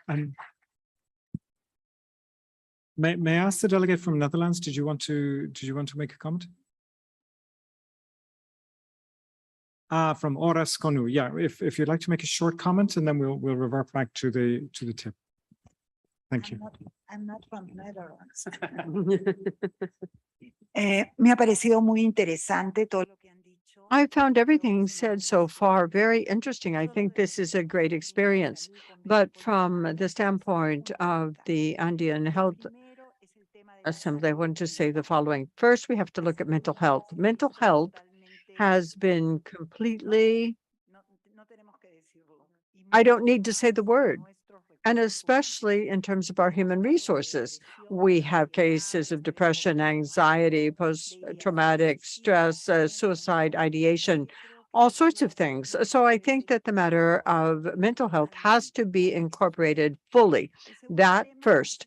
Then second, I wanted to talk about standardizing our professional titles, homologation. We can't say that there's going to be migration from one country to another. Right now, migration is incredible, and human resources are also migrating. So on the part of the Andean Health Institute, we are looking at the possibilities of standardizing these titles, giving official accreditation in other countries of these professional titles. Another thing is we need resources at all levels. It's not that we need more specialists or more people in the primary level. No, we need more people at all levels, but we have to give a completely fresh look at the way that we're training our people. I am a physician. I've been practicing for 42 years, and things have changed. And if we don't talk about climate change, if we don't talk about telemedicine, if we don't talk about other issues, without referring to how important it is to work with communities, working with community leaders, and with everything that is part of intercultural health. And for us, that's tremendously important. If we don't do that, we're really not going to be able to move forward as we should. A few words, because I am aware that Secretary Becerra needs to leave. James, thank you very much. And very quickly, just commenting on several of the things that the panelists have raised and those other ministers have also brought up. I would simply say that the details, as we say in English, the devil is in the details. And ese diablo siempre está con nosotros. And the devil's always there. We are excited to see the interest and enthusiasm. I hope that what you will bring is not only an interest in seeing this happen, but also whatever investments you can make. Obviously, some countries will be able to make greater investments than others, but we all have to participate in whatever ways we can. Un granito cuenta por mucho. Cada granito cuenta. So every contribution is very valuable. Whether it is through a working group or whether it is through continued dialogue, I believe I'm expressing properly for President Biden that we want in. We want this to work. We want to be good partners, more than good partners. We want to be good members of this family of the Americas. And it takes a lot. And so we're ready. President Biden understands the type of commitment we're espousing here by talking about creating this health corps of 500,000 people. We want in. We hope you want in. We will give you any kind of detail we can. Just bring your details with you as well. The devil will be there. The grain of sand will be there. But so long as we all understand that, I think we can get this done, because at the end of the day, I think we all recognize if we don't, too many members of our families back home are going to die if we don't do this right. So we look forward to working with you however we want to do this. And this is where we trust in Pajo to help us, help guide us to do this as a family. We can make this happen very, very well, but let's not wait. There's another pandemic coming around the corner. We have to be ready. Thank you. Thank you very much, Secretary Pasari. Minister Martin, some considerations, algunas consideraciones, usted? Thank you. I merely wanted to once again express my appreciation for this opportunity. And also, I wanted to say, I hope that we won't forget the human resources, the people that manage the infrastructure. Sometimes we forget that health systems are very complex systems. And consequently, I would suggest that we also train our managers. Often the people at the head of health organizations are people that are improvised, or they come from another world and they haven't been adequately trained. So I think that this effort also has to be targeted. And we have to work with the people that are at the head of the systems, whether they're the most suitable or not, learn more about how to manage these systems. Thank you. And Minister Aguilera, any final remarks? Perhaps some recommendations for us? Yes, thank you very much. I wanted to go back to what this collective agreement means.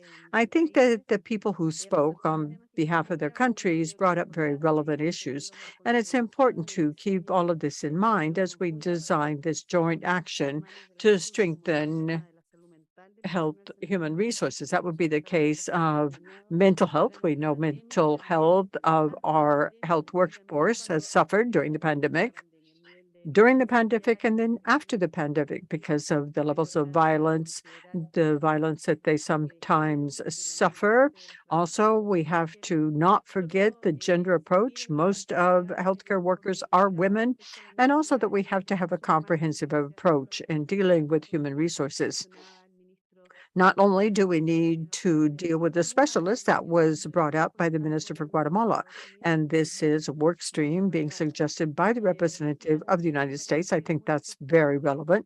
And another very important thing is for there to be participation of the Latin American organizations involved in training our workforce in health. We know that Brazil and Mexico are well known for their educational contributions to the region. But as an academician, as a professor of public health, I know there's a lot of interest, and there will be interest in terms of different training institutes. They will be wanting to participate in this initiative. It's an important initiative, and it provides the countries with a structure. It gives us the esprit de corps for us to work on our healthcare systems. Thank you. Thank you, Minister. The end of our event, I really want to, on behalf of the Department of Health Systems and Service, really thank you all as moderator of the session. Thank you all. And I really want to hand over now to Dr. Espinal for some final words, highlighting some of the opportunities I think that we have moving forward. Thank you very much. Muchas gracias, James. Thank you, James. I'm going to be brief. But on behalf of Dr. Etienne, I wanted to thank our honorable panelists, and I also want to thank the United States for this innovative initiative. The message is very clear in hearing from the ministers. We all know that the backbone of health systems are healthcare workers. Without those workers and without a sustainable workforce that is educated, trained, we will not be able to accomplish our purposes. So it's very clear. There is a path that opens up, and this meeting has given us good suggestions on how to implement this very interesting initiative. So if we can say what priority number one is, that's the way we have to see it. Because as I said, healthcare workers are the very backbone of the healthcare system. So thank you for your participation in this event. And I also thank the United States. Thank you. Fantastic. Ministro, ¿es almuerzo del suyo? Fíjese que no sé si es el mío. No tengo ni idea.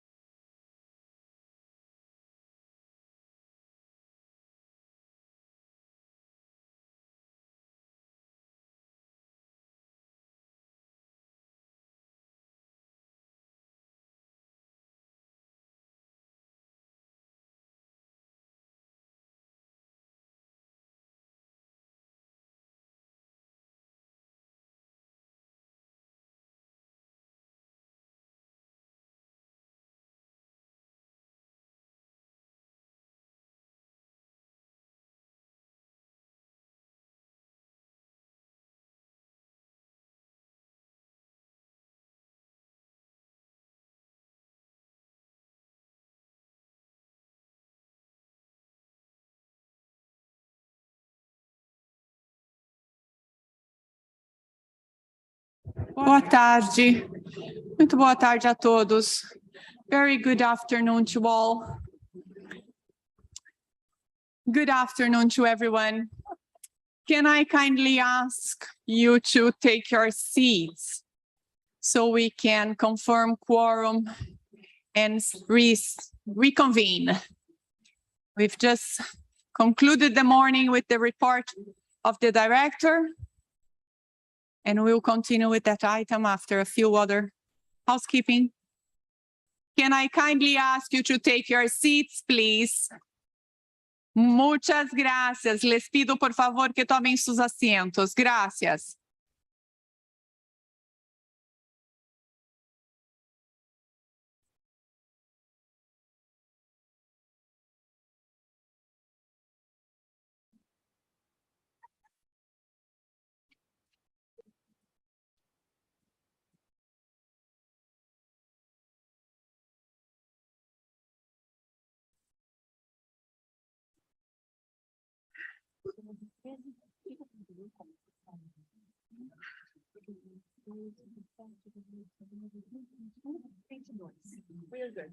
Okay.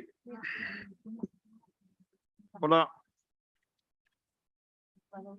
Good afternoon. Buenas tardes, buenos tardes, bon après-midi. Welcome back, everybody. As I indicated just before lunch,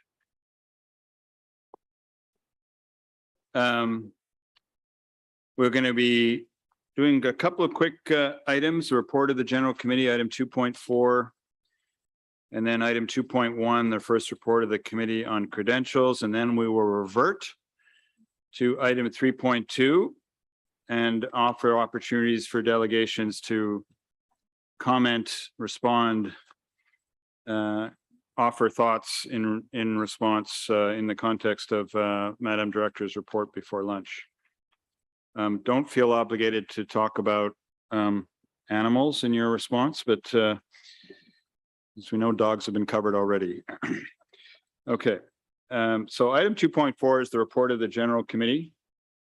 First meeting, perhaps the last meeting of the General Committee, that took place over the lunch hour, in which I presided over.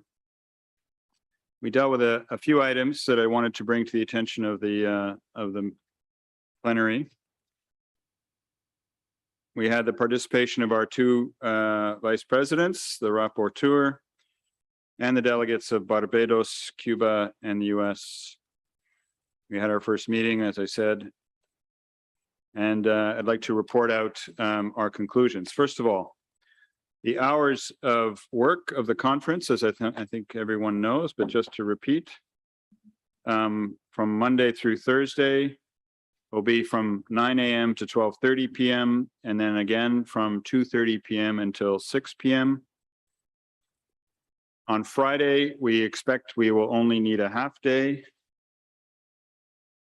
from 9 a.m. to 12:30 p.m. If I recall, when I was chair of the executive committee, I made an arbitrary decision that on Thursday, for men, if you don't want to wear a tie, you have that option. And for women, if you want to dress differently, you have that option as well. But I'm always very careful about what women wish to wear. So I will provide no guidance whatsoever in that regard. But for men, feel free on Thursday to go tie optional. And we may conclude before 12:30 on Friday. We will see how it goes. And if that is the case, I'll come back to the timing of the executive committee in a second. Further to our colleagues from Brazil and their proposal for an additional item on the agenda, the General Committee agreed that we would add that item. It will be reflected in the program of meetings that we've adopted, document CSP 30/WP revision 1. This item will come under program policy matters item, and it will be specifically called item 4.8, keeping the region of the Americas free of polio. There is a requirement and a need for delegations to see the text of a brief resolution that I think will accompany this item. We will not likely discuss it before Wednesday, 28th September. and only 24 hours after supporting documentation has been made available to all of you. So the secretary will provide that documentation as soon as possible, but Wednesday will be the most likely day that we discuss it. And then we will make, as I said, we'll make this change will be then reflected in a new version of the program of meetings to be circulated by the Secretariat.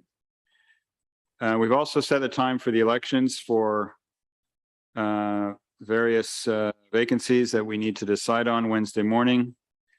For those of you who are boxing fans, which I am not, the main event is the one we all know, the election of the director. But the undercard will be two other items which we will probably able to dispense with relatively quickly. First thing Wednesday morning, and that is the vacancies for the executive committee and a member state to be nominated to join the special program for research and training in tropical diseases. And again, this will all take place Wednesday morning, starting at 9 a.m. After the third report of the Committee on Credentials, if in fact that committee has a third report to deliver. And then finally, we agree that the executive committee, with the new members, will meet on Friday as soon as the main meeting is over, here in the same room. And we will provide an update on more precise timing as the week goes on. So that's the report of the General Committee. Any questions or comments about that?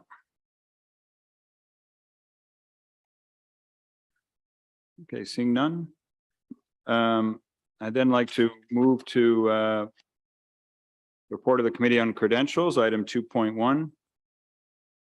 And I yield the floor to the delegate of Guatemala, the president of the Committee on Credentials, to present the first report of the committee. Muchas gracias. Thank you very much, Mr. President. I want to read the first report of the Committee on Credentials in accordance with Article 32 of the Rules of the Pan American Sanitary Conference on the Credentials Committee, appointed at the first meeting and comprised of the delegates of Bahamas, Ecuador, and Guatemala.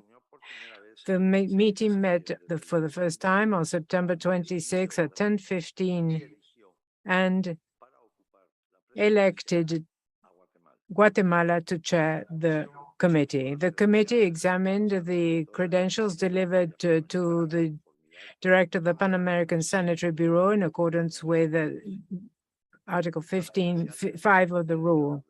The credentials of member states and participants, associate and observer states listed below were presented in good and due form, and the committee therefore proposes that the conference accept their validity.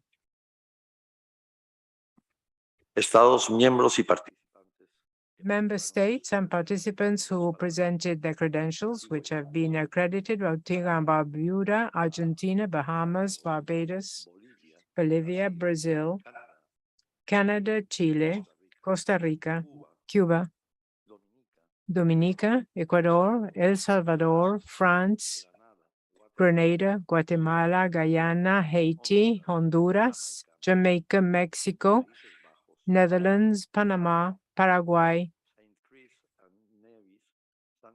St. Kitts and Nevis, St. Lucia, St. Vincent and the Grenadines, Suriname, Trinidad and Tobago, United Kingdom, United States of America. Associate members, Curaçao and Puerto Rico.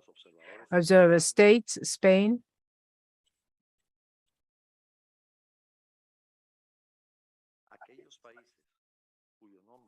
those countries who have not been mentioned must accelerate issuance of their credentials, which are to be presented at the registration desk in front of the blue function room as soon as possible. The committee will meet a second time, Tuesday, during the coffee break, to review the other credentials submitted. Members are reminded that they will not be able to vote unless their credentials are properly submitted and accredited. Gracias, Guatemala. Anybody have any comments or questions on this report? United States, are you asking to speak? No, okay.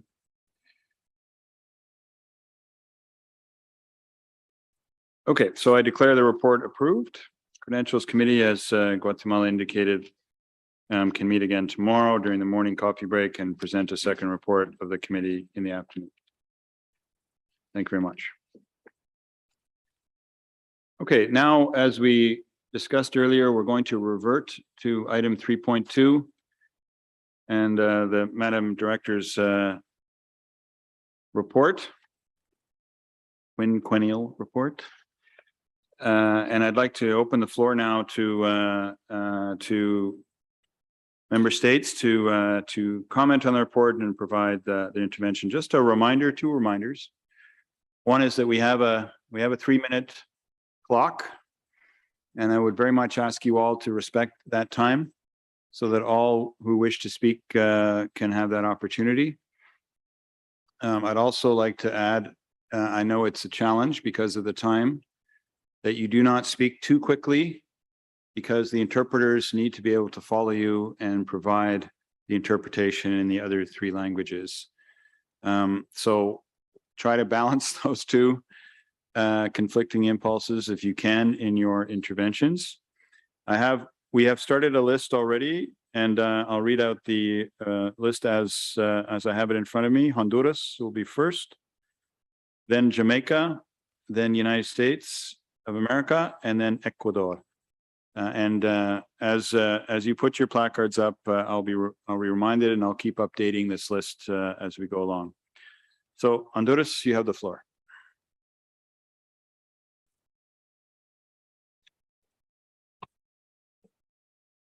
Honduras is grateful for the document OD 366. Honorable Ministers of Health of the Americas, Madam Director of the Pan-American Health Organization and the Regional Office of the World Health Organization, President of the Pan-American Sanitary Conference, accept the greetings of the government of Honduras and our congratulations for the organization of this event. Likewise, we congratulate the Pan-American Health Organization for its 120th anniversary serving the health of the peoples of the Americas. Madam Director, we congratulate you for your quinquennial report on the achievements of PAHO in the last 5 years and talking about the major challenges exacerbated by the COVID-19 pandemic that has afflicted our countries, as well as the program to remove equities and to move towards universal health coverage in coming years. A challenge that is not easy for our countries to attain. We take this opportunity to express our deep gratitude to PAHO and its staff in Honduras and the representative for all the financial and technical cooperation received, not only for caring for the pandemic, but also the disasters after Hurricanes Eta and Iota. Without that support, we are convinced that the evolution and negative impact of the pandemic in our country would have been far worse. Let me underscore the benefits received by our people thanks to the cooperation offered. These include massive vaccination campaigns, improving the cold chain, supplying hospitals with oxygen, and support for the supply chain.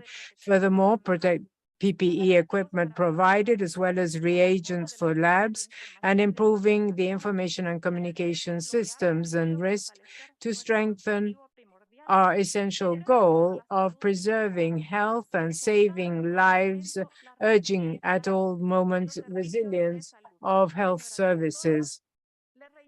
Madam Director, we'd like to reiterate our congratulations for the tremendous effort carried out, especially during the pandemic, the most difficult period for public health in our region. Thank you very much. Gracias, Honduras. Notice that was 2 minutes and 30 seconds. Excellent. Now Jamaica, followed by the United States.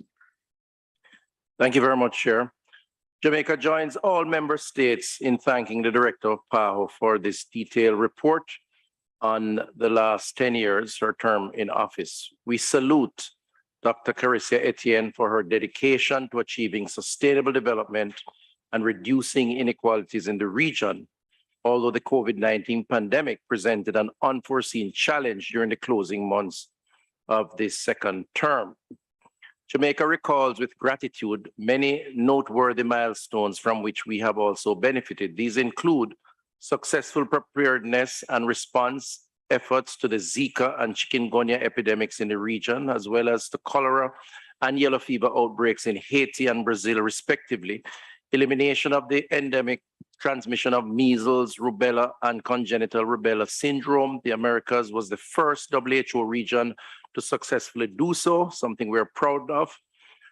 Prevention and control the chronic non-communicable diseases through legislative and regulatory mechanism gained considerable traction as more countries have enacted legislation on the labeling of food products, while others have introduced taxes on sugar-sweetened beverages at the national level. And the participation of some 41 countries and territories in the PAHO revolving fund, enabling them to procure high-quality life-saving vaccines and related products at the lowest price, and 30 countries utilize the strategic fund, which facilitates pool procurement of essential medicines and strategic public health supplies. During her tenure, Dr. Etienne led the efforts to renew primary health care and to strengthen health systems based on primary health care, promoting integration and improved functioning of health system. She has also spearheaded policy directions for reducing health inequalities and advancing health for all through universal coverage, people-centered care, the integration of health into broader public policy, and inclusive and participatory health leadership. Jamaica has benefited tremendously from your work, and the region has been well served by your dedicated leadership. We applaud you for a job well done and thank you for your service to the region. Dr. Etienne, many thanks on behalf of the government and the people of Jamaica.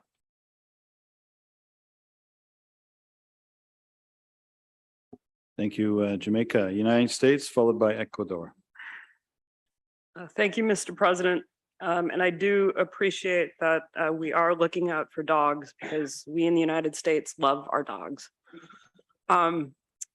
That said, the United States takes this opportunity to thank Dr. Etienne for her invaluable leadership of this organization for the past decade.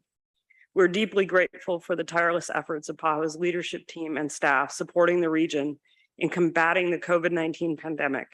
And now as we work to rebuild and recover, we appreciate this comprehensive report, which outlines an impressive set of achievements to assist member states. The PAHO region has a notable track record of cooperation and building on lessons learned from the hardship faced by it and member states. We must continue to work closely together as our efforts continue to recover and rebuild from the pandemic together. Regional solidarity and PAHO's technical cooperation remain fundamental to improving preparedness and response and advancing in health equity.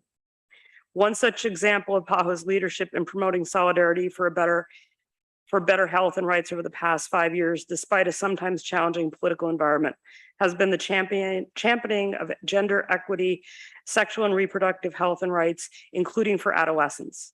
We must continue to support our institutions like PAHO that are looking out for the most vulnerable and marginalized in our communities.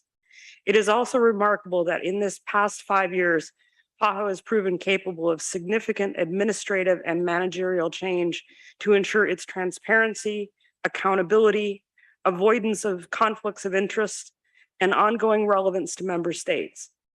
This is to be applauded, especially at a time when such changes are sorely needed elsewhere in the multilateral system and have proven more elusive. This year, as we celebrate 120 years since PAHO's founding, we look forward to strengthening our work together in the many years to come. Thank you. Many thanks, US. Ecuador, followed by Canada.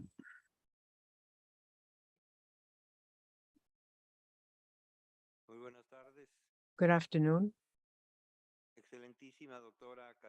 Excellency Dr. Carissa Etienne, Director of the Pan American Health Organization, Excellencies, representatives of member states, participants at this conference, ladies and gentlemen, dear colleagues. It is a privilege as Vice President of the Republic of Ecuador and a physician to be part of the delegation with the Health Minister and participate at the 30th Pan American Sanitary Conference at this in-person session. I want to deeply thank Dr. Carissa Etienne on behalf of the Republic of Ecuador for her commitment towards the organization and the leadership displayed in the times that she has held the helm. Her role, the major work carried out by the entity, and the efforts made for the good of the health of everyone do require our recognition and deserve it. This task has been essential to overcome the issues these past few years, but also to achieve the strengthening and reinforcement of the health system in the Americas. The strategic fund plays an essential role in public health. It has helped mitigate the lack of supplies due to interruptions in global chains and thus help ensure the sustainability and programs of health programs. In our country, it is vitally important to continue strengthening the efficiency of procurement while encouraging an increase in technical cooperation to continuously improve the mechanisms for obtaining medication, planning demand, and guarantee rational use of the inputs to avoid the lack of inventory in the Americas. Without wanting to exclude other efforts, we underscore the actions to promote the prevention and control of chronic diseases, the non-communicable diseases, strengthening the ICTs and digital transformation of health through the maturity of systems, improving health throughout the life cycle, and focus on health social determinants to offer better and safer environments. We wish Dr. Etienne the best of success, and likewise to PAHO and whomever will be newly elected to this organization, who will ensure the continuity and sustainability to the achievements achieved thus far. Thank you. Hey, thanks, Ecuador. Canada, followed by Cuba.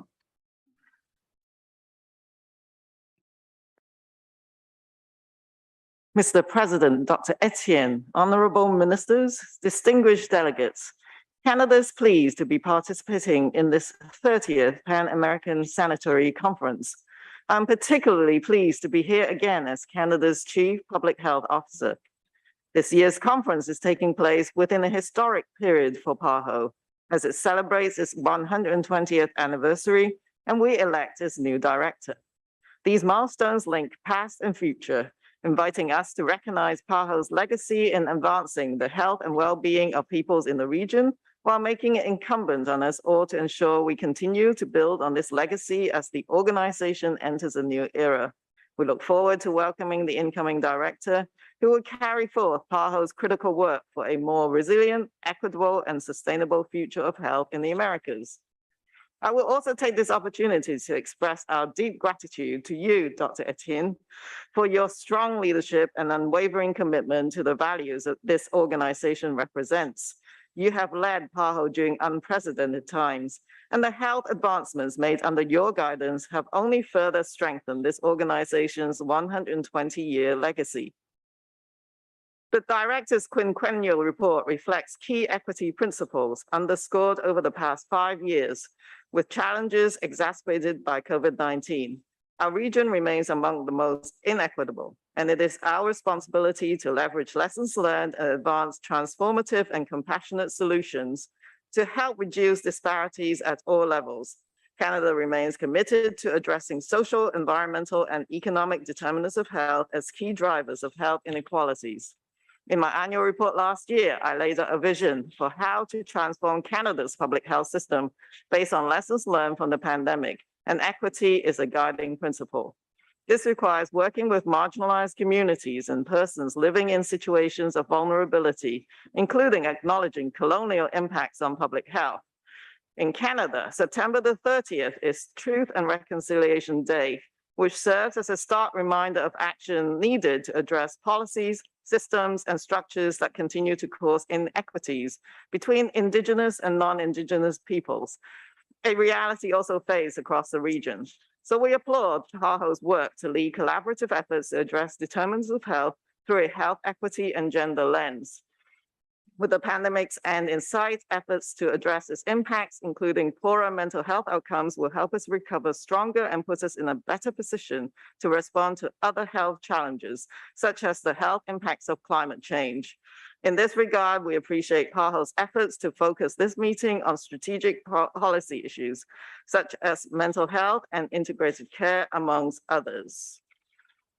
Finally, I am proud to highlight Canada's ongoing support for PAHO's crucial work in the region, including through a $50 million initiative aimed at increasing protection from COVID-19 for populations in situations of vulnerability, as well as a $15 million initiative to provide a comprehensive, integrated primary health care-based response to sexual, reproductive, maternal, and health needs of adolescent girls and women in situations of vulnerability. Thank you. Merci. Thanks, boss. Canada. Always reluctant to interrupt my own boss, but thank you. Cuba, followed by Bolivia. Buenas tardes. Good afternoon, dear Dr. Carissa Tien, Your Excellencies. I wanted to thank the director for the report presented and for the information she provided.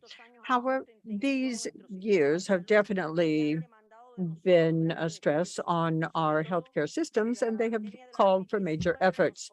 During COVID-19, we had to devote many of our human and financial resources to dealing with the crisis. To this, we add a new threat. We have monkeypox, another threat, which is an unprecedented public health emergency. Today, only 63% of the world's population has been fully vaccinated against COVID-19, and 10 countries and territories of LAC are not protected even 40% of their population. These are aspects that have a negative impact on controlling the disease and also on the health impacts attained. In Cuba, we have been able to control both diseases thanks to the dedicated work of our health professionals and to the existence of a scientific system that serves the nation. The development of biotechnological industry in Cuba allowed us to obtain 85% of the products used to treat COVID-19 in the protocol for that treatment. And we were the first country of Latin America to produce 5 different vaccines to deal with the disease, 3 approved for emergency use by our national regulatory agency. And thanks to that, 90.2% of Cuba's population has been fully vaccinated above the age of 2 years. And that is a technological accomplishment in terms of vaccines supplies in our country. Also, we're working on developing diagnostic means and ways to fight dengue, another health problem in the region. And that allows us to move towards resilience and reconstruction of systems following the COVID-19 pandemic. In these years, it has been clear how important cooperation and solidarity are. As part of this principle, we have supported fighting the pandemic in 42 different countries with 58 Henry Reeve brigades, and many of them are in Latin America and the Caribbean.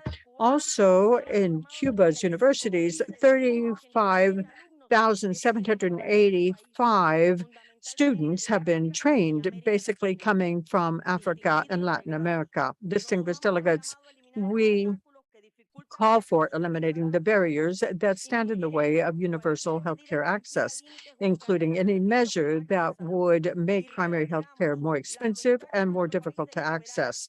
Our country stands willing to cooperate in keeping with our possibilities with countries of the region. All of this in keeping with our humanistic and solidarity efforts. Now, we are celebrating 120 years of efforts, and we continue to strengthen our performance. All of that based on respect, solidarity, and cooperation. We congratulate Dr. Carissa for her excellent work done during her 2 terms of service. Thank you. Thank you, Cuba. Bolivia, followed by St. Kitts and Nevis.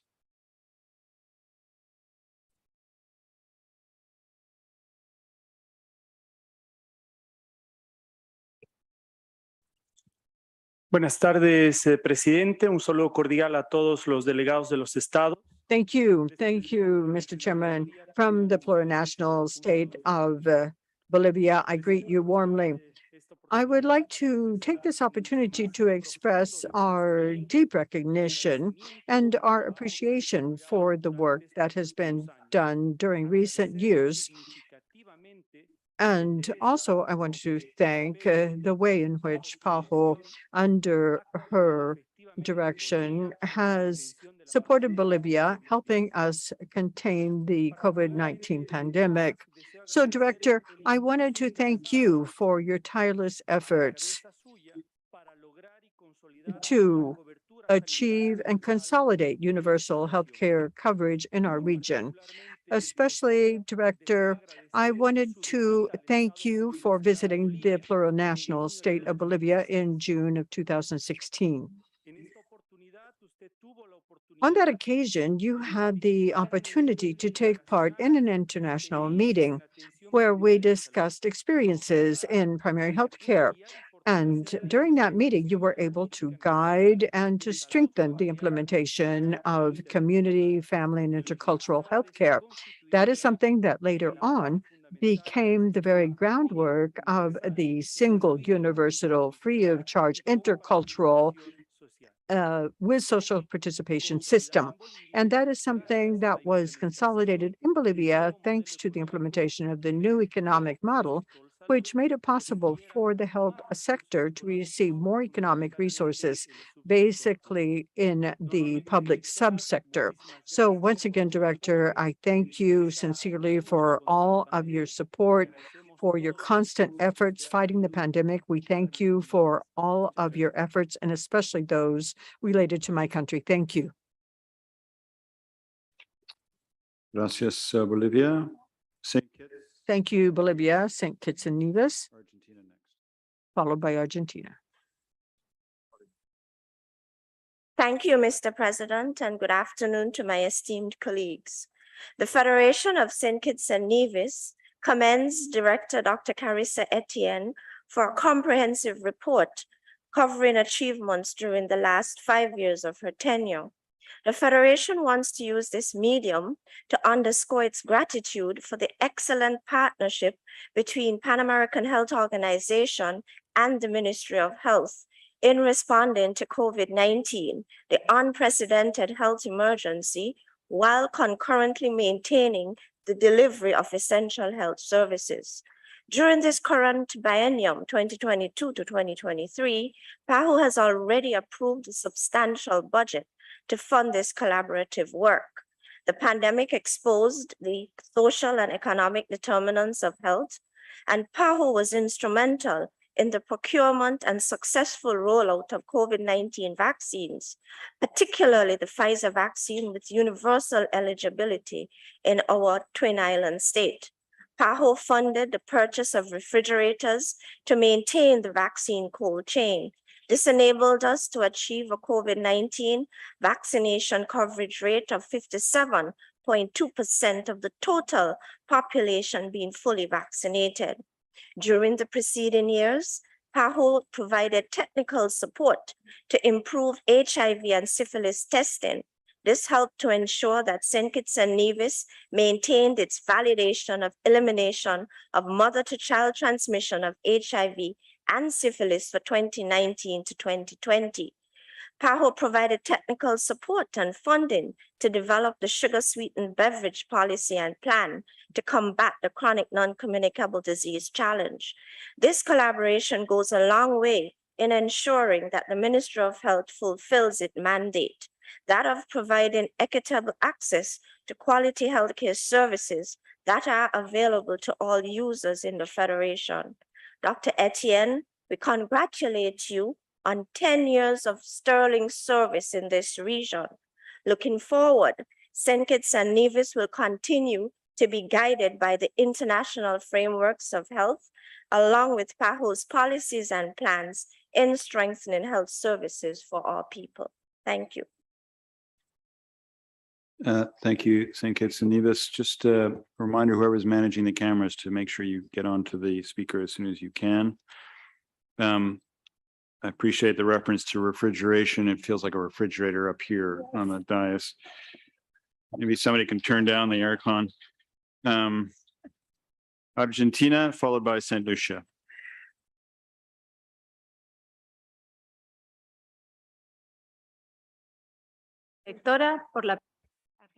Thank you, Director. We take note. We appreciate the report, the quinquennial report, 2018-2022. First of all, I wanted to highlight that 2 years after the pandemic began, we are having a 100% in-person meeting. And it's important for us to take time to look back over our shoulders, remember past experience, and remember that no one will ever be able to say that health is not a priority. We appreciate the support received from the PAHO office in recent years, and especially during the COVID pandemic, as part of the strategic plans with a view to strengthening the capacity of the healthcare system. We celebrate the accomplishments of the region in terms of public health. They were laid out by the director. And also, we have been able to eliminate some diseases in our country. We have a good legislation in terms of antimicrobial resistance and increase in the budget for mental health, and also the strengthening of investment of resources in the first level of care. Also, I wanted to point to the importance of the election of Argentina to be one of 2 of the production centers for production of mRNA vaccines, and also the involvement in the manufacturing, data analysis of MR. We showed with the pandemic, we showed the weaknesses of the regional cooperation mechanisms. However, we have been able to strengthen our healthcare systems, and thanks to the commitment and the trust in vaccines, despite the tremendous challenges of access, our region has been able to move ahead in vaccinating against COVID. Argentina hopes that the organization will be able to work with member states to develop plans that will renew the commitment of the region to tackle old health challenges, and also to deal with sexual and reproductive health with a gender focus. Also, I want to thank Director Carissa Etienne for the hard work she has devoted to the organization in the last 10 years. Thank you. Gracias. Argentina. Maybe our camera folks, I'm not sure if that's fixable, but if you can try to make sure that the speakers don't look like they're aliens with blue eyes, that would be great. With no absolute disrespect at all to any who have shown that so far. St. Lucia, followed by Antigua and Barbuda. Thank you very much, Mr. President. St. Lucia wishes to congratulate Dr. Carissa Etienne on what was an excellent report, but also for a sterling contribution as the director of PAHO for 2 consecutive terms. Under the direction and dynamic leadership of Dr. Etienne, the organization achieved some noteworthy milestones, and St. Lucia benefited from all of these achievements. Some of them include, Mr. President, the preparedness and response efforts to Zika and chikungunya in the region, as well as cholera and yellow fever outbreaks in Haiti, Brazil, and so on. The Americas being the first WHO region to successfully eliminate the endemic transmission of measles, rubella, and congenital rubella. Efforts to prevent and control the chronic non-communicable diseases through legislative and regulatory mechanisms gain considerable traction as more countries introduce taxes on sugar-sweetened beverages at the national level. And also advances were made in the strengthening of national health systems and services and in the progress towards universal health coverage. In St. Lucia, we are working diligently towards the attainment of universal health coverage. St. Lucia wishes to thank her contributions to the region. Without a doubt, Dr. Etienne, you are a great personality. You are indeed intelligent, discerning, attentive, and full of knowledge. I am sure you will use your experiences as you move on in life. You show compassion and display a lot of humility. Your leadership will remain in our memory for a very long time and in our hearts, indeed forever. Thanks very much for your contributions and best wishes for your future. Nou ka we mersi ou Achay, sin sorti set lisi, ou si mamay Dominique en Kawaib, ek nou ka we mersi ou Achay pou tout sa ou zafè ban nou. An set lisi, evek a Kawaib la. Thank you very much.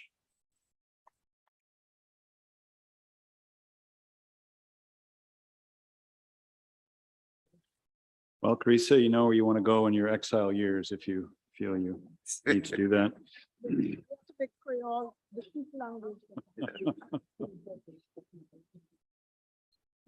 Many thanks. Very kind words, and I think all of us can agree with all of them. Antigua and Barbuda, followed by, I believe it is Panama.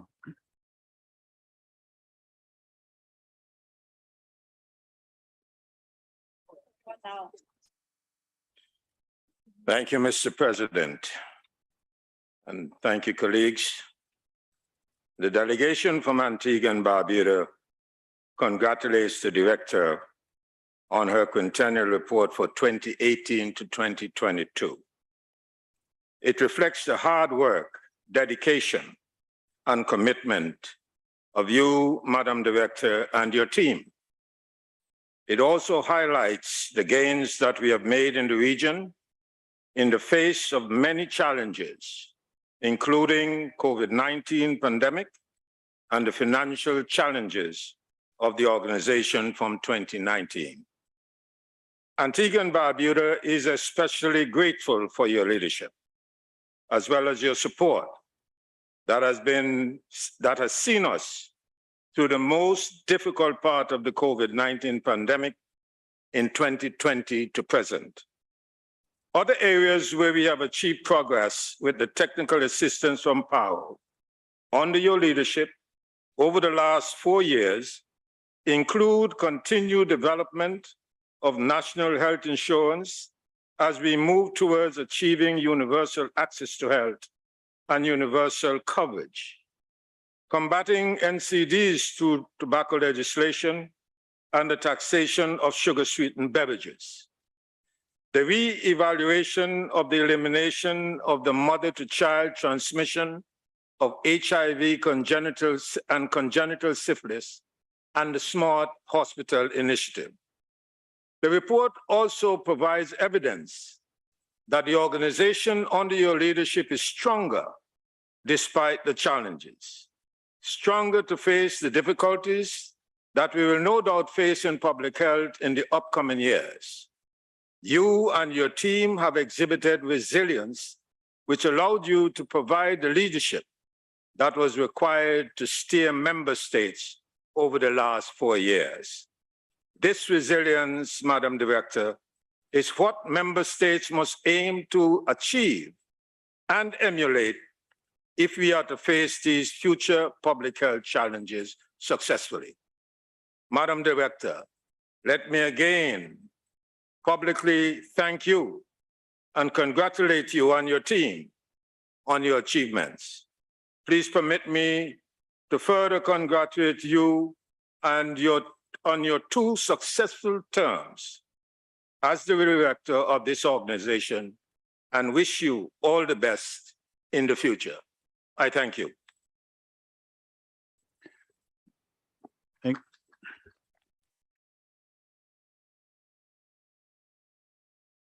Thank you, Antigua and Barbuda. I guess we could say hold your applause until the end, but I think anytime anyone wants to clap, I think is okay. Panama followed by Mexico.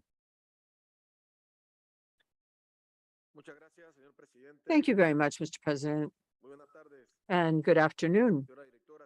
Director, Mr. President, colleagues, ministers of health, representatives of different states. I bring you warm greetings from the national government of Panama, from the President Laurentino Cortizo Cohen. I would begin my remarks by congratulating Dr. Carissa Etienne. During the last decade, she has guided the Pan American Health Organization, and she has promoted public health in the region. I congratulate her on the report, and at the same time, I wanted to thank her for the work she has done, the progress that has been made in public health, not only for our country, but in the region. Delegates, 120 years after the Pan American Health Organization was established, I wanted to go back to a historical event having to do with the construction of the Panama Canal and its relationship with this organization. More than 100 years ago, thousands of workers coming from the Antilles and other areas in the world came to the Isthmus of Panama to work on building the Panama Canal. Unfortunately, many of them died as part of this effort. More than 20,000 workers died because of sporadic yellow fever pandemics and other tropical diseases. Once eradicated, they were able to conclude the excellent work that is part of worldwide trade nowadays. So control of epidemic diseases had a big impact on the agenda of the International Sanitary Conference held in 1902, where delegates from 11 countries met in this city in Washington, D.C., and laid the groundwork for the International Sanitary Bureau, which is our previous institution. So now, after 2 years of the pandemic, we recognize the efforts of the healthcare workers that are the heroes wearing a white cape in the Americas and in the world.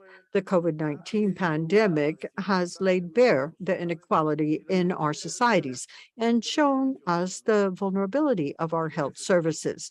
In that connection, Panama supports the Pan American Health Organization as a regional office for the Americas as part of the World Health Organization, especially in terms of the efforts that are in place to reach a worldwide and historic agreement regarding preparation and readiness to deal with pandemics.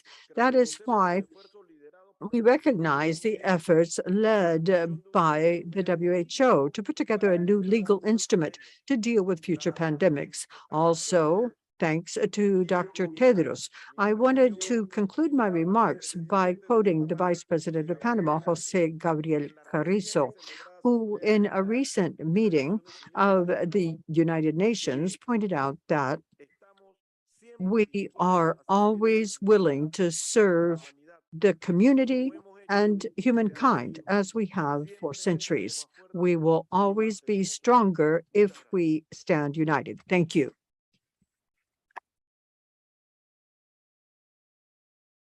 Gracias, Panama. My son, high school son, is writing an essay about the birth of the Panama Canal, creation of the Panama Canal. And I did not realize, thank you for that history lesson, because I'll now be able to add to his essay for him about how it's directly connected to the creation of PAHO. Many of you know, have children, that teachers say parents don't write the essay for your kid, but I'll definitely add that part of it. So thank you for that. Mexico, followed by Guyana. Thank you very much. Estimada Directora General. Director General, Mr. President, ministers, heads of delegation, Mexico wants to thank Director Etienne for the presentation of her quinquennial report. In 2009, you presented in Mexico the Regional Pact for Agreement for Universal Health, and that was part of the high-level report on universal health in the 21st century, years after Alma Ata. So you have encouraged member states to coordinate different thematic agendas, aiming at the ultimate purpose of closing the gaps in equity and establishing more responsive health systems. So progressive health agendas were put in place in the region, and their health plays a key role.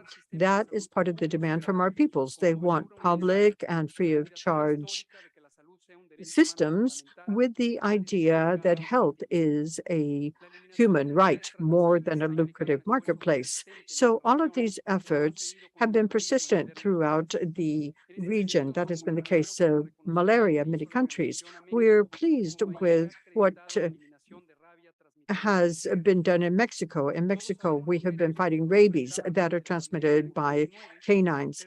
Now, we all are acquainted with COVID-19, but it's not just a matter of recording efforts, but also gathering lessons learned to support new capacities in the region. The Pan American Sanitary Bureau plays an important role, but there are areas of opportunity to encourage equity and also the application of scientific-based practices. All of this should be part of the response to monkeypox, where things like screening, contact tracing, risk mapping can pay off immediately and be effective even if we cannot immunize against this disease. It seems that that will not be feasible in the short term. We appreciate the efforts of Dr. Etienne. She leaves us with a bureau that has accomplished many of its goals. And also there are other challenges to transform the bureau. So we have new challenges, for example, migrants, boys, girls, adolescents, and we have to work together to improve conditions of health and well-being and mental health. That is something that our country has been working on with the support of the organization, to have legal amendments to implement a new model based on the protection of human rights and to develop capacities through MHGAP.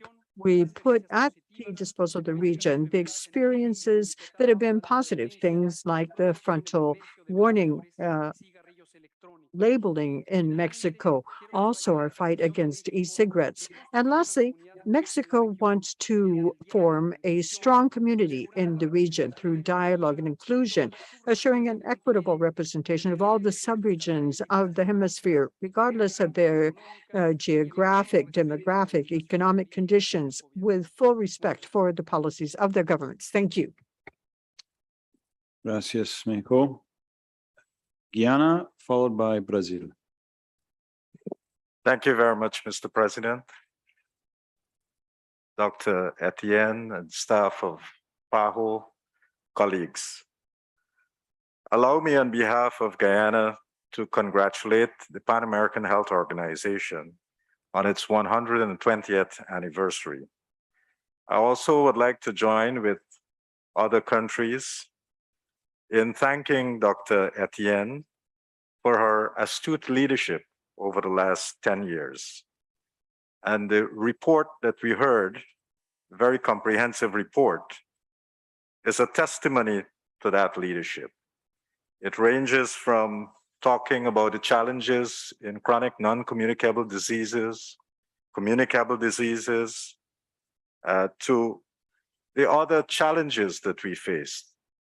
And in the area of communicable diseases, apart from dealing with previous pandemics such as Zika and chikungunya, we have been able to see PAHO in direct action as we dealt with COVID-19. We were beneficiaries of vaccines and other health products. We also were able to get the necessary tools such as enhancing our cold chain so that we can respond appropriately to COVID-19. And for this, we are very grateful to the organization. Indeed, in terms of dealing with chronic non-communicable diseases, the threat that we currently face, we have been able to work with the Pan American Health Organization in implementing HEARTS, which is one of the things, the strategies that were mentioned. And we are rolling that out, and hopefully we will be able to get that to all of our health facilities. We have been grateful to benefit from some of the programs, such as the Smart Hospital program. We also have been able to work with the legal team here at PAHO to be able to develop new legislation, such as the mental health legislation in Guyana. And we have done a suicide prevention legislation. And we are now currently developing a new public health law, which when passed would be one of the most forward-thinking and pioneering public health law in the region. So for all of this, we would like to thank PAHO for the assistance granted, and we look forward to working with you as we move forward to deal with public health challenges in the region. Certainly some of the topics that have already come up, dealing with human resources in the region, getting affordable medicines and access to these medicines, and of course, preparing for future pandemics. So we look forward to working as we move forward in the region. Thank you so much. Many thanks, Guyana. Brazil, followed by Barbados. Senhor Presidente, Mr. President, distinguished ministers, please allow me at the outset to express my gratitude to Dr. Carissa Etienne for the presentation of her report. On behalf of the Brazilian government, I would like to acknowledge the dedication and the excellence with which it performed the two mandates and fought for universal access to health, and to thank for reminding us that the objective for health for all is possible, and that which is a premise of the system, the health system in Brazil. This coming December 2nd, we will celebrate 120 years of this organization in the midst of one of the most challenging times of global health, the COVID-19 pandemic, which had an impact on our health systems, highlighting and exacerbating inequalities and inequities, demanding from all of us a rapid and effective response. We believe that the essential pillar in order to face future health emergencies lies in the strengthening of national health systems. Brazil, based on our single health system, SUS, on which we invested more than $110 billion during the pandemic, it was possible. Thanks to this, we were able to control the epidemiological situation and to be able to overcome this internationally important epidemic. We created the greatest campaign in our history. We distributed over 518 million doses of vaccines, all of them acquired by the Ministry of Health. Nowadays, 80% of the Brazilian population has already completed the primary vaccine schedule, and over 135 million doses, boosters were applied, and we're already offered vaccines to children starting with the age of 3 in this public health emergency of international concern. We've also had technical courses in order to strengthen epidemiological concerns in other countries in the region. And the strengthening of the industrial health complex is another one of our priorities. And it is with that purpose in mind that we've acted in the sense of strengthening and expanding the capacities of innovation, research, development, and the production of tests, treatments, and vaccines. And not less important, I wish to stress that the Brazilian efforts in the sense of strengthening primary health care, especially in a situation of post-pandemic recovery. It is in this context that Brazil has stepped up its resolution through actions such as the program Preventing in Brazil, which establishes a new funding model for primary health there in order to trigger greater responsibilities in health team by users in order to reward and recognize the attainment of better results produced by the health team in the country. So we have clear challenges ahead of us to fight non-communicable chronic diseases, problems with the mental health, and that shows that we always have to fight together. You can always count on Brazil and our health system in Brazil, the SOS, in order to support whatever might be necessary to provide support to more countries in the Americas. Thank you very much. Obrigado, Brazil. Thank you very much, Brazil. I believe it's who's next now? Oh, it's Barbados and then Grenada. Thank you, Mr. President, distinguished ministers and delegates. Let me begin by complimenting the director for her very comprehensive report, which highlights the gains and challenges over the period and for which Barbados has been a beneficiary. Barbados commends the director for her leadership of PAHO for the past decade. Barbados has benefited from close collaboration with PAHO for over 5 decades, and our public health systems have certainly benefited from this cooperative agreement. We will remain indebted to your organization for the groundwork you have achieved in vaccine equity, primary health care, non-communicable diseases, climate change, and environmental health, the international health regulations, and of course, the COVID pandemic. Under your leadership, you have promoted universal health care, equity and solidarity in our healthcare system. You've seen us through the throes of the COVID pandemic, while encouraging us not to lose the gains in public health that we have made over the years. Director, you have brought key leadership traits to the organization, which has led to many accomplishments. These include your humility, thoughtfulness, and passion for excellence. Indeed, the Prime Minister of Barbados, the Honorable Mayor Amor Motley, has sought your wise counsel and guidance, particularly over the past 2.5 years, which has directly assisted public health managers in understanding the complexities during the COVID-19 pandemic. Barbados, Madam Director, would like to publicly congratulate you for your dedication to the region. On behalf of the government and people of Barbados, we also thank you for your inspiring and outstanding leadership of PAHO for close to a decade. Thank you. Excellent. Many thanks, Barbados. Grenada is the last member state on my list, after which I will go to the UK and France, and then Puerto Rico and Spain, unless any other member state wishes to raise their flag. So Grenada, please. Thank you, Mr. President, Madam Director, distinguished ministers, colleagues. On behalf of the government and people of Grenada, I'd like to thank the director for the comprehensive report we received this morning. And of course, we have it in print, so we'll read it in detail. The chair's mic is open. Be careful, Chair mic. Remiss of me not to take the floor to thank Dr. Etienne for her passion and her conviction that has led her to direct PAHO during such a tumultuous time when there was so much uncertainty and so much fear, and you were able to lead from the front. And we really do appreciate that.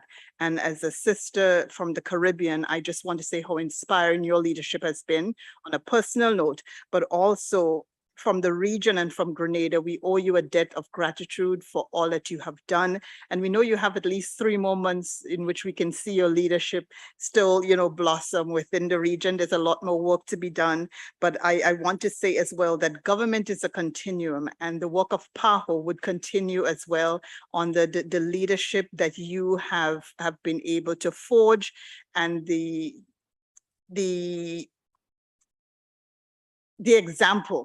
example that you have set, so that when we elect a new director, there would be a path that they can follow towards equality, equity, and universal access to health. And that's what you have steered the ship so far.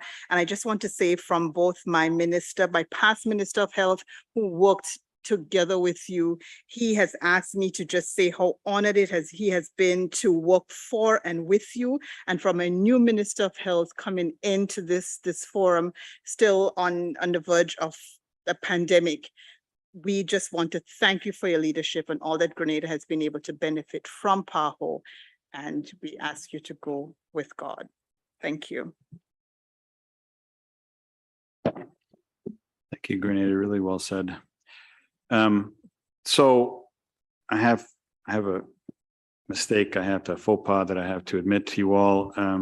I should have included the UK and France in our list. That was my error. I'm a Canadian, and the French and British empires were the ones who controlled Canada way back when. So I particularly feel worried about that.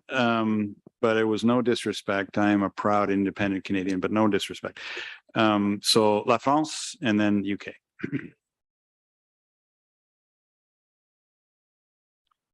Merci, Monsieur le Président. Thank you very much, Mr. Chairman. You may be certain that I will not seek to go over past history. And so moving forward, let me say that we consider this report to be very complete, very eloquent, and very precise, reflecting as it does the work that PAHO has carried out over the last 5 years. And Madam Director, hats off to you. We also congratulate you for the extraordinary conduction of this organization, under which tenure we know how much more you have done for the peoples of this hemisphere. You may be certain that France fully measures the extent of COVID-19, which upset so much for so many, and indeed the objectives that this organization had set for itself by way of strategies. But we also know and say here loud and clear how brilliantly this organization stood up to that challenge and came back grounded in its fundamental principles: the reduction of inequalities, health for all in the first place, and fighting transmission. So we can only congratulate you from the heart for having put equity at the very heart of the last 2 strategic plans. And I can only hope that that strategy will guide this organization in the years to come. Thank you. Thank you for your seamless direction of this organization, and may God bless you and lead you in your personal and professional life as you move forward. It's been a pleasure and an honor. Merci, La France. Thank you, France. UK and I believe El Salvador has his placard up. So UK followed by El Salvador. Thank you so much, Mr. President, and thank you. All is forgiven, I can assure you. And thank you so much also for starting the whole conversation talking about animals, because you know the UK will never miss an opportunity to talk about the One Health agenda. It's also an honor to be here alongside honourable ministers, chief medical officers and permanent secretaries from the UK overseas territories.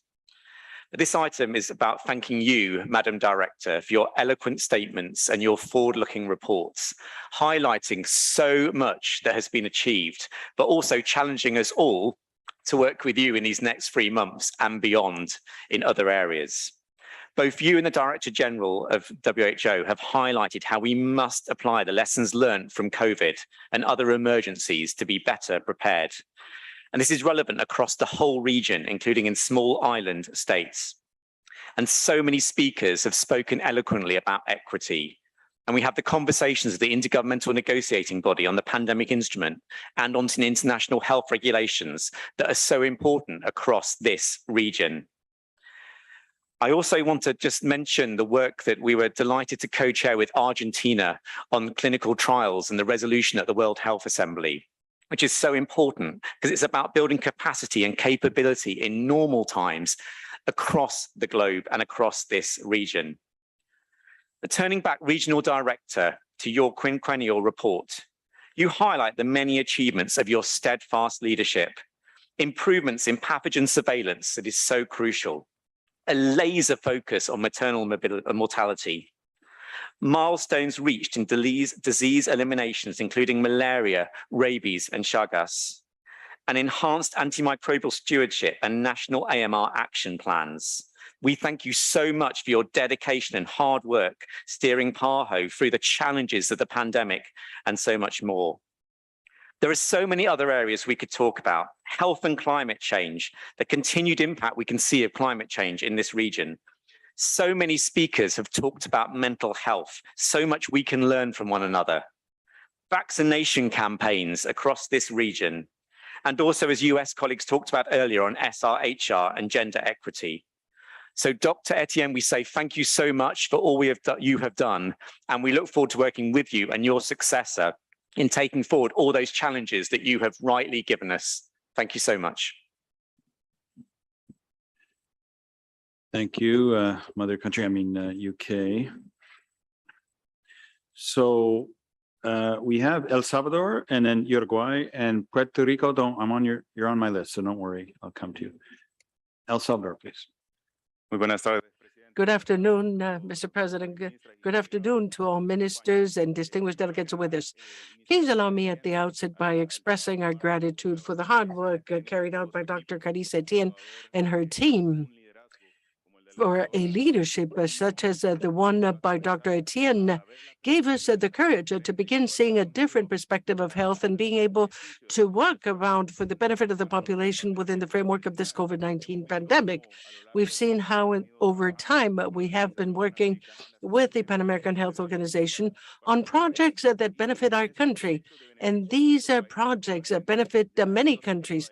Perhaps many countries have already moved forward, but in El Salvador, they still represented an important impact on health. So what benefits have been reached? Access to vaccines of the regular program, combating dengue and malaria, since one of the countries that have been certified malaria-free, strategies for the prevention of non-communicable chronic diseases, which impacts most of the countries. But as I repeat, that the pandemic brought us closer in the way we work, empowering everything that had been built previously, but also bringing the health of El Salvador to a transformation never before seen in history.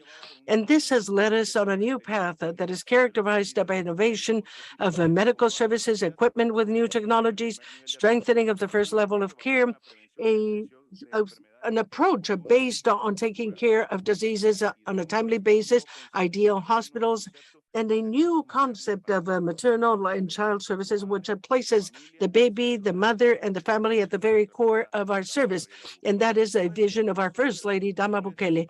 And all these steps will be supportable in the future and will bring us closer to that objective of going back to universal healthcare services, closer to us in a human approach, maintaining what is key, which is moving forward together, united. All that has been done previously, the new achievements made recently, but above all, as how far we can go for the benefit of public health in the region will depend on continuing to strengthening and empower work synergies. El Salvador can be a small country, but our will for social well-being and improving health conditions of our people, as well as those of the region, is huge. And we express our commitment and our interest in continuing with articulated work together with the Pan American Health Organization and the World Health Organization, one for all and all for one.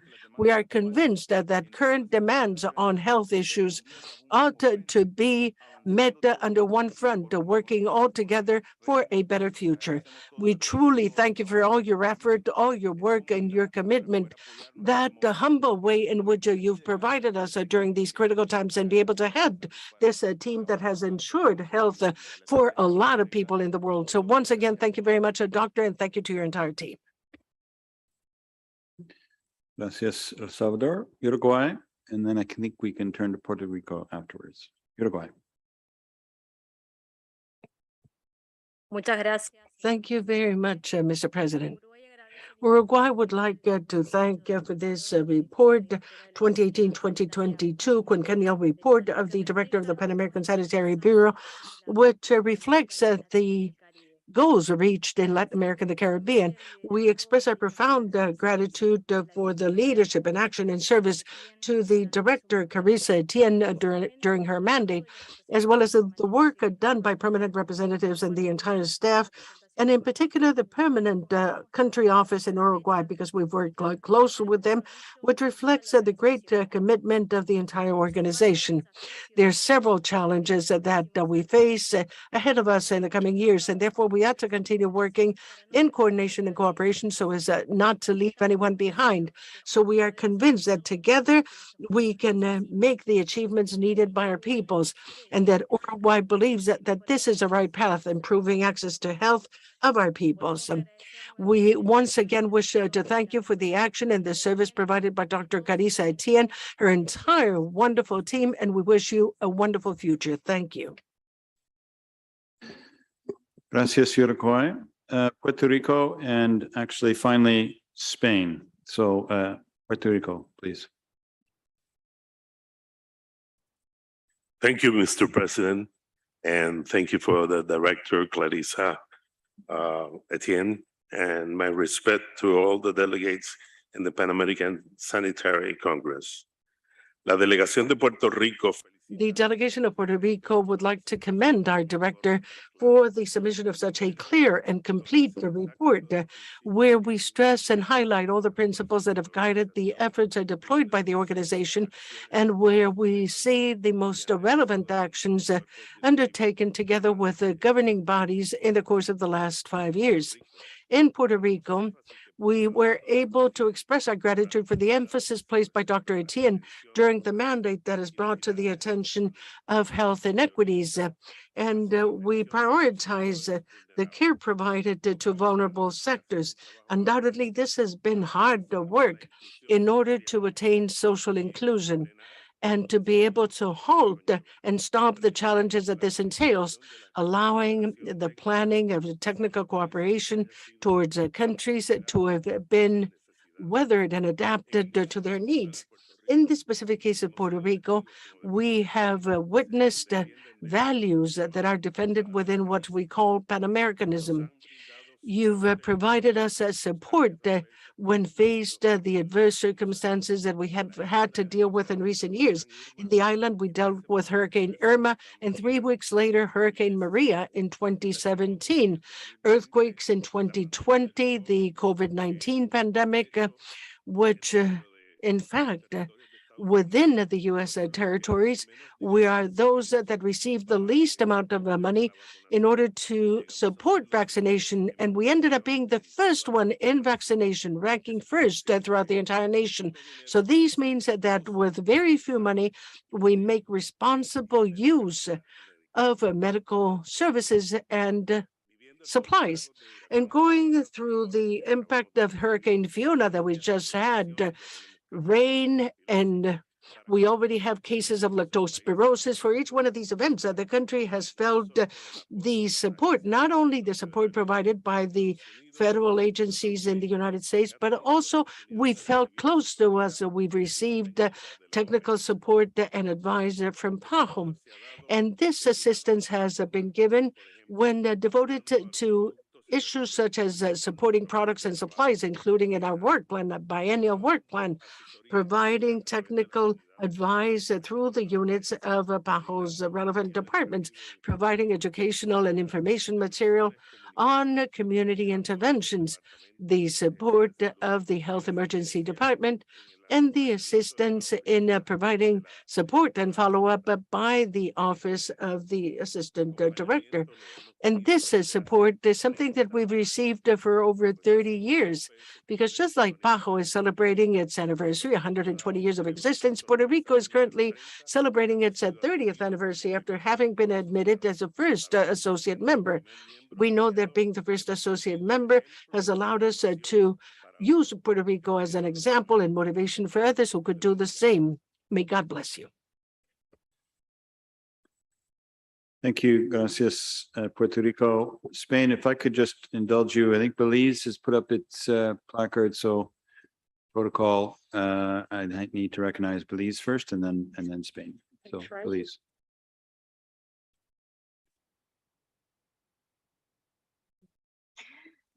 Buenas tardes. En nombre de España es un honor. Good afternoon. On behalf of Spain, it is a pleasure. Sorry to interrupt. I need to recognize Belize first, and then I'll turn to Spain. Sorry about that.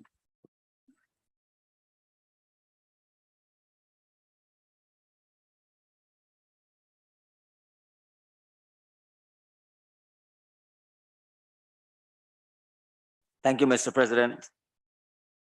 Mr. President, Madam Director, on behalf of the government and people of Belize, I bring warm greetings. I would like to truly thank Dr. Etienne for all your leadership and work especially so during the uncertain times of COVID-19. PAHO has been able to support Belize throughout this pandemic and has been able to assist with early procurement of vaccines, PPEs, and lab equipment during along with early capacity building and continuous support in testing and guidelines. Your leadership has helped us battle other outbreaks in Belize as well, like Zika and chikungunya. We have been able to upgrade many of our regional hospitals and health facilities to smart, resilient facilities, as well as improved integrated health services delivery through inclusive management, integrated mobiles, strengthening of the community health workers program, launching of our adolescent strategic health plan. Only a few other countries in the Americas has one as comprehensive as ours, and working towards becoming malaria-free, joining only 3 other countries who have been successful in this achievement in the Americas. We want to personally thank you for your dedication and unwavering support to Belize and to the other countries in this region. We wish you the very best in your new path, whatever it may be. Mr. President, I thank you. Many thanks, Belize, and my apologies again to our Spanish colleagues. Spain, your ancestors, unlike your British and French cousins, decided not to conquer Canada. Maybe it was too cold up there. But anyway, my apologies, please, you have the floor. Muchas gracias. Well, thank you very much, sir. Well, I wasn't born then, so you know what? I'm not going to worry about it. And let's look forward to a bright future.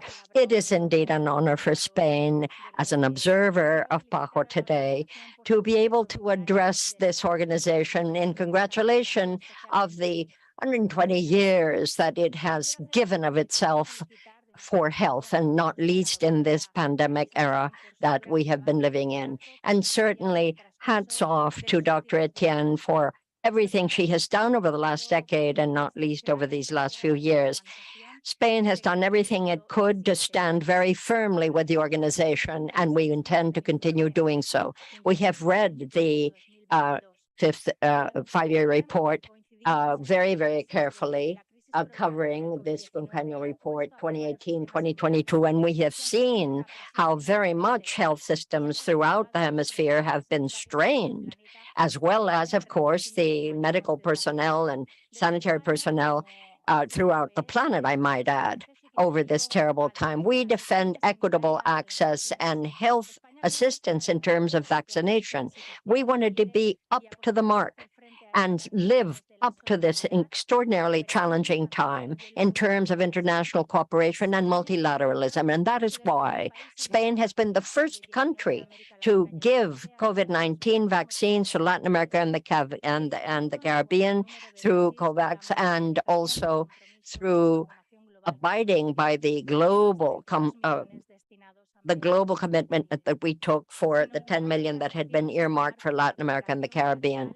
Not to mention our own bilateral cooperation agreements. We were the first to turn the patent that we had in Spain for Zika into something we could share. We're also working very hard to make sure that the Americas enjoy greater autonomy as we move forward in the generation of such vaccines and how the PAHO system is working. We believe that there is a real need to improve the capacity of health systems in all of the countries to make them more sustainable, more resilient, and that can only occur if we really focus on universal health, equity, diversity, and working as one for the health of all. Let me also say that in that awesome commitment, we will certainly hope to apply the lessons learned over this pandemic. Important lessons indeed, as we learn to draw on what we have done to make universal health more than a slogan. Thank you very much, and you may be certain that Spain stands with PAHO, and we extend our warmest congratulations to Dr. Etienne for a job very well done. Gracias, España. And yes, I agree. Look forward, not back. So, my dear friend Carissa, I'm going to offer you a chance to say a few words, but before you do, I'd like to add just a couple of words of my own. Some of you, many of you do not, but some of you might remember that 3.5 years ago, and 3 weeks into my new job at the Public Health Agency of Canada, I was asked to be the chair of the president of the executive committee of PAHO. And when I came down, I was told that Carissa Etienne from Dominica was the director, and I have to admit, I didn't know where Dominica was on a map. I quickly learned that. And I also didn't know a lot about the organization, but not only did I know something about the country that she is from, or learned quickly, but I much more significantly learned about her leadership of this organization. Carissa has been a fantastic leader for this. Many of you have said that. Many of you have recognized her in that regard. I would just add my own personal word of thanks for her guidance, her support, her friendship, her constant presence in leading this organization and in leading all of us in the Americas, particularly through the pandemic. I'm sure you are more than happy if there's many things you will miss. One you will not miss, Carissa, is the press conferences that you have to have, which you must have, every week or 2 weeks or whatever during the pandemic. Many others I know have had to do the same, but it was a very important role that you played in that regard, telling the folks of the Americas what was up, what you were doing, what the organization was doing, what all of us were doing to try to help the peoples of the Americas through a very difficult period. You were a fantastic leader. You are a fantastic leader. You are definitely going to be missed. I have this memory of your office and a whole series of clay figurines, which I think are from Panama, is that Chile, that you have. And they're just different figures of people providing public health support. And it always struck me as sort of an image of the on the ground, sort of at the coalface, as we sometimes say in English, work that goes on to support the public health of individuals across our region. You showed that, not just spoke to that eloquently today, but you also showed that with your slideshow, how important that is. I'm really pleased that you've been recognized today as you deserve to be. And I know you'll be missed. As one of your colleagues said, there's 3 more months that we can rely on you. But I wish you all the best. Very, if you ever want to come up to cold Canada, you're going to be welcome there. But just my congratulations to you on 10 years of dedicated and great service to our region. Thank you so much.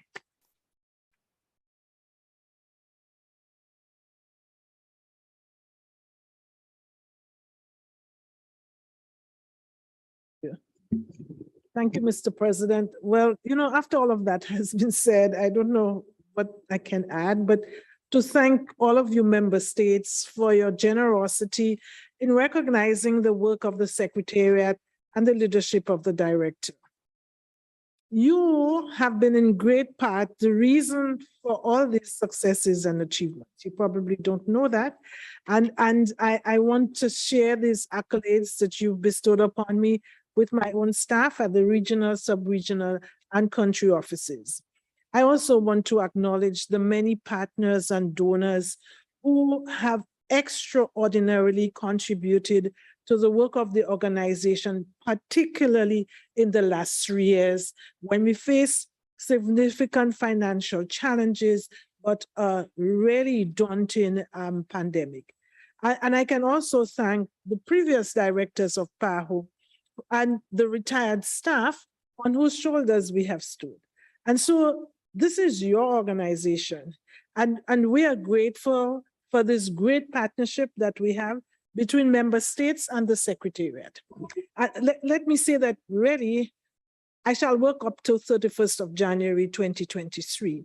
But I have no doubt that in this region, we have the necessary leadership, In the Secretariat, you have very strong leaders as well, and the resolve, most importantly, to grow from strength to strength. I will continue to keep in touch with your successes and achievements. And as you wish me well, I also wish you well, and may God bless all of our countries. Thank you so much.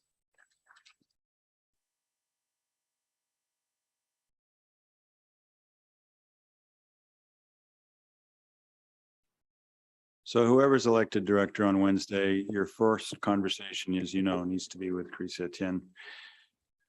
And she will be following you very closely. So we'll say congratulations and make sure that you keep her in the loop. Okay. So look, we're going to break now. We are going to return with item 5.2, financial report of the director and report of the external auditor. And then we're actually going to go to item 7.1, which is the PAHO award for health services management. That's likely as far as we'll be able to get today. If we have time to start with item 4.3, on the policy for recovering progress towards sustainable development goals, we'll do so. More likely that will be our first item tomorrow morning, or yes, probably our first item tomorrow morning. So break until 4:40, please. Thank you.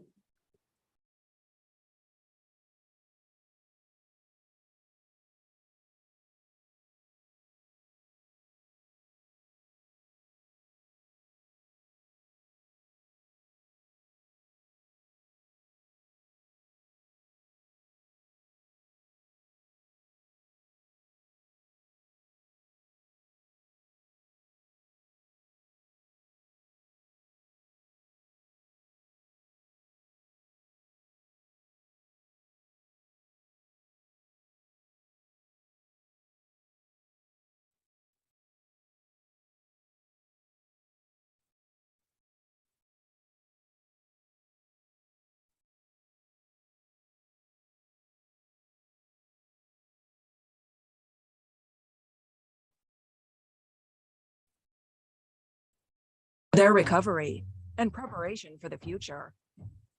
However, no single nation or organization can tackle the health challenges facing the Americas alone. We are the partner of choice to promote public health and the best resource to improve the quality of life in our communities. We provide coverage in all countries, management and supervision of projects at the regional and national level, knowledge and networks in all areas of healthcare, capacity to convene people, mechanisms of transparency, and experience with responding to emergencies. Building partnerships has been essential to improving healthcare in the region. Life expectancy has increased by 36 years. The mortality rate for children under 5 has been reduced by 67%. Hundreds of millions of people have been able to get vaccinated and obtain access to medicines. Smallpox, polio, rubiola, and measles have been eradicated. Each of these achievements demonstrates what can be attained through collaboration. And yet, we still have much work to do. Many people's lives depend on us. Let us continue working together to bring health and hope to every corner of the Americas. The Pan-American Health Organization.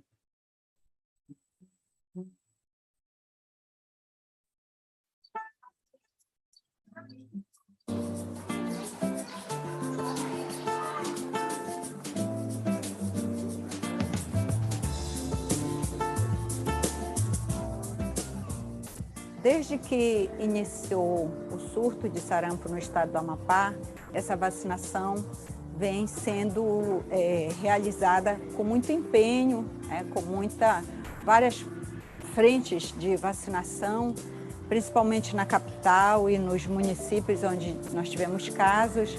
Então, nós organizamos na forma de varredura, de vacinação casa a casa, estratégias em escolas, em creches, e teve um caso de sarampo de uma criança da creche. A gente veio oportunizar também, a gente veio verificar as cadernetas das crianças, encontramos muitas cadernetas desatualizadas, então o foco também foi esse, a gente fazer essas vacinas de rotina, atualizar e também priorizar a vacinação da tríplice viral, do sarampo, né?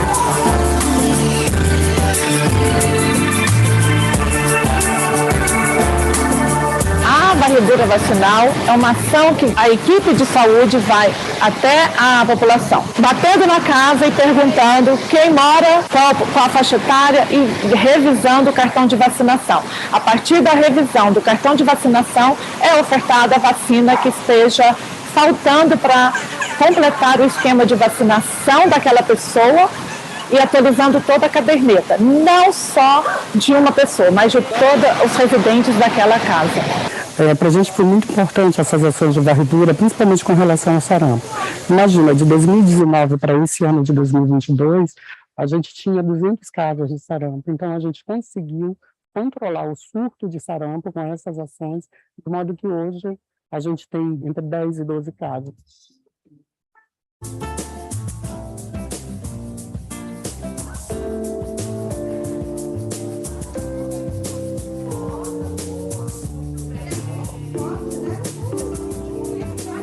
Você acha que é importante você tomar vacina?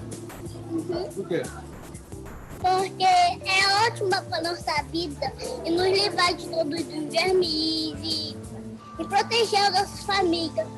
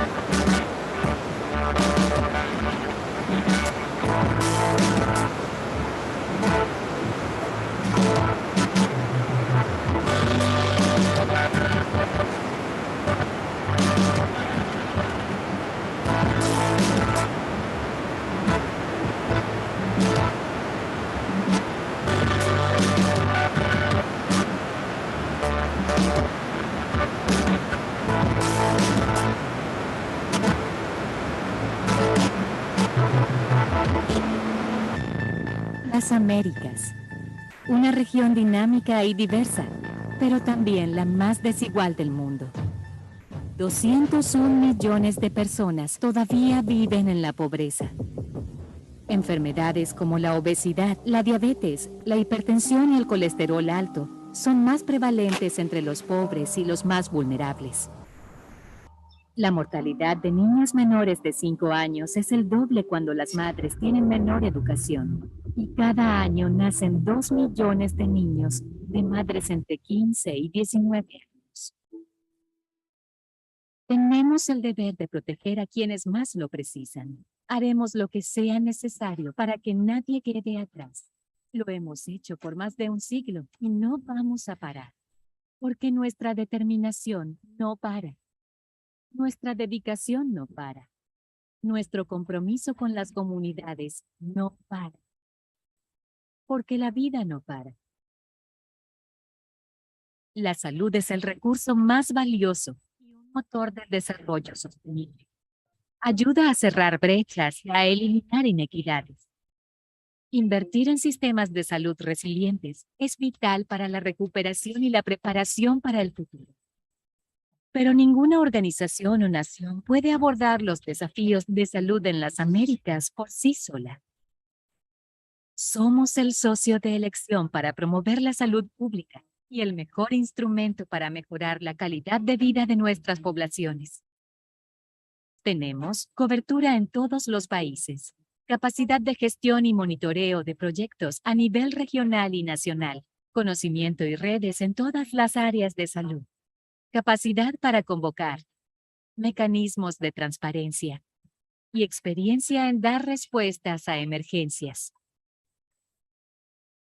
Las alianzas han sido esenciales para mejorar la salud en la región. La esperanza de vida aumentó 36 años. Las muertes de niños menores de 5 años se redujeron un 67%. Miles de millones de personas se han podido vacunar y acceder a medicamentos. Se eliminó la viruela, la poliomielitis, la rubéola y el sarampión. Cada éxito demuestra lo que la colaboración puede lograr. Pero todavía queda mucho por hacer. Las vidas de muchas personas dependen de nosotros. Llevemos juntos salud y esperanza a cada rincón de las Américas. Organización Panamericana de la Salud.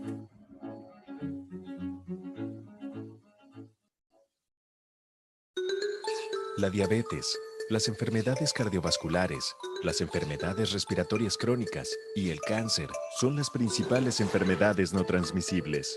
En los últimos años, estas han aumentado impulsadas por el envejecimiento, la urbanización, la globalización y cambios en nuestros estilos de vida, hasta convertirse hoy día en la gran epidemia de nuestro tiempo. El impacto de las enfermedades no transmisibles puede reducirse con estilos de vida saludables, pero para adoptarlos, la voluntad individual no es suficiente. Por ejemplo, cuando comprar alimentos saludables es más costoso y difícil de encontrar que la comida chatarra.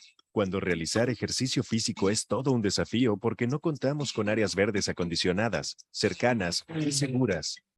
Cuando dejar de fumar o de beber resulta complicado porque la publicidad de estos productos nos invade en todas partes.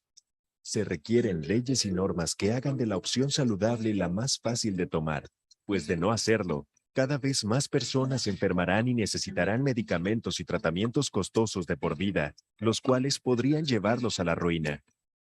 Pero estamos a tiempo de poner un freno a esta epidemia, y algunos países en las Américas ya han tomado acciones, como por ejemplo, reformulando los productos procesados para hacerlos más saludables, informando a los consumidores acerca de su contenido y promoviendo un mayor acceso a alimentos frescos, regulando la venta de alimentos en las escuelas, así como proporcionando agua potable sin costo, aplicando impuestos al tabaco, alcohol y bebidas azucaradas para reducir su consumo, a la vez que facilitando el acceso a programas para dejar de fumar, prohibiendo el consumo de tabaco en espacios públicos cerrados y limitando la publicidad en cigarros, alcohol y comida chatarra, creando espacios para la realización de actividades físicas, así como promocionando las ciclovías recreativas y el uso del transporte público.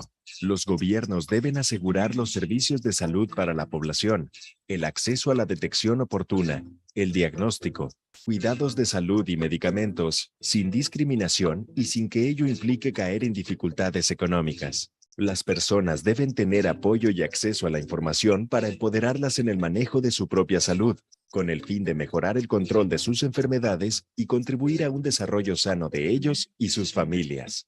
De esta forma, las personas como tú, yo y todos pondremos un alto a esta terrible epidemia y podremos disfrutar de una vida más larga y beneficiosa. Políticas públicas y hábitos saludables constituyen la receta para un mejor estilo de vida.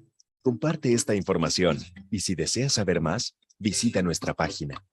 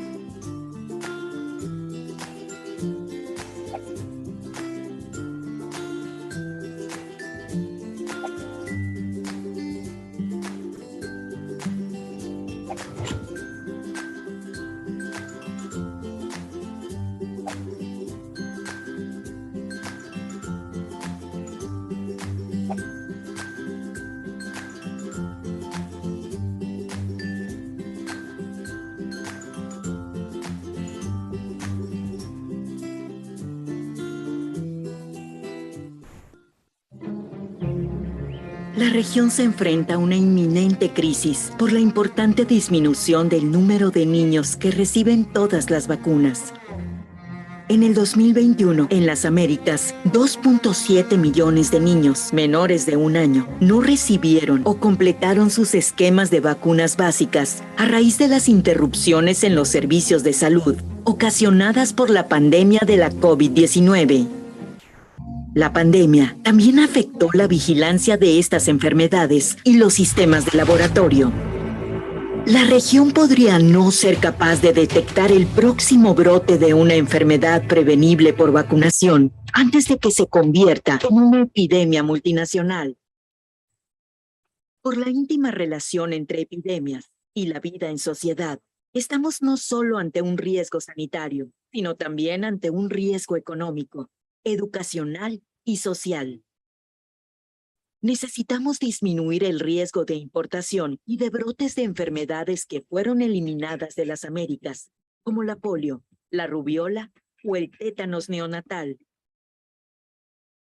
Para lograrlo, los Estados miembros, los socios y la Organización Panamericana de la Salud debemos trabajar en conjunto para fortalecer todos los aspectos de los programas de inmunización, invirtiendo recursos financieros y aumentando la cantidad del personal capacitado que pueda garantizar servicios de inmunización y su integración al sistema de atención primaria de la salud. Esto solo ocurrirá si los gobiernos y los socios se comprometen política y económicamente a cerrar las brechas en inmunización. Como principal colaborador de la región en todos los asuntos de salud pública, la OPS está perfectamente posicionada para ayudar a los Estados miembros a priorizar sus necesidades más urgentes e implementar acciones en favor de la vacunación. Continuemos con nuestra exitosa colaboración para fortalecer los programas nacionales de inmunización en toda la región. Es posible superar esta crisis. Juntos. Hemos triunfado en el pasado y lo volveremos a hacer. Organización Panamericana de la Salud, 120 años. Somos la Organización Panamericana de la Salud, celebrando 120 años de solidaridad en la promoción de la salud y el bienestar de las personas, sin dejar a nadie atrás. We live in a world that is evolving faster than ever, and in which life expectancy has increased by 20 years in half a century. For the first time, society and technology have advanced quicker than the life of a single person or a generation. Never before have 6 generations shared the planet. Generations who were born before the existence of antibiotics today coexist with younger generations that are being born into a biotechnology revolution at a time of high social connectivity. The aspiration is that this gift of 20 years in life expectancy is translated into a benefit and not a burden. The fact that people live longer, are sick for longer, and are therefore linked to health services for longer are reasons that demand the need for novel approaches. The gift of 20 more years in life expectancy requires that the physical and mental capacities of the population be fully developed and last longer. That allows us to not only to survive, but to thrive and actively contribute to this fast and demanding transformation. This is why health cannot remain only a concept or an abstract aspiration, but must be understood and measured as a resource and a tangible capacity. Understanding that health does not occur by itself and must be built throughout the lifespan and determined by special social conditions is essential. Building health throughout the life course seeks to motivate academia and health structures to look at health through this innovative lens. But beyond that, it intends to stimulate the application of the life course approach into public health practice and influence and determine the health trajectories of individuals and populations, and consequently, their capacity for human development.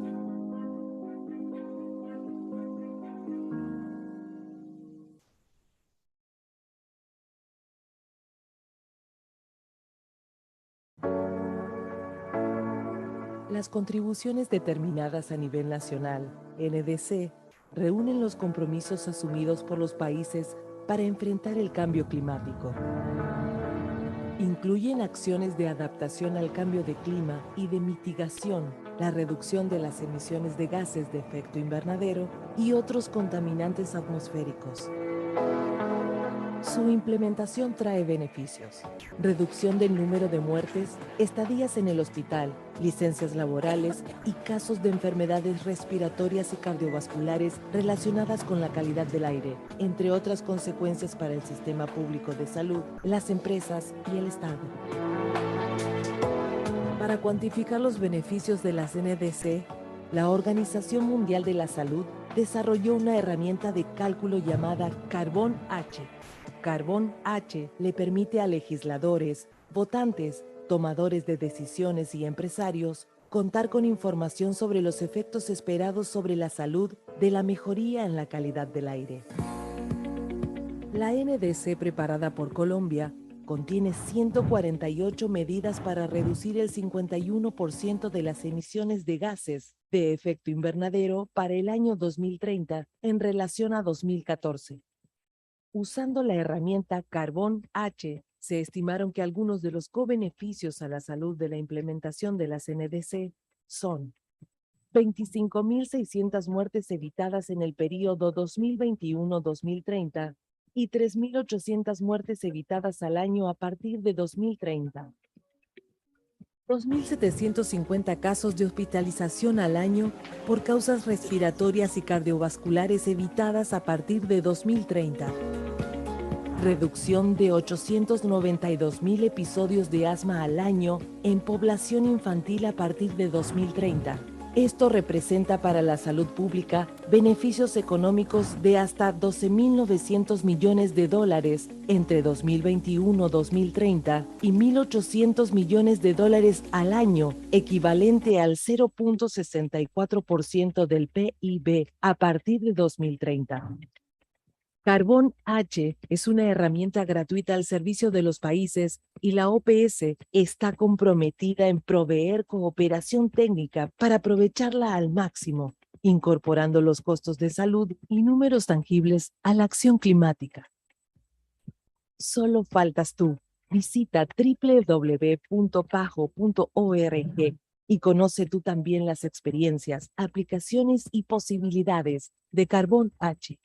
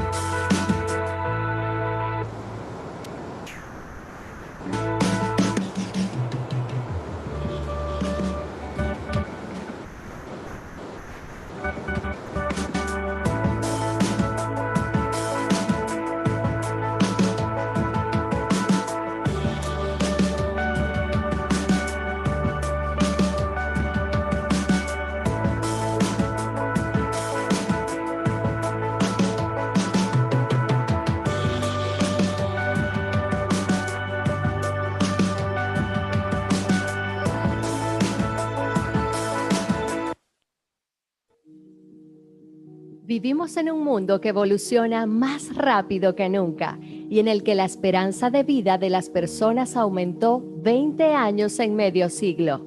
Por primera vez, el curso social y tecnológico avanza más rápido que la vida de una persona o de una generación.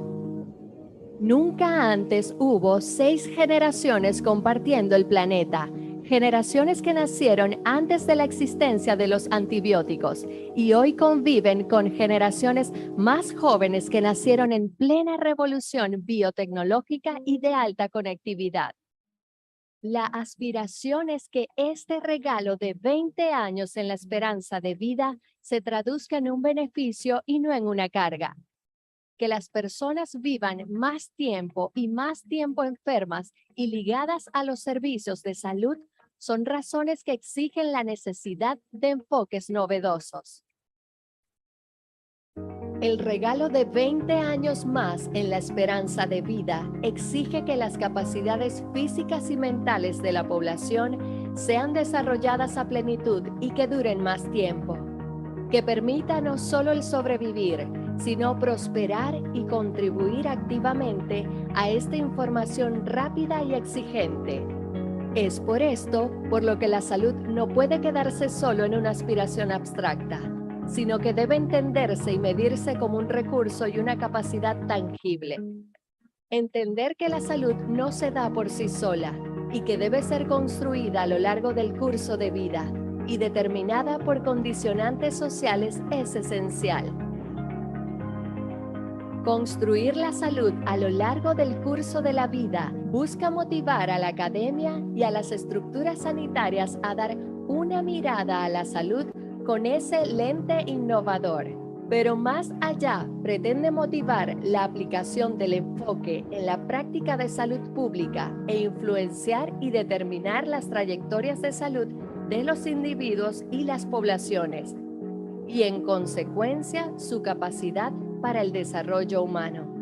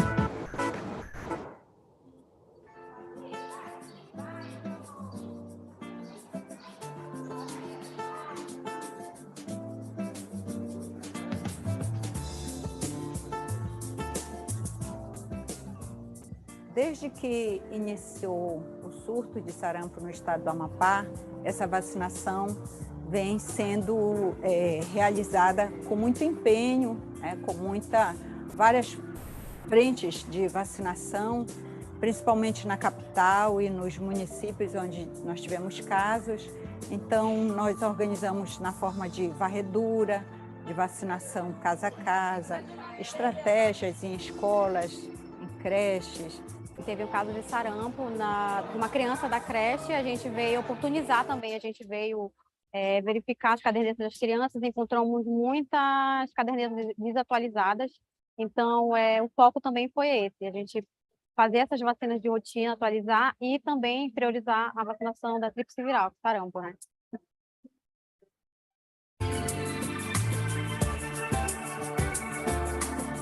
A varredura vacinal é uma ação que a equipe de saúde vai até a população, batendo na casa e perguntando quem mora, qual a faixa etária e revisando o cartão de vacinação. A partir da revisão do cartão de vacinação é ofertada a vacina que esteja faltando para completar o esquema de vacinação daquela pessoa e atualizando toda a caderneta, não só de uma pessoa, mas de todos os residentes daquela casa.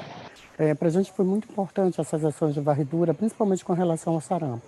Imagina, de 2019 para esse ano de 2022, a gente tinha 200 casos de sarampo. Então, a gente conseguiu controlar o surto de sarampo com essas ações, de modo que hoje a gente tem entre 10 e 12 casos.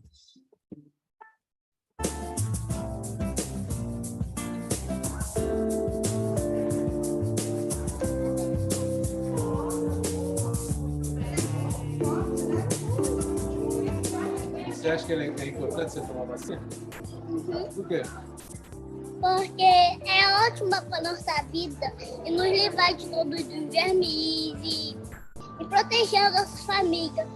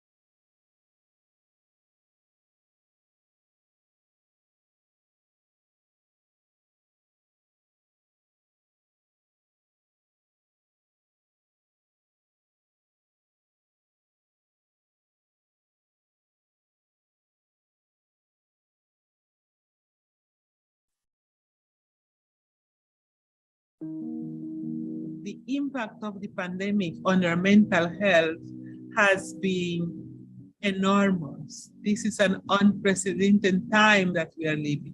There is no health without mental health. It can affect anybody at any point in time. In addition to facing COVID-19 for the Caribbean, we are also facing the hurricane season, and that is a situation that we cannot avoid.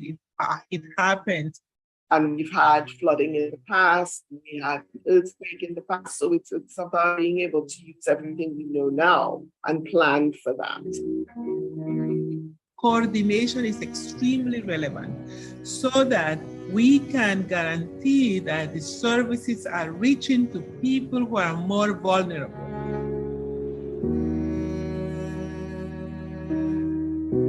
We had 14 countries from the Caribbean that participated in the course.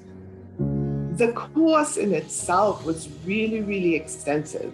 One of the key things that happened in Trinidad and Tobago was that we started our mental health and psychosocial support technical working group. Using the ISC guideline, the Interagency Standing Committee guideline for mental health and psychosocial support coordination, which is a tool that has the 4 Ws, who is doing what, where, and when.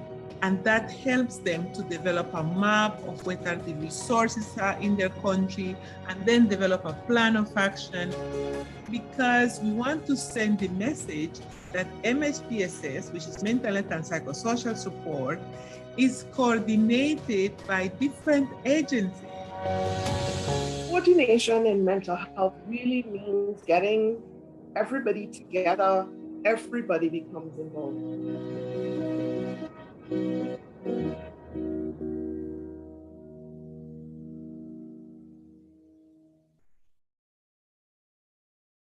O envelhecimento abre um mundo de possibilidades. A possibilidade de continuar fazendo o que amamos e ser quem somos. Mas, sem o suporte adequado, o envelhecimento também pode trazer limitações. Saúde debilitada, vulnerabilidade, solidão. Acreditamos que em um ambiente seguro, acolhedor e solidário, pode transformar o envelhecimento em uma oportunidade para ser saudável, para viver plenamente, para aceitar a mudança e continuar aprendendo e se desenvolvendo.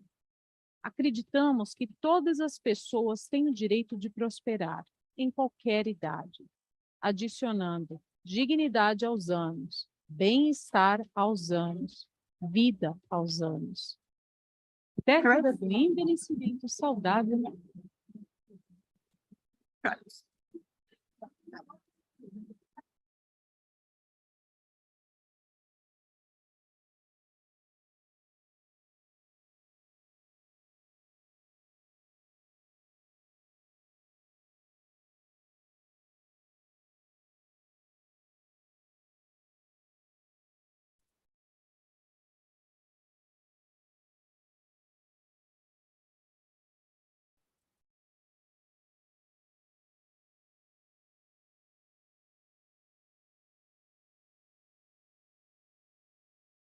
Good afternoon. Good afternoon, dear delegates. Can I kindly ask you to take your seats so we can confirm quorum? That will allow us to reconvene. I have to say, in the virtual world, this was much easier.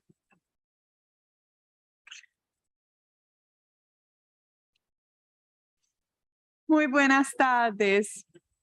Les pido, por favor, que tomen. Good afternoon. I kindly ask you to take your seats so that we can confirm our quorum and thus be able to proceed accordingly. Thank you.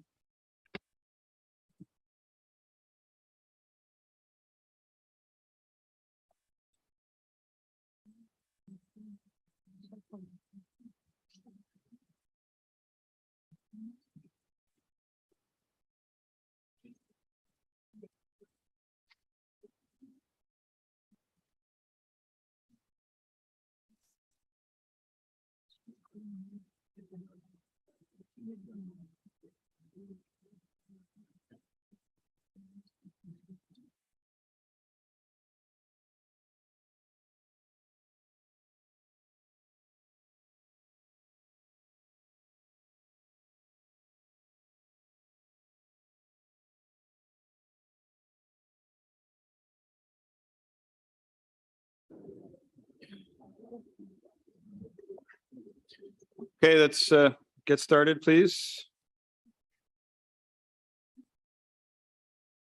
We have an hour and 10 minutes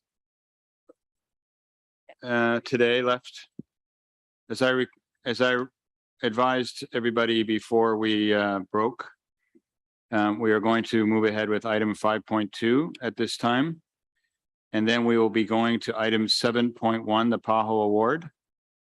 And it's almost certain that the item 4.3 will be then moved to first thing tomorrow morning. So on item 5.2, the financial report of the director and the report of the external auditor for 2021, official document 365. I invite Mr. Esteban Alzamora, the interim director of the Financial Resources Management of the Pan American Sanitary Bureau, to come to the head table. Apparently he's on his way. I guess I can now then turn to the President of the Executive Committee to report on this item. Them. Muchas gracias. Thank you very much, Mr. President. We will submit the report on agenda item 5.2, financial report of the director and report of the external auditor for 2021.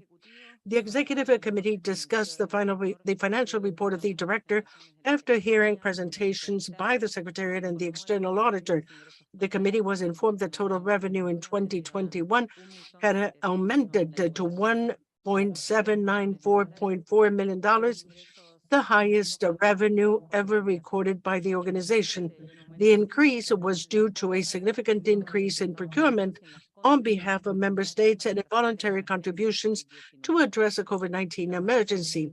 Expenditures for 2021 totaled, I'm misreading the figures, says the speaker, totaled $1,785.4 billion, with procurement accounting for the largest share of that amount. Although the collection of assessed contributions improved slightly since 2019, outstanding contributions at year's end had amounted to $74.8 million in 2021, almost double the amount historically outstanding, and some 50 million more than in 2011. Delays in the receipt of assessed contributions limited the Bureau's ability to deliver the organization's program and respond to the pandemic. The Bureau was also obligated to use almost all of the balance in the Working Capital Fund and to borrow from other unrestricted internal funds.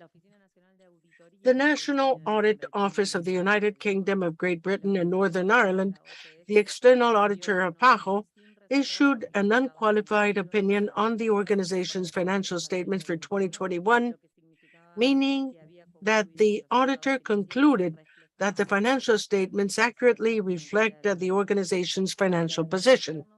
The external auditor noted that obtaining an unqualified audit opinion in the face of the ongoing challenges of the COVID-19 pandemic represents a significant achievement. The external audit nevertheless identified some areas for improvement with regard to financial management, governance, and internal control, as well as PAHO's strategic planning process.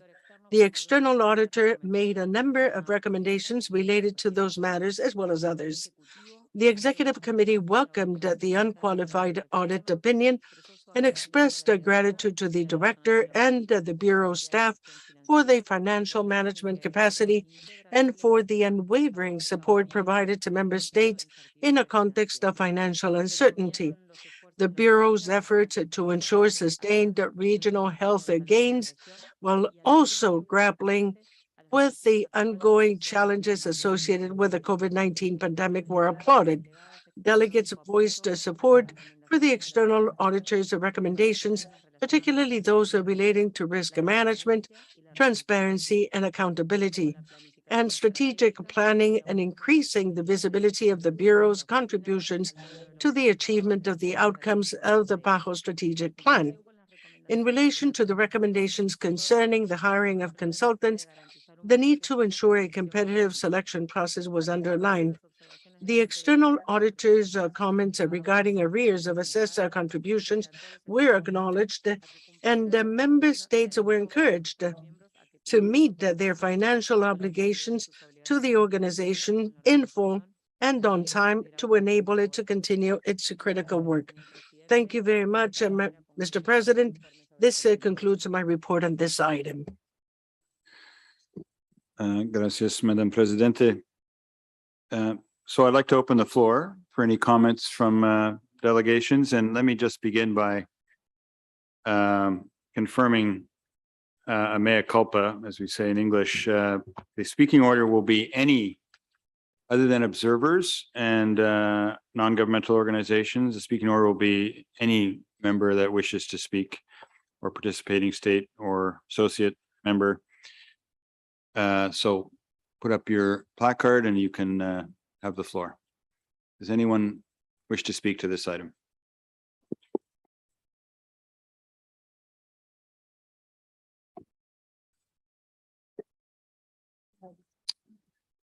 I think United States. You got your, okay, and then Canada next, please.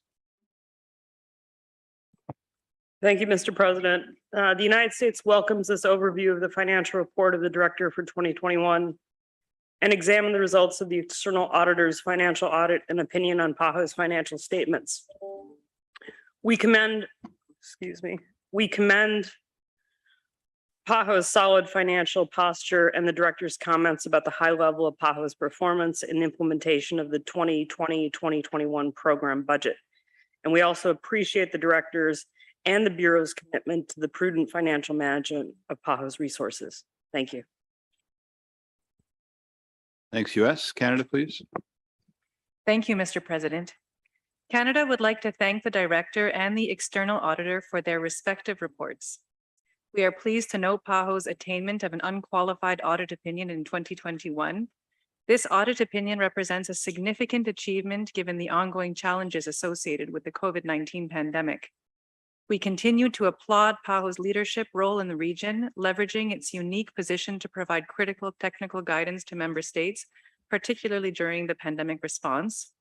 While COVID-19 continued to be a major focus for PAHO and the region, in 2021, we also recognize the organization's significant efforts to ensure sustained regional health gains more broadly. For example, Canada is pleased to note PAHO's efforts in supporting a strengthened health system response to sexual violence in a number of countries, as well as PAHO's efforts to respond to the ongoing impacts of the pandemic on mental health, especially among populations living in conditions of vulnerability. In our recognition of PAHO's technical achievements across the Americas this past year, we must also take into consideration the organization's financial health. We note that in 2021, the Working Capital Fund was fully utilized and an additional $42 million was borrowed to meet cash needs. The external auditor explained that this fund will continue to be fully utilized each year until arrears in assessed contributions are reduced. We know that during periods when this fund is fully utilized, not only is there a risk of a negative impact on sustainability of program implementation, but there is no buffer available for unforeseeable extraordinary expenses such as provided for in PAHO's financial regulations. As such, it is incumbent on us all to continue making efforts to fully pay assessed contributions on time to allow PAHO to continue its critical work. Canada remains concerned by the post-employee benefit liability and the potential financial risk that this could pose for PAHO in the long term. While we are pleased to note that PAHO has taken steps to proactively manage the liability, we note the external auditor's view that it is important that this focus remains to ensure future costs are constrained. With inflationary trends and market instability, these staff benefit liabilities will continue to experience volatility. Finally, Canada encourages the Secretariat to continue implementing those recommendations from the external auditor that remain in progress or are not yet implemented to completion in an effort to further strengthen the organization. Thank you.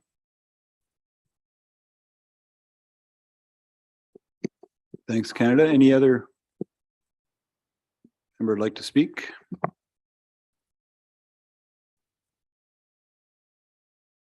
I don't think I see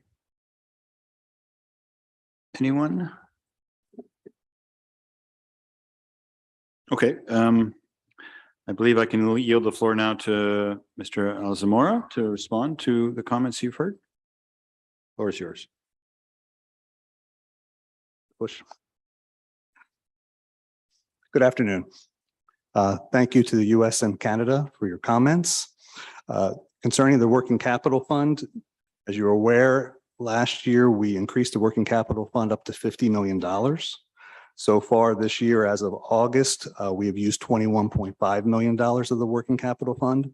And yes, we do need to have the assessed contributions paid in a timely manner, or we will continue to burn into the Working Capital Fund. So please make your payments on time. Make that plea. Thank you. As for the ASHE liability, yes, that is something that is on our books. We continue looking at that.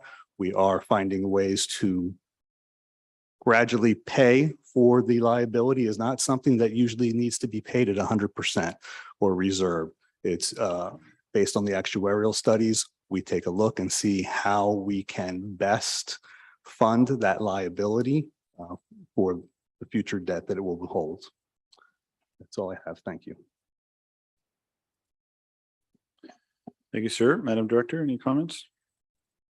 Thank you, Mr. President, and the financial report of the director and the report of the auditor are important reports that must go to governing bodies, and it belies the transparency, accountability, and responsibility, fiduciary responsibility for the financial resources that have been received and given to the organization.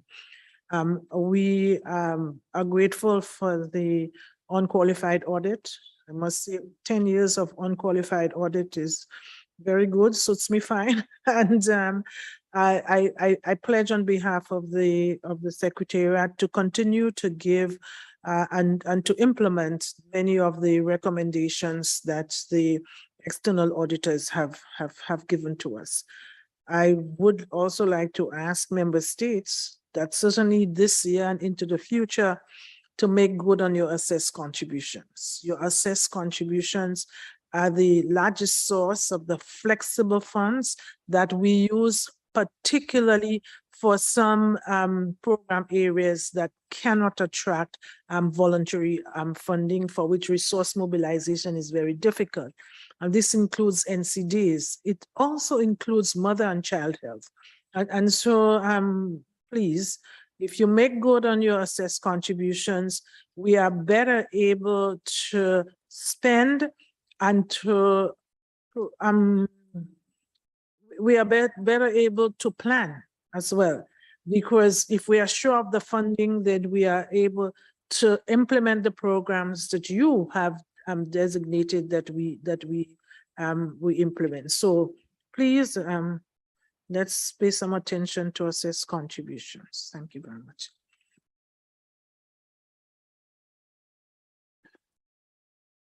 Thank you, Madam Director. And as per most of our items, the discussion will be reflected in the final report of the conference. Okay.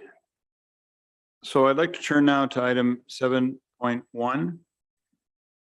PAHO Award for Health Services Management and Leadership 2022. Document CSP 30/18.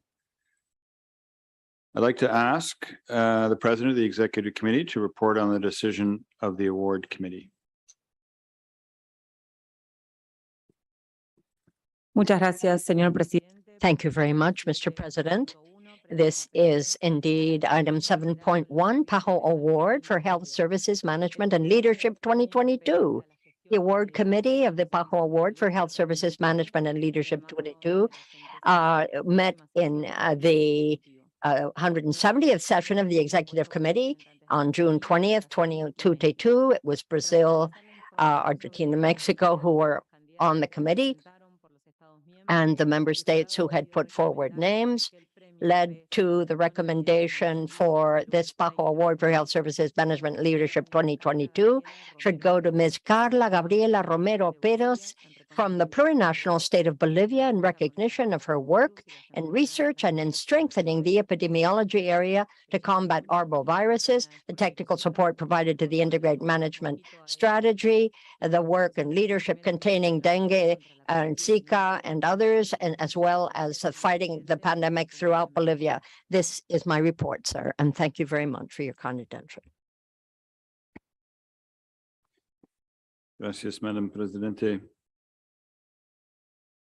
So I will not repeat all of what Madam Presidente said with respect to the reason for the award being given to Ms. Romero, but I will indicate to all of you that, as many of you know, every year, the governments of the countries of the Americas, acting through representatives at the meetings of the governing bodies of the Pan American Health Organization, confer the PAHO Award for Health Services Management and Leadership. previously known as PAHO Award for Administration, and that's a good change to Services and Management and Leadership, in recognition of an outstanding contribution in the field of administrative work within the framework of national health services. And as Madam President, the Executive Committee has indicated, the honors this year is going to Ms. Carla Gabriela Romero Perez from the plurinational state of Bolivia, in recognition of all the work that the President of the Executive Committee mentioned. She also had a leadership role in containing the dengue epidemic in the northern region of the Department of La Paz in 2018, and has worked on many other infectious disease files. And her work on logistics, most importantly, or most recently, I should say, her work on logistics and distribution for the first doses of COVID-19 vaccine throughout Bolivia.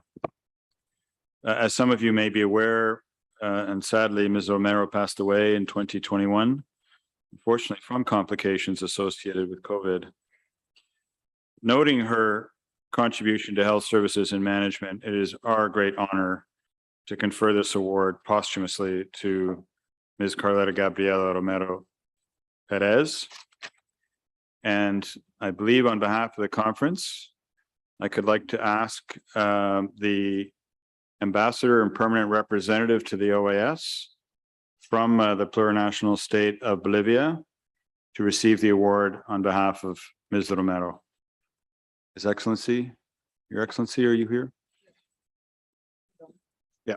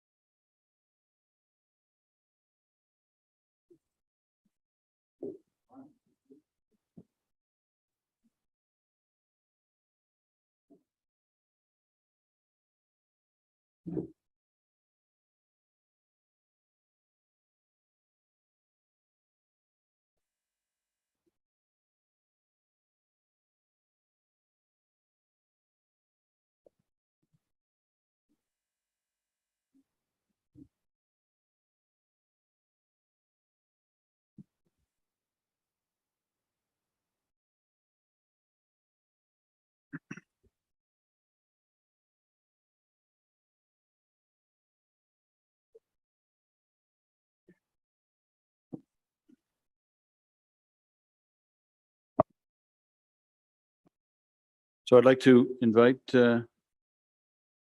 His Excellency to make a few remarks, please. The floor is yours.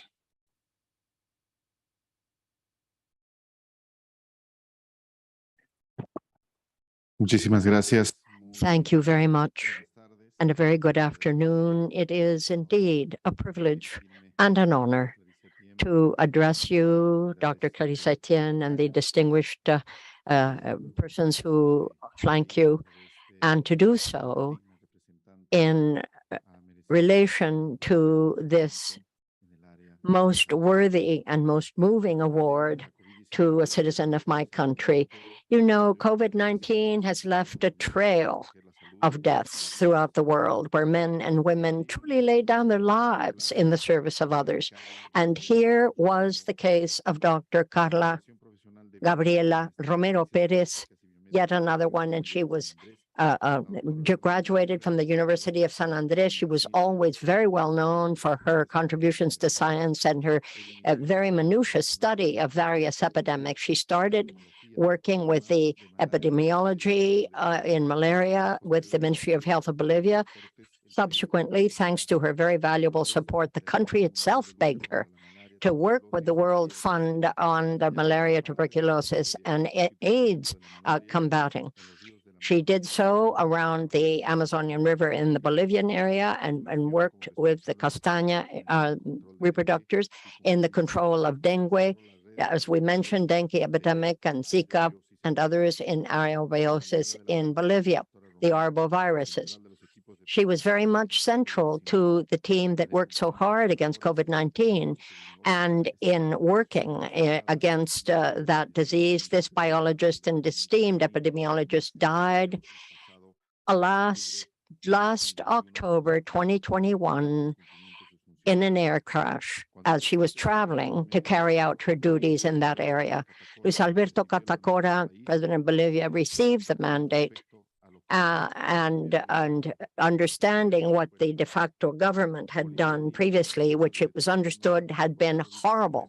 Bolivia had the 6.2% of COVID-19, the highest ever. There were no medicines that had been given to the professional doctors and nursing staff in the country, nothing to help and no one to help except for someone like this doctor. 62% mortality, less than it had in the first wave, thanks to people like her.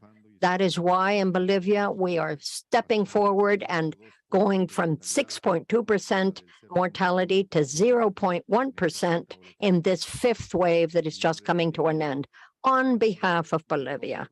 Indeed, on behalf of every health professional in my country, but may I say also, on behalf of this wonderful profession of those white-clothed angels, as we call them, I am honored to accept this recognition of such a great professional, but also on behalf of the thousands, dare I say, hundreds of thousands of professionals that have helped us stay alive today.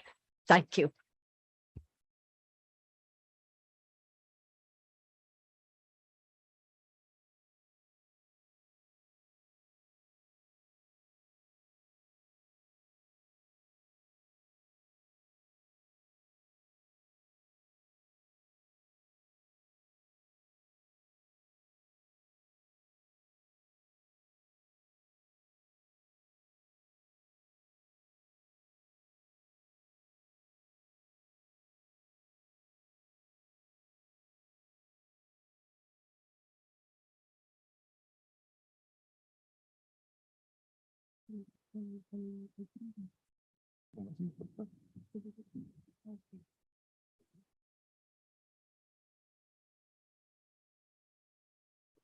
Thank you so much, Your Excellency, for those remarks. And I'm sure you share with everyone else the wish that she could have been here in person to provide the remarks herself. It was clearly a unique complication from COVID that she died from, the air crash that you talked about. And we wish her family well. And thank you again for coming to receive the award on her behalf. And no doubt you'll be able to pass that message on to her family as well. We actually do have time now, colleagues, for reverting to item 4.3. We may not finish this item, but we can at least start it. I know it's been a long day and you're probably ready to do other things, but at least we could start this item and then we can adjourn, seeing how the time goes. So it is just a reminder to all, item 4.3, policy for recovering progress toward the Sustainable Development Goals with equity through action on the social determinants of health and intersectoral work.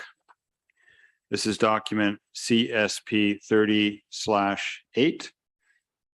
I'd like to invite Dr. Jerry Hickmans, hope I pronounced that correctly, I commence, my apologies, Chief of the Health Promotion Social Determinants Unit of the Pan American Sanitary Bureau to come to the head table. Welcome, Doctor. Apparently she only has 2 weeks left, so there you go, in this particular role. So I'm glad we have you with us. And again, I'd like to turn to my colleague, the President of the Executive Committee, to report on the item. Muchas gracias, señor presidente. Thank you very much. I'm discussing item 4.3, policy for recovering progress toward the Sustainable Development Goals with equity through action on the social determinants of health and intersectoral work. The Executive Committee welcomed the policy and its renewed focus on achieving the Sustainable Development Goals by addressing the social determinants of health.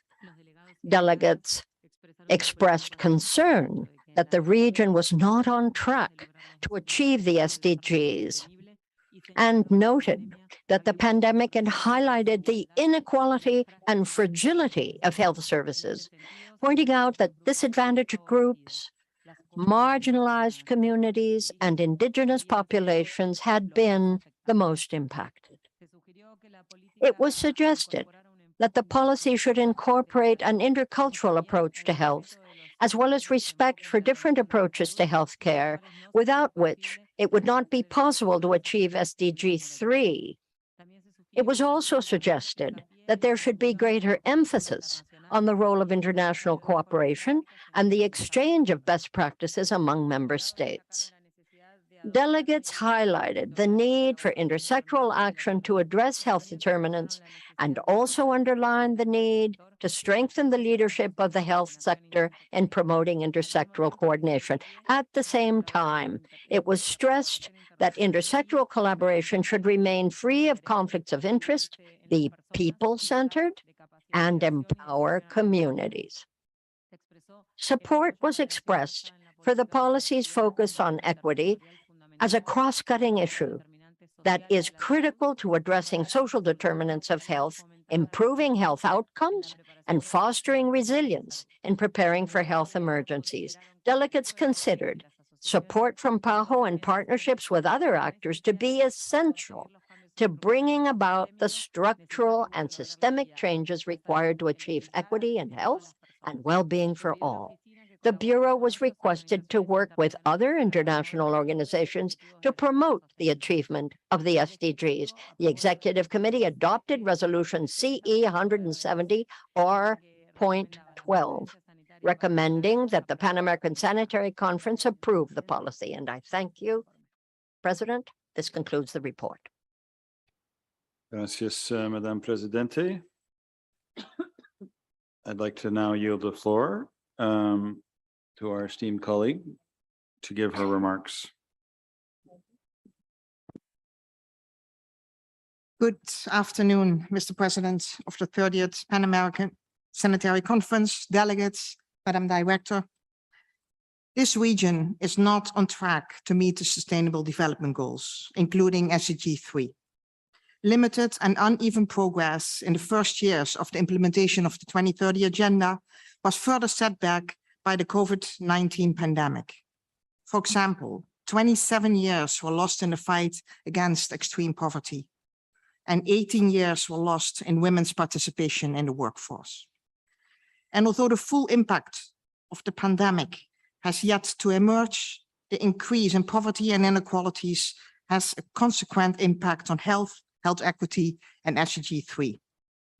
The proposed policy for recovering progress towards the Sustainable Development Goals with equity through action on sustainable social determinants of health and intersectorial work sets out a course of action and a strategic framework to recover lost progress and urgently accelerate the achievement of the SDGs.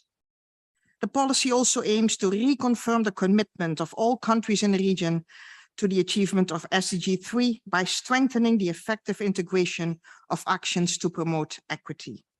It furthermore aims to bridge the gap between commitment and action and to ensure a fair recovery from the pandemic. We are at a turning point in history. Taking the opportunity and the lessons learned provided by the current crisis, this policy highlights the urgency for action. It invites to rethink the future, to construct a sustainable development model favoring equity and inclusiveness. It also calls for coordinated action between sectors, institutions, and levels of government and the community, with the health sector as a fundamental partner. The policy proposes 5 strategic lines. 1, to promote intersectoral action to address the indivisible goals of the 2030 agenda, integrating equity as a cross-cutting value.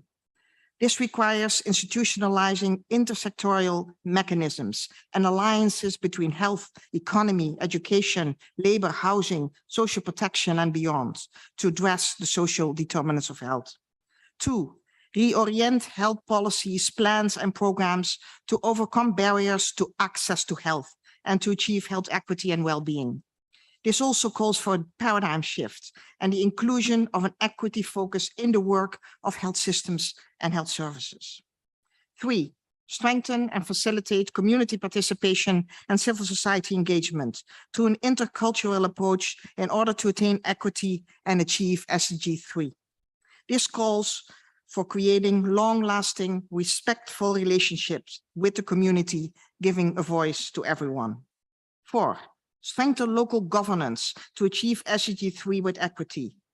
Local governments play a key role to create health and well-being, given their privileged position for innovation, intersectoral action, and community participation. And 5, strengthen the monitoring and evaluation of progress towards equitable attainment of SDG 3. And this calls for comprehensive and participatory monitoring and evaluation systems that include monitoring of health inequities and the social determinants of health, as well as the provision of opportune information for decision makers. This policy builds on previous and current policies and strategies and was developed between different programs of the Secretariat.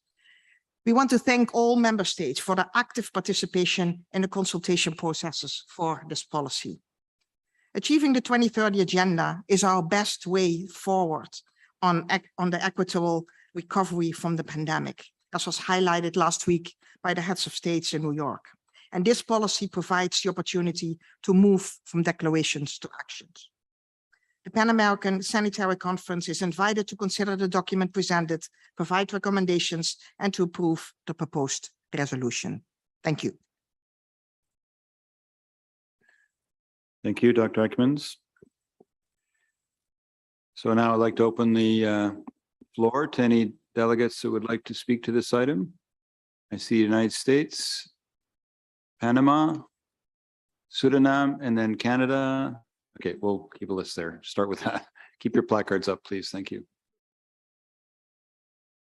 So I think I recognize, who did I recognize first? United States, I think. Go ahead.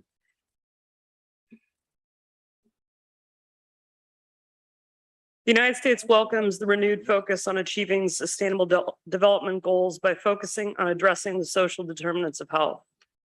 The COVID-19 pandemic has starkly revealed the need to address social determinants to improve health outcomes and reduce inequities. We appreciate PAHO's work to enable countries to address the social and environmental determinants, including its work to improve equity and help countries use data to target resources toward people and communities with the highest health risks.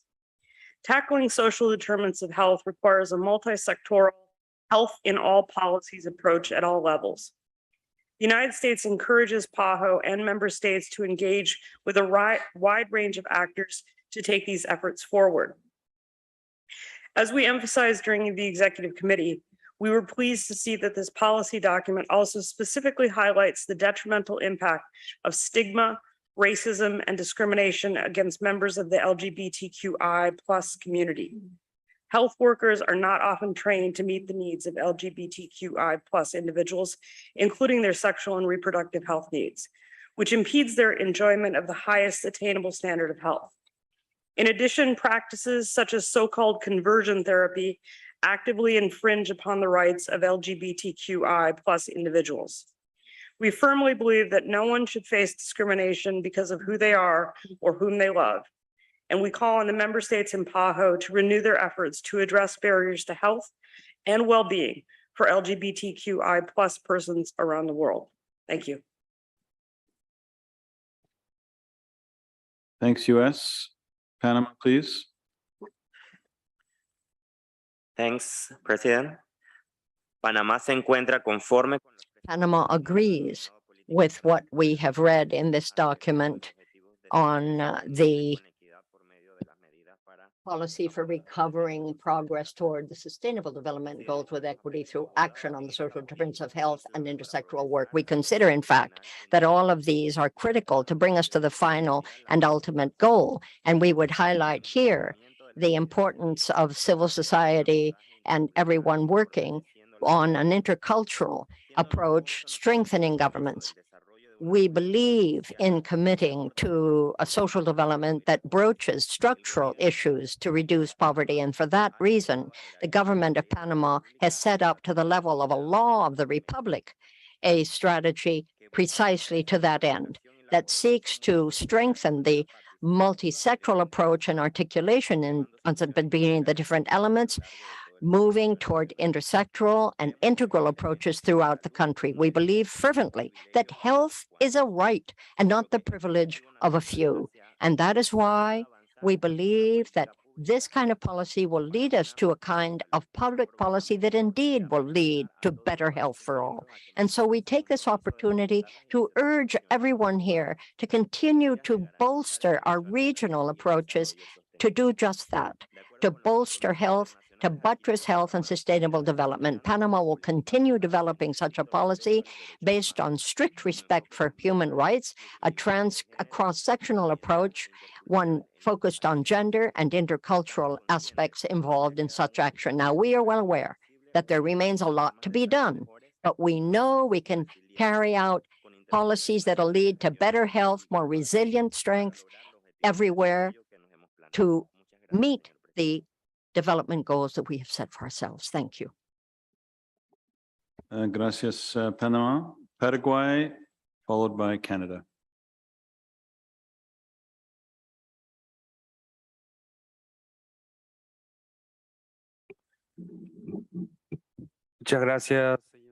I thank you, Mr. President.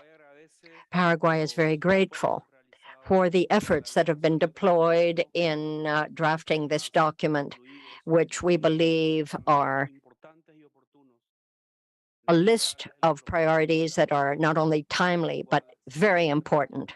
Certainly the question of buttressing the commitment that our countries have taken to be sure that we can meet Sustainable Development Goal 3.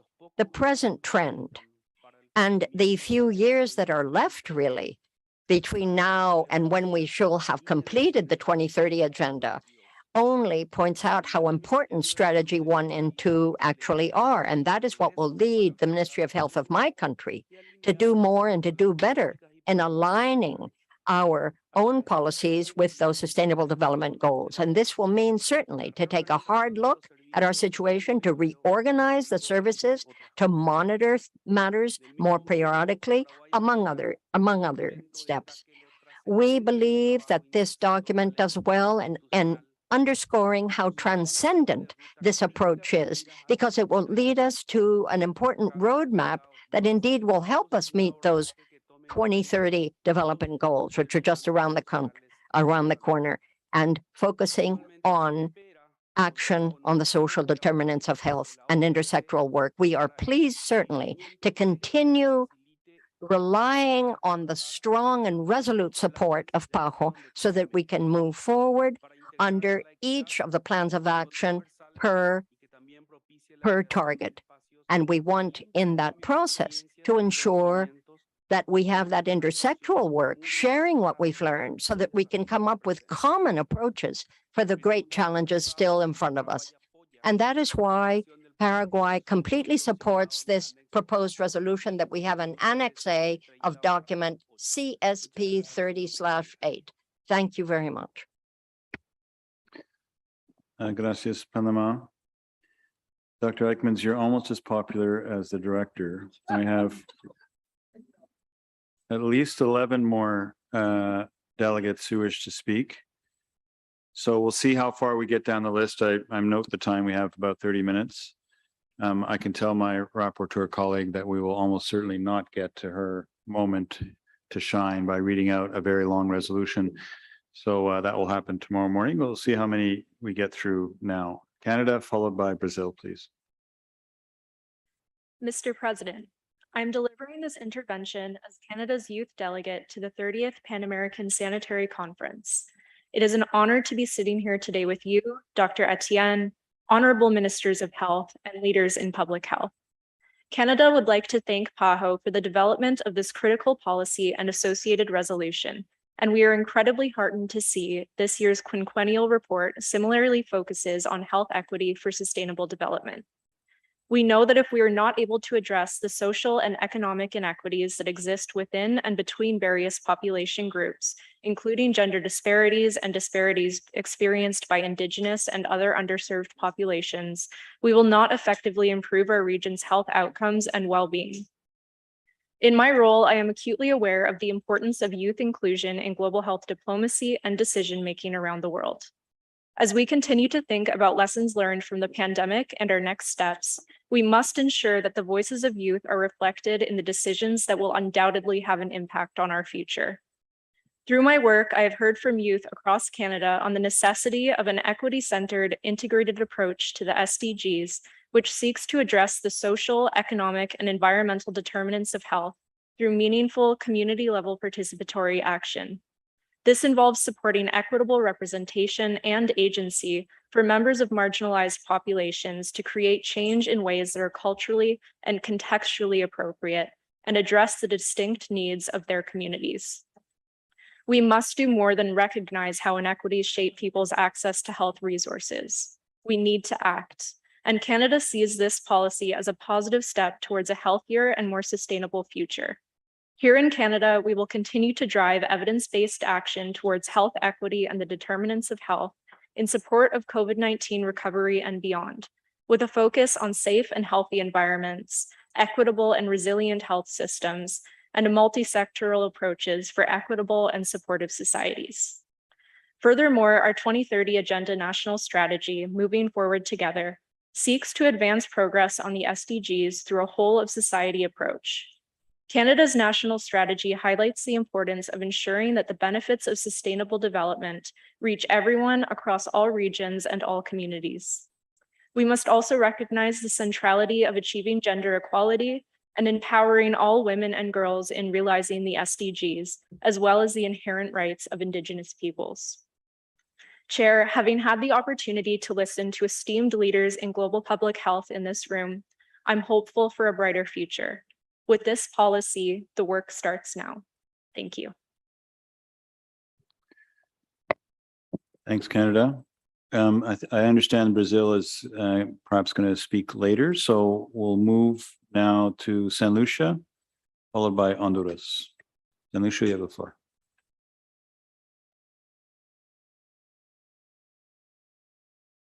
Thank you, Mr. President. San Lucia has reviewed the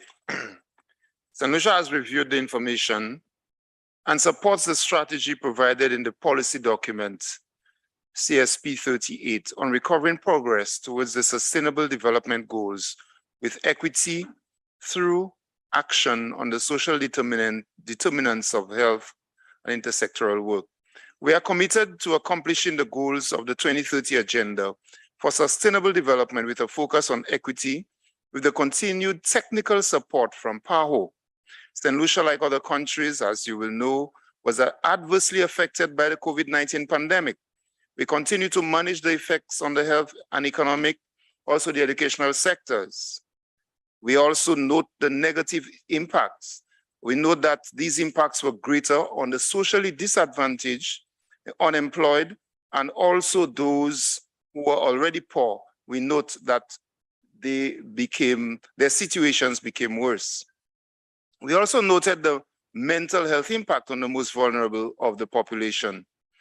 The Ministry of Health, Wellness, and Elderly Affairs in St. Lucia has implemented various strategies to manage and reduce the impact of COVID-19 on the health services. For example, from January 2022, the COVID-19 management was integrated into the regular health services with the redeployment of health officers to support the strengthening of the regular programs such as national immunization child health program and chronic non-communicable diseases in clinics all around the country.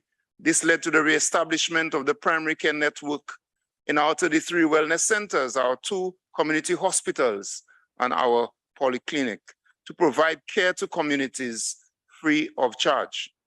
We need to focus on the elderly in this while we discuss this paper.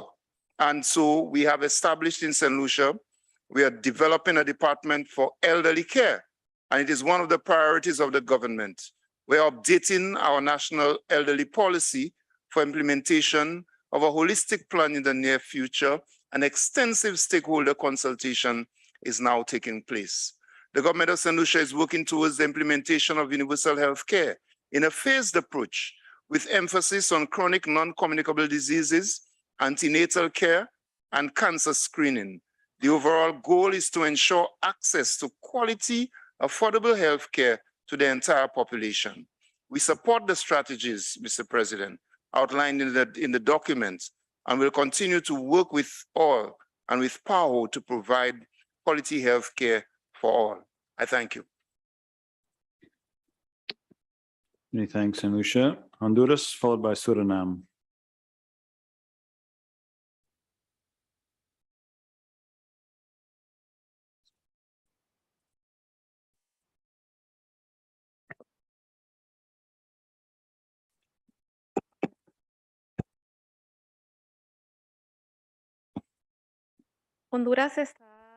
Honduras agrees with the proposal of this policy for recovering progress towards the Sustainable Development Goals with equity through action on the social determinants of health and intersectoral work.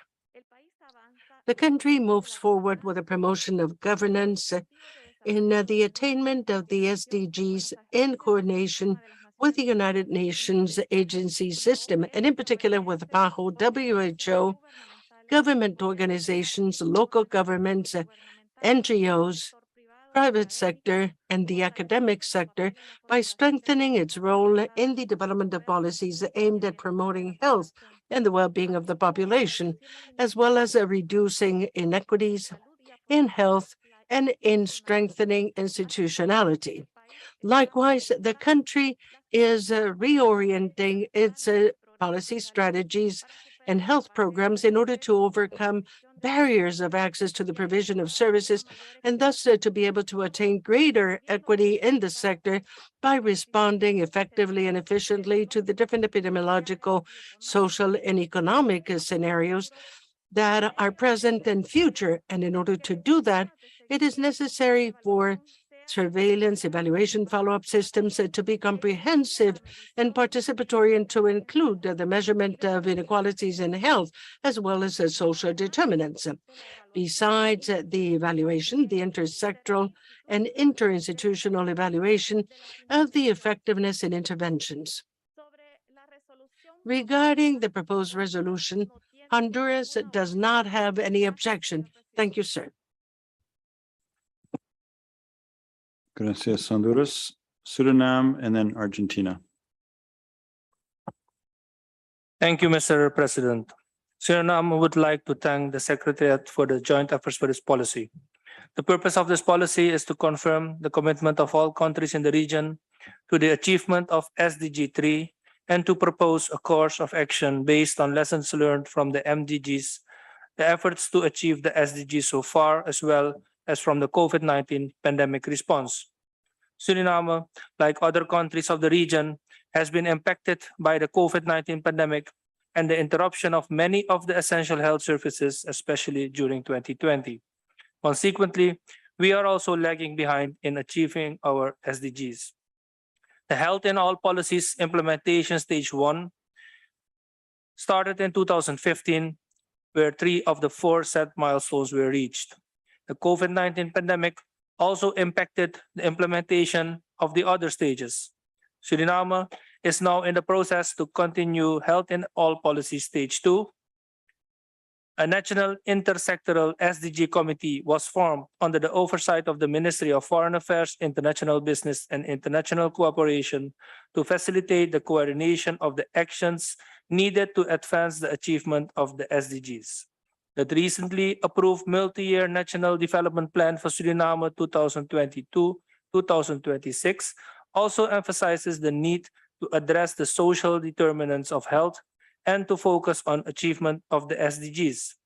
Suriname is progressing on the implementation of the National Plan for the renewal of the health system, including revising the structure of our National Health Insurance Scheme.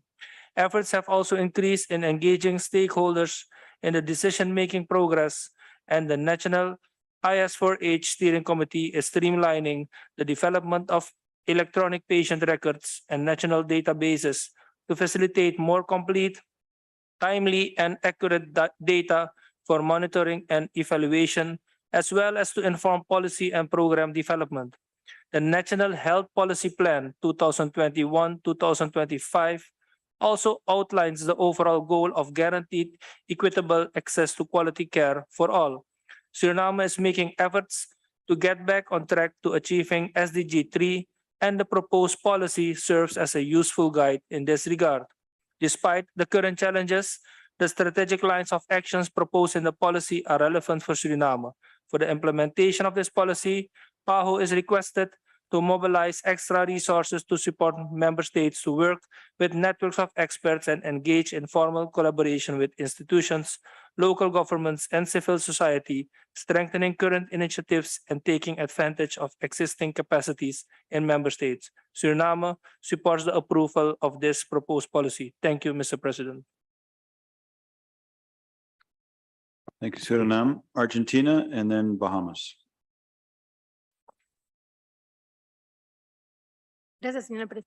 Thank you, sir. Argentina takes note of the report. We know of the commitment of our region to Agenda 2030, but we agree with the report that we're far from attaining SDGs, including SDG 3, and the role played by the pandemic by deepening the old challenges on health and by creating others with a differential impact on vulnerable populations.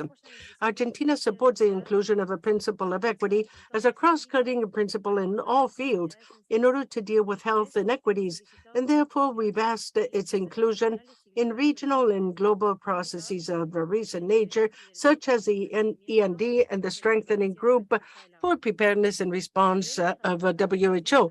We have to work to reduce sharp inequities on health in our region to move forward with the agenda. As was proven by the pandemic, we cannot do it without dealing health determinants through multi-sectoral action on the basis of equity.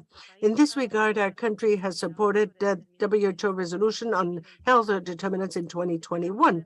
We also stress the need for greater leadership in the health sector in promoting intersectoral coordination at the highest level of government to ensure effective action amongst different sectors and deal with the determinants and equity.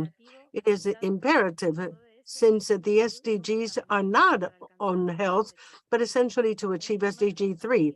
In this framework, Argentina is implementing a strategy for the integration of the health system with the purpose of moving forward towards the integration of our system in order to reduce our inequalities in access to health.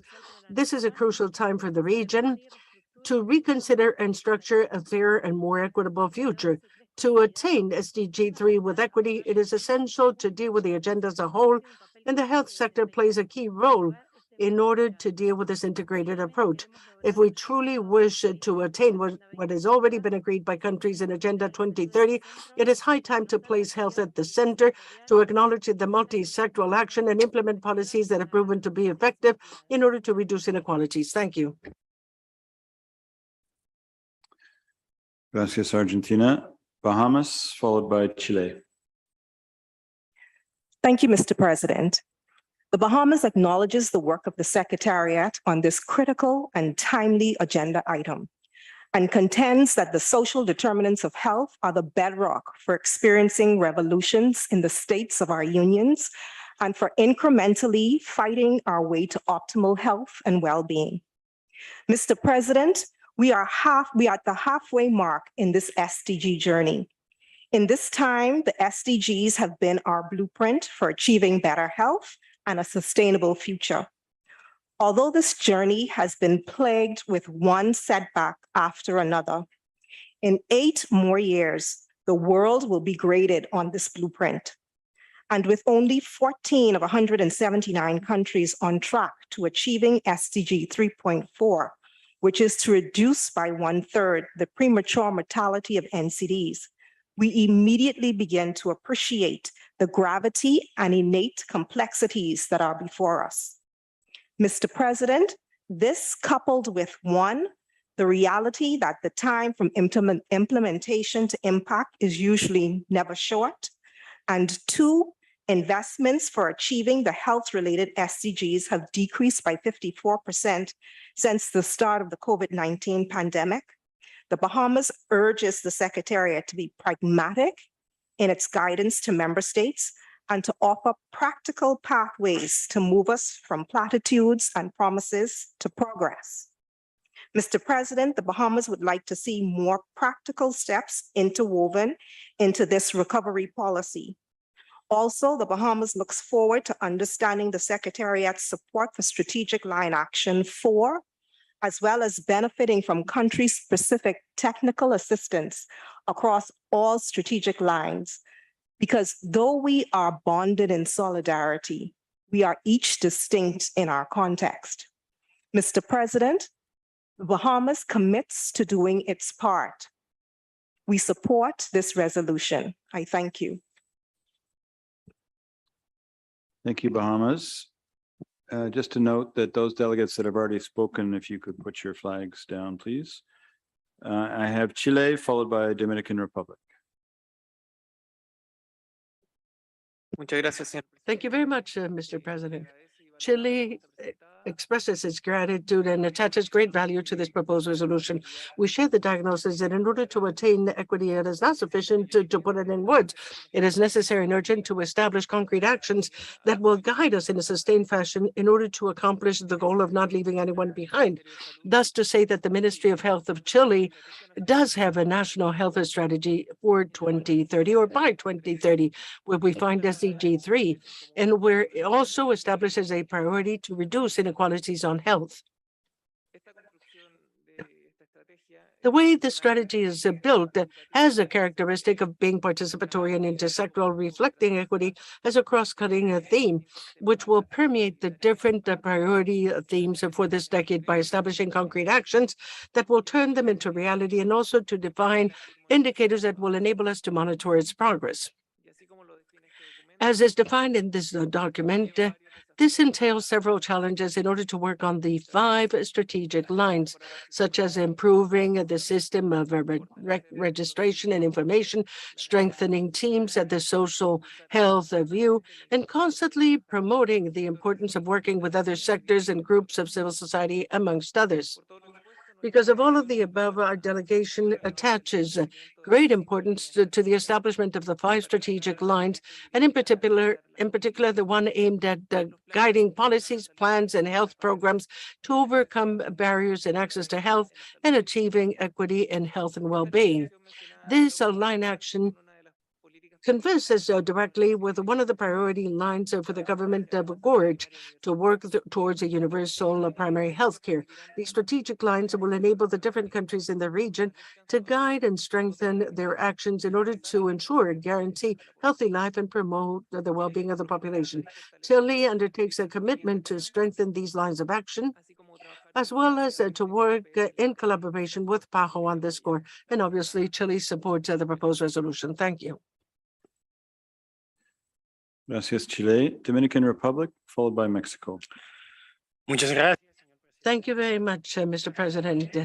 After the pandemic, we see an increase in health inequities, thus leading us to restructure policies proposed on the issues that affect the region. Currently, the Dominican Republic is taking the steps towards a sectoral reform in the health sector with a community approach with comprehensive initiatives aimed at dealing with key problems by prioritizing specific interventions, particularly in the field of prevention and promotion, thus having empowered civil participation.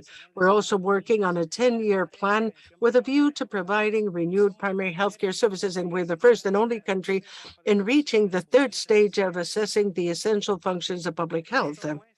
This attests to the firm commitment that our country has developed towards the attainment of the SDGs with equity for all population groups, as is seen in our health profile in recent years. In spite of these achievements, we continue to face challenges, particularly in vulnerable groups that have to be dealt with in a comprehensive way in order to obtain cost-effective results on maternal and neonatal death, teenage pregnancy, non-communicable diseases such as cardiometabolic and chronic renal failure.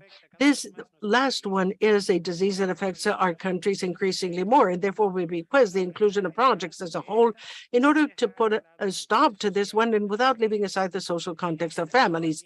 It is along these lines that it is necessary to prioritize social determinants of health that have an impact on communicable diseases in the region, such as migration, which call for the strengthening of epidemiological surveillance, interconnectivity of information systems, and that this deserves intersectoral participation from the international concept where policies and regional resolutions on health will be redressed to a public health concept closer to people, where preventive health and education will be the main protagonist in a stage of mutual cooperation and support among countries in order to strengthen the stewardship in the different health systems. Thank you very much. And gracias, Dominican Republic. We should have time for two more, and the others I'll come back to tomorrow. We'll talk about that in a second. So Mexico and then Cuba. Muchas gracias. Thank you very much, sir.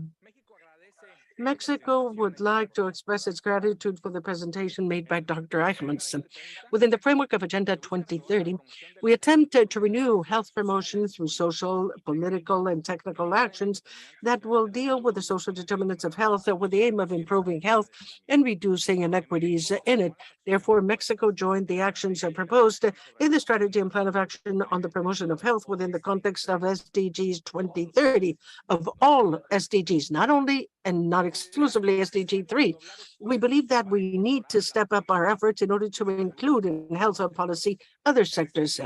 In this regard, we've promoted the development of intersectoral working groups concentrating on the social determinants of health in the states and the federal entities of our country in order to institutionalize mechanisms that will enable us to reach agreements and strategic partnerships in order to eliminate hurdles that don't allow us to move to better health conditions. In Mexico, we've worked to guide policies that will live up to epidemiological, demographic challenges, urban challenges, climate change, increase in violence, and population resettlement, looking for equitable access to health services. People-centered, their families, and their communities, by including primary health care approaches in order to take care of the basic needs of health of the population by having comprehensive needs with cultural relevance, looking for organized participation of the population. In this regard, the increase in inequality gaps in health stress the need to provide attention to priority groups such as migrants, indigenous populations, Afro-descendants, sex and gender diversity, and older population into work in order to bring down the barriers that have led to exclusion, discrimination, and violence. We believe that the regional strategy of municipalities, cities, and health communities is promoted in all countries because local governments facilitate the intersectoral action, the community participation, looking after the local health needs, and the provision of basic services. On the other hand, it is important to stress that we still have a backlog in the development of monitoring and assessment system that will allow us to identify health inequities, that will have broken down data and indicators with social variables that will be timely and useful for decision-making, which will enable us to assess the effectiveness of interventions. Mexico supports the resolution to establish the policy aimed at recovering progress towards the attainment of SDGs with equity through measures that will deal the social determinants of health and intersectoral work, and agrees in working on these strategic lines of action as proposed. Thank you. Gracias, Mexico. We'll have time for one more. Cuba, I'll turn to you in a second. I also have still on my list Costa Rica, Colombia, and there may be others as well, and we'll return to you at a moment tomorrow to be able to finish off interventions. So Cuba, and then we'll wrap up. Muchas gracias, señor presidente. Thank you very much, Mr. President. We very much agree with the importance of renewing our efforts in order to boost our commitment to the 2030 goals for sustainable development, and particularly in order to catch up where we left off before the pandemic hit us all. In Cuba, community participation are an absolute bedrock of our health system, and this is taken up by the policies that the government has followed based on science and innovation, focused on human development with equity and social justice. In our country, we have paid particular interest in working together so that we offer differentiated care and particular attention to the communities, especially so those that are vulnerable. In the last decade, we have worked on the design, validation, and introduction of a new analysis, a new model for the analysis of health based on social determinants. And we have also seen that the emphasis on strengthening healthy communities in the country has paid off. And we're also consolidating the intersectorality of our approach so that gradually we can introduce these foci throughout the health system in Cuba. And we intend in that sense to work on social inclusion of determinants in our policies and plans, the establishment of priorities for the generation of experience at all levels of the system, a strengthening of our organizational climate at the primary level of care in our health system, the incorporation of social determinants of health into the processes of communication and scientific dissemination. Also, the establishment of alliances with the community, focusing on the very essential aspects of health policies and social determinants in the pre-graduate and postgraduate work in the health sector. We consider that this document is a good one, and the policy recommendations are both timely and important. Thank you. Gracias, Cuba. So we will take up this item again tomorrow. I have Costa Rica, Colombia, and there may be other delegates, and I think some non-governmental organizations may also wish to intervene. So this item will be taken up tomorrow after the coffee break. In your agendas, you will have items 2.3, 3.2, 4.1, and 4.2 is our first four in the morning. Then we have a coffee break according to our agenda, and then we will resume right after that coffee break, item 4.3.